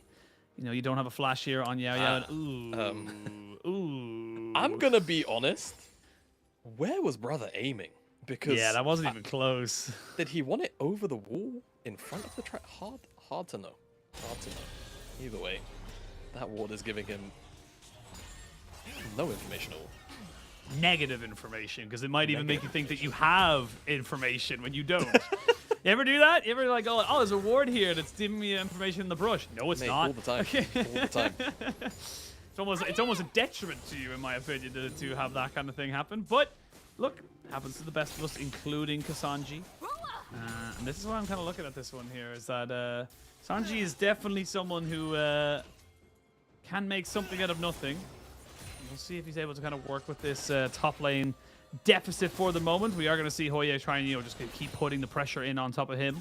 While on the bot side, Aki thinking about maybe going for this early dragon. It would be very OMG-esque of him if he were to do it. As Kareem and Yukel just going to keep trading back. Double tethers means that it's a basically even trade. And look, nothing else really to be kind of said or done about it. Yep, nope. Yukel does a good job of equalizing that trade, right? 8 the tangle barbs, 8 up the root. Just does a good job of making sure that doesn't go unpunished on the side of Kareem. Aki, what's he eyeing up for? Is he just anticipating Beitron will be here in a moment? Is he eyeing up aggression himself? I feel like it's going to be quite hard to pick up Yukel here without extreme levels of aggression, potentially overreaching. Big, long extended look at the mid lane, because I feel like action was definitely brewing. Now it's brought everyone to the top side, but Hoya's not really a gankable target at this moment in time. Very, very slow early game. Neither team really wants the dragon. I think the bottom lane matchup is too volatile, but oh, okay. Yeah, duh. It's Kindred. Mark will spawn on this Skull Crab. That's what everyone's eyeing up. So there's no camps up. No camps up. Skull Crab spawns. That'll be the spawn. Now everything is up for Aki, so he can go back to base. Or rather, back to his jungle. Pick up all of those camps. Feel quite happy about it. And we'll get the ball rolling, right? Needs those first 4 marks ASAP as the Kindred. Lost out on the lottery in the first couple of scuttles as... will he get it? He will. Too scared. That invade will just fizzle out to dud.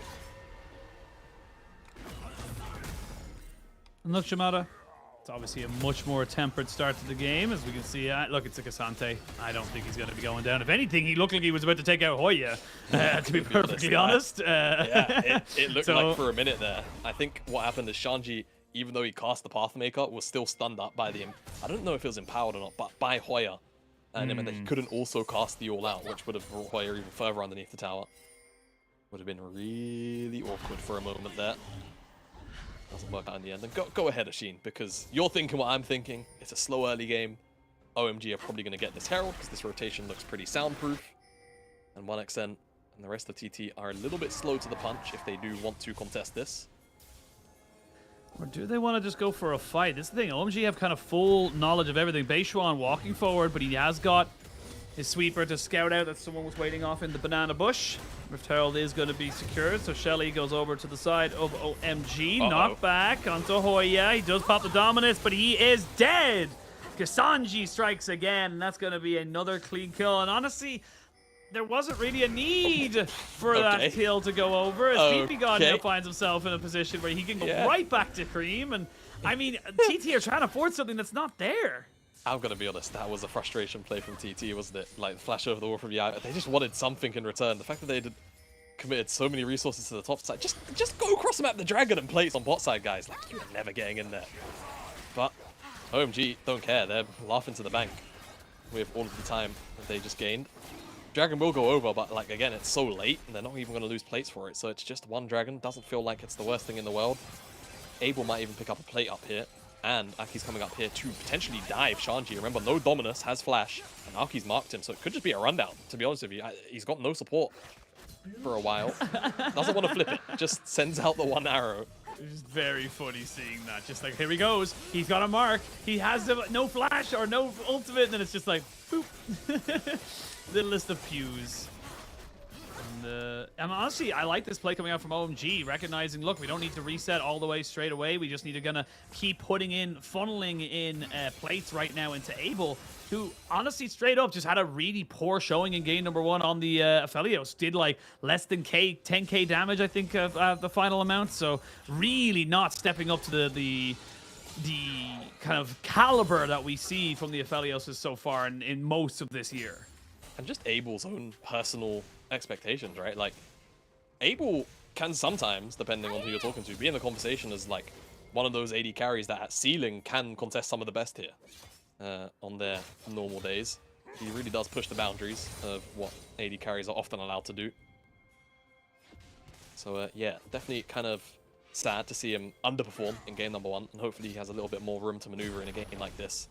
I feel like he's going to be able to do that because for OMG, the composition is, in my mind, a lot more about kind of standing their ground, right? And I feel like Aphelios is probably, alongside Zaya actually, probably one of the best AD carries at dealing with, I wouldn't say dealing with diving comps, but more in the sense of if he's got the space to deal with divers, i.e. he's not the main focus, he will shred those diving members, arguably fastest in the game, right? So, Abel is afforded that space. I do imagine he will certainly have quite a few pop-off moments, but for TT, so far, haven't really been able to find a favorable skirmish at all, to be honest with you. Yeah. So, definitely need to start looking relatively soon. Because again, they're the ones, in my mind, who the onus is going to be on to engage. Because OMG are the ones that are never really going to look to go in unless it just looks too damn favorable. Aki sitting on a ward here, just going to drop down the Rift Herald. That should be at least 2 plates, possibly even 3, if they can get any more damage down onto it. But for the moment, just going to be those 2, confirmed and given over to Abel and Aki. This is what I like to see now, kind of get this Aphelios more accelerated. Beishua now looking to try and make a cross map, but it's into a Cassante. Just don't think it's very viable, and especially when he's already getting himself up to that, you know, massive amounts of armor with the Ninja Tabbies and, of course, the Bramble Vest. Yeah, I think this is wise on the side of TT. You're just not going to be able to kill him. This is just so awkward from the perspective of TT. Can't really make a play mid. Cream is a little bit too difficult to gank, and you never really know where Aki's going to be. So, you gank mid, you could run into a 2v2, or, God forbid, PP God's on the map. A 3 versus 2. Can't really dive Cassante, because he's that champion, and bottom lane is probably the only place where you can find an angle, but it feels like they've not really looked to force plays there, so need to see something from TT soon. They picked up the first dragon, so I guess that's great, but again, it was such a late dragon that Soul's not really going to be an issue that OMG are going to be worried about anytime soon, as Hoya is still marked by Aki.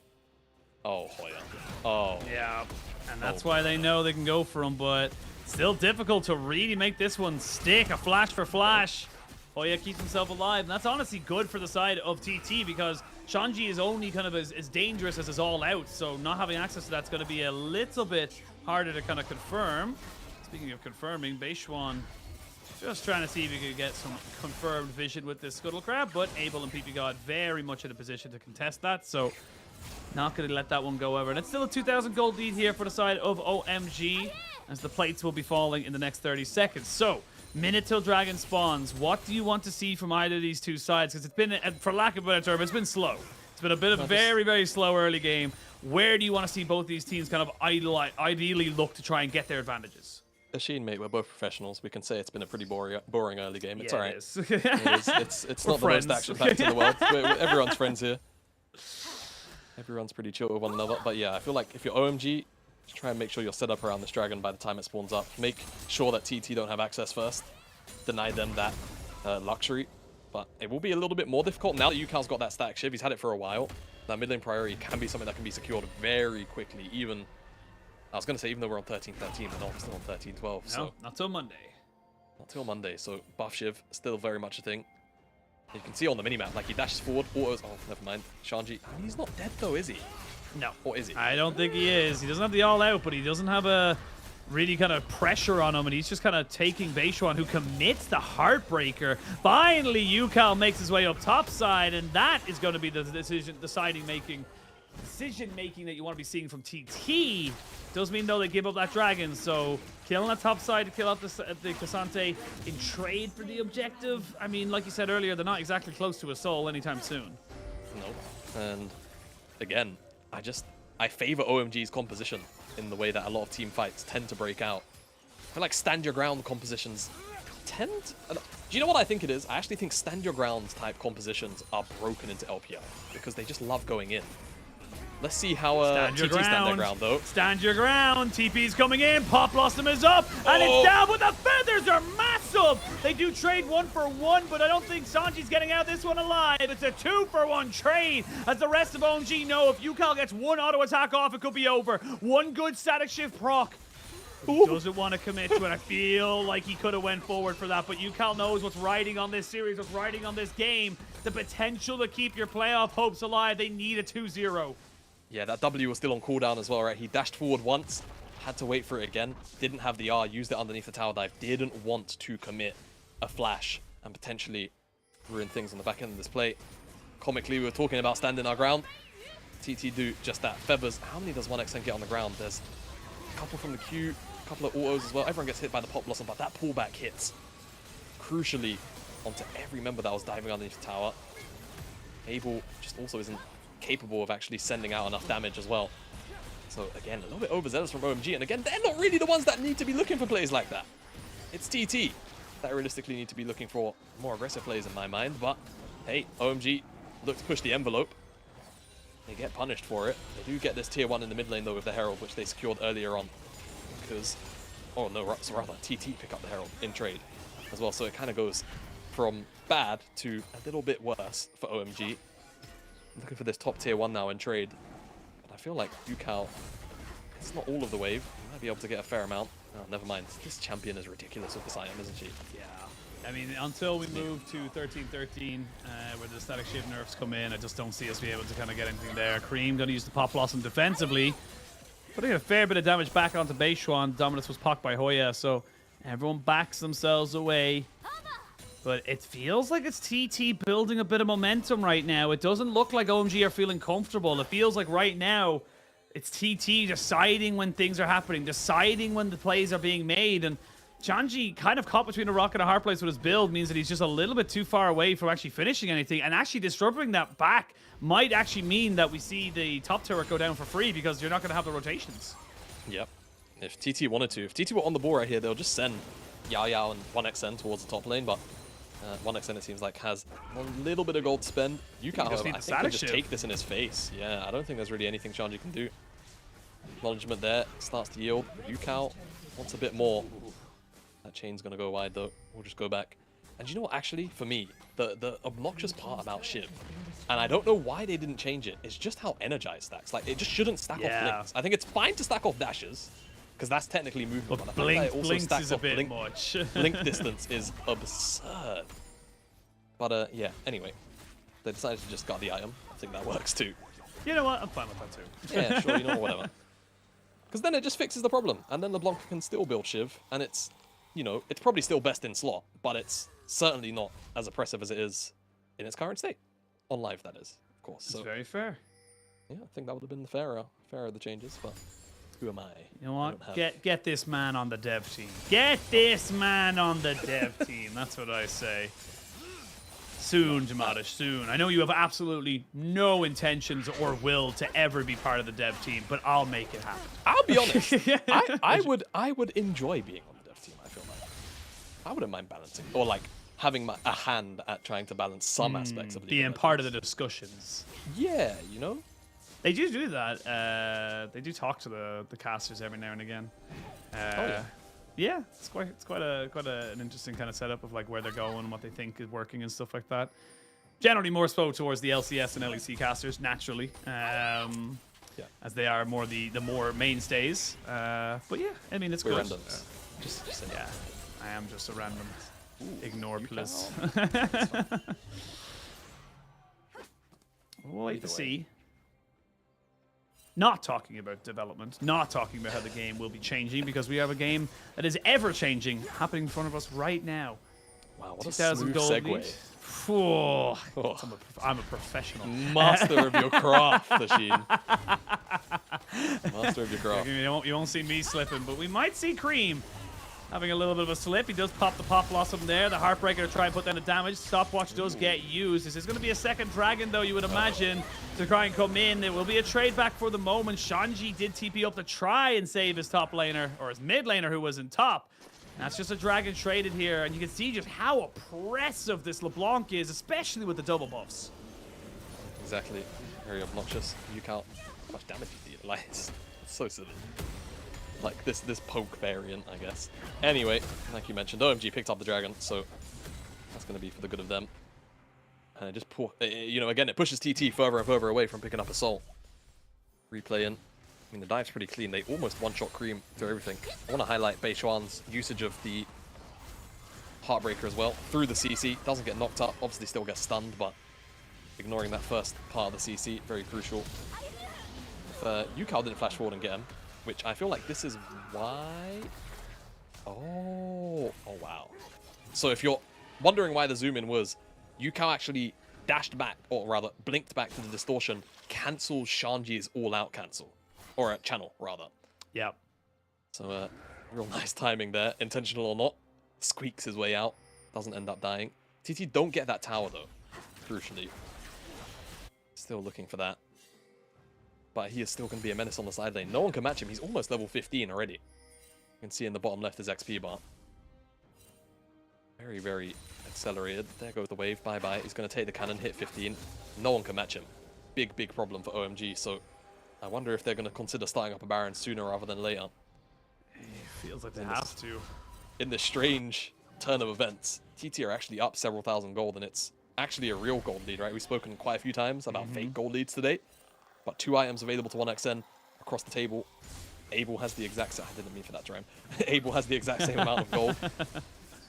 And Yukal, of course, up in the mid lane, and so is Beishuan against Arki. So something has to happen relatively soon.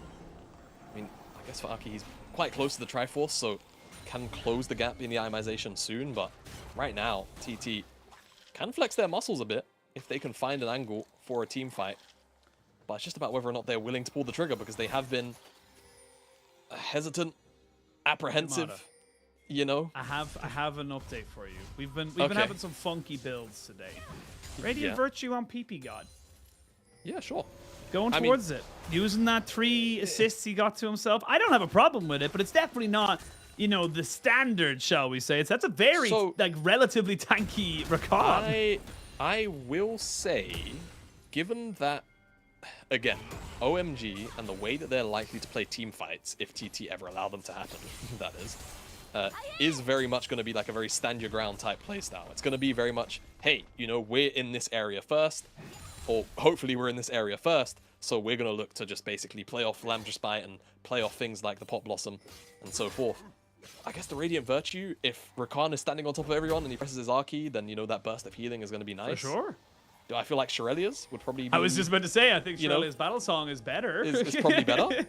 Yes. And but cheap, again, well, it's look, cheaper a little bit. I'm always happy to see, you know... Innovation.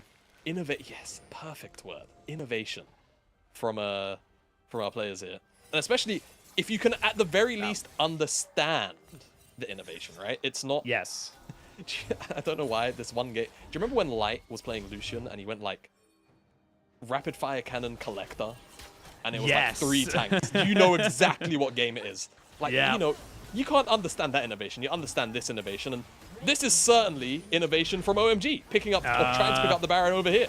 Yeah, and a 1v1 they're losing, so they're trying to like force this off of him right now. Beishuan may just be able to get himself Heartbreaker over the wall. Full summoners available for everybody available in this pit. The Baron down at 3,000 HP, 2,000. That is stolen! OMG will not be getting themselves that buff, and now you can see PP God really utilizing that extra Radiant Virtue health to keep himself alive, but for how long? As TT find Hoya right on the back. Hello, dearies. How are you doing today? TT are smashing OMG. There's no other words for it, and the Miracle Run is still alive and well. It's still alive. They've got Baron and multiple members dead. This could be an inhibitor if they can chunk this tower quick enough. It's one minion. Beichuan's going to tank it up. They'll get through this HP bar. Not sure they'll get the inhib, but the work will be mostly done here for TT. They can recall. Even get this tier 2. Maybe no. Wow, 1xn tempo recall. Maybe you can finish it off instead. Yeah, not an issue at all. OMG, they're on the cusp of losing another series. Back to back. In a race where you would have looked at this schedule and you would have assumed that this would have been a relatively simple series. TT on good form or not, but I don't know. Looking for the flip here. Arki almost had it timed up perfectly, but couldn't quite find the third auto attack with the smite. H1 wins out, and then they're just all in the pit. No one can really survive. Aki, Shanji as well. Everyone just dies. Everyone's caught out in really awkward angles. Now they can get this dragon after breaking the base on the top side, and then look to siege. Probably alongside Yukao. Just let Yukao poke out. He's level 18 at 25 minutes in the game. 283 CS. He's been an absolute machine on this LeBlanc. This is why you see it banned so frequently right now on this patch. You just don't want to have to deal with it. But fortunately, OMG did not get that memo. Assassinations. It does everything. It does absolutely everything. As, again, TT, this is exceptional. Like, I really do think that, praise where praise is due. This team looked like it was completely washed comparatively to its spring performance. A lot of people, Lyric in particular, was a big UCal and TT enjoyer. And it did feel like they were just kind of lost. They didn't know where they were going. It didn't really kind of come together for them. They tried to make a change in the bot side that, as you mentioned earlier on, wasn't sticking that great, wasn't looking that, great of a change, but 1xn really stepping up, and the rest of the team as well. Beishuan, Yukao finally showing out that they can play cohesively as a team. It's not just Yukao versus the world, it's Yukao and the team. It's everyone on TT finally coming good at the best possible time, but whether or not they're going to make it to playoffs is a different story. They would only technically be one series behind the NIP with this win, and that's when things start to get a little bit hectic. It's the kind of fairy tale that you hope has a happy ending. Yet to be seen. I can't break open the base on this Baron. I'm just going to look for a recall. OMG, I guess hold fast for now, but they're still 10,000 gold down, so a big, big gap to close. Fortunately, a lot of it is actually in the mid lane, so if Yukao can be shut down, you can actually see a fairly even fight from OMG, but as I say it, obviously TT just based, so gold. Yeah, let's see where the items lie now.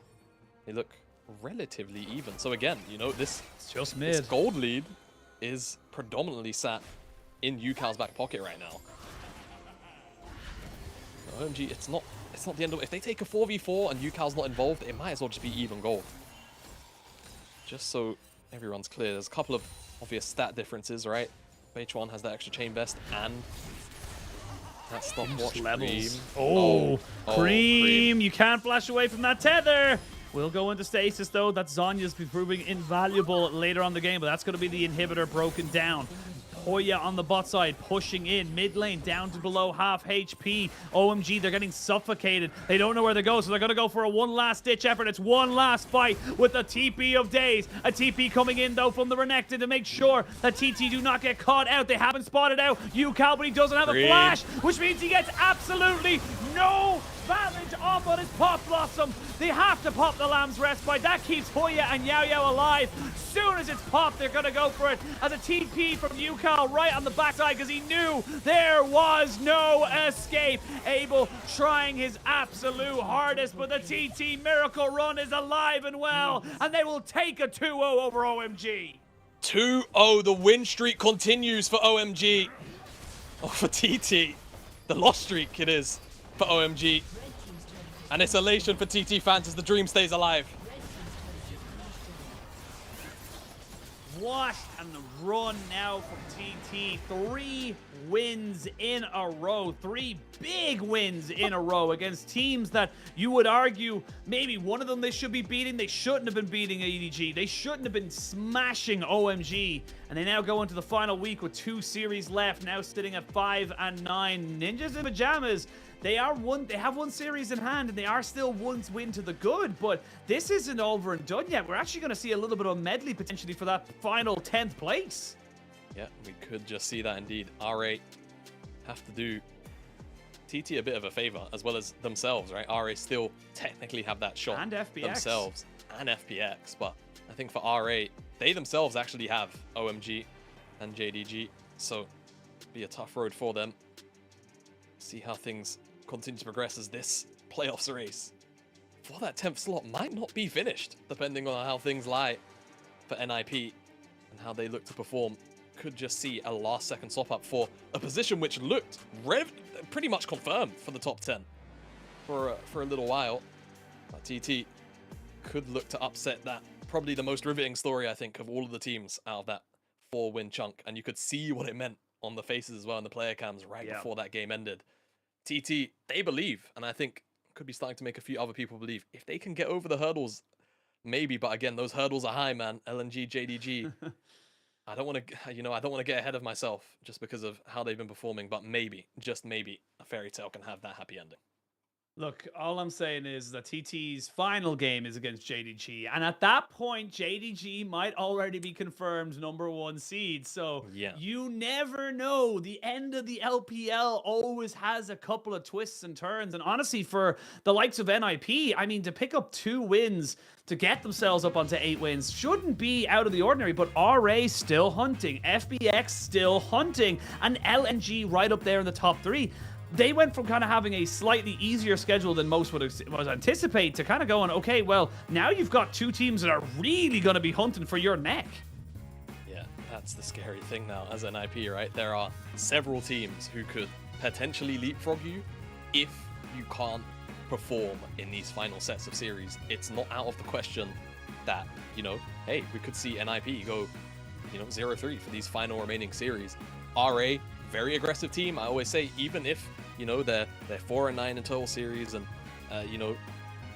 they're not necessarily sitting the prettiest, the fact that they love the aggression in the way that they do, and it's always through like mid jungle, that's an issue for NIP, which I feel like if their mid jungle collapses, it doesn't matter about what happens on the rest of the map. Like, Angel and Shadow are kind of crucial to how that team operates. So even looking at that series, that's very scary to look at. And you can argue the same thing for the FPX series, because it's Care and Hacker as well. So yeah, definitely for NIP, they're going to be looking over their back now, seeing that TT have won this, and knowing that they're dealing with 2 teams who are sat at 4 wins. Fate is still in their hands at the end of the day, right? And they are sat higher in the standings than those 2 teams, but they have to perform. Otherwise, if they don't pull out wins against the 2 teams that they are expected or should beat by table standards, they then stare down the barrel of LNG as their final series of the split.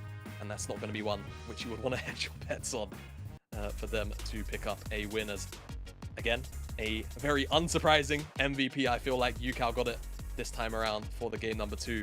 Just dominated from start to finish, right? He had a little bit of an early laning deficit as to be expected in the lane matchup, but as soon as he hit that shiv, it was pretty much lights out and no one could answer him.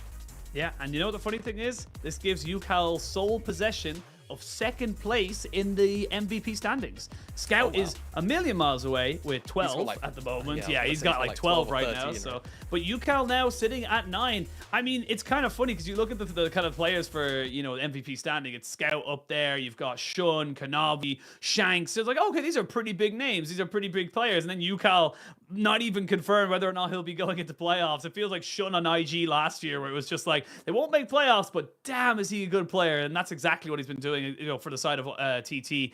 And the energy, and I really think it's so hard to not love the UCal story for TT coming into this split, because his energy is so infectious. He wants to win, even when everyone was writing them off 3 series ago when they were sitting on 1 win out of their first, I think it was like 6 or 7 series. He was the one who stood up and was like, we gotta win. Every time they've won now, he's been jumping out of his chair because he knows it's not over just yet. Yeah, he knows, right?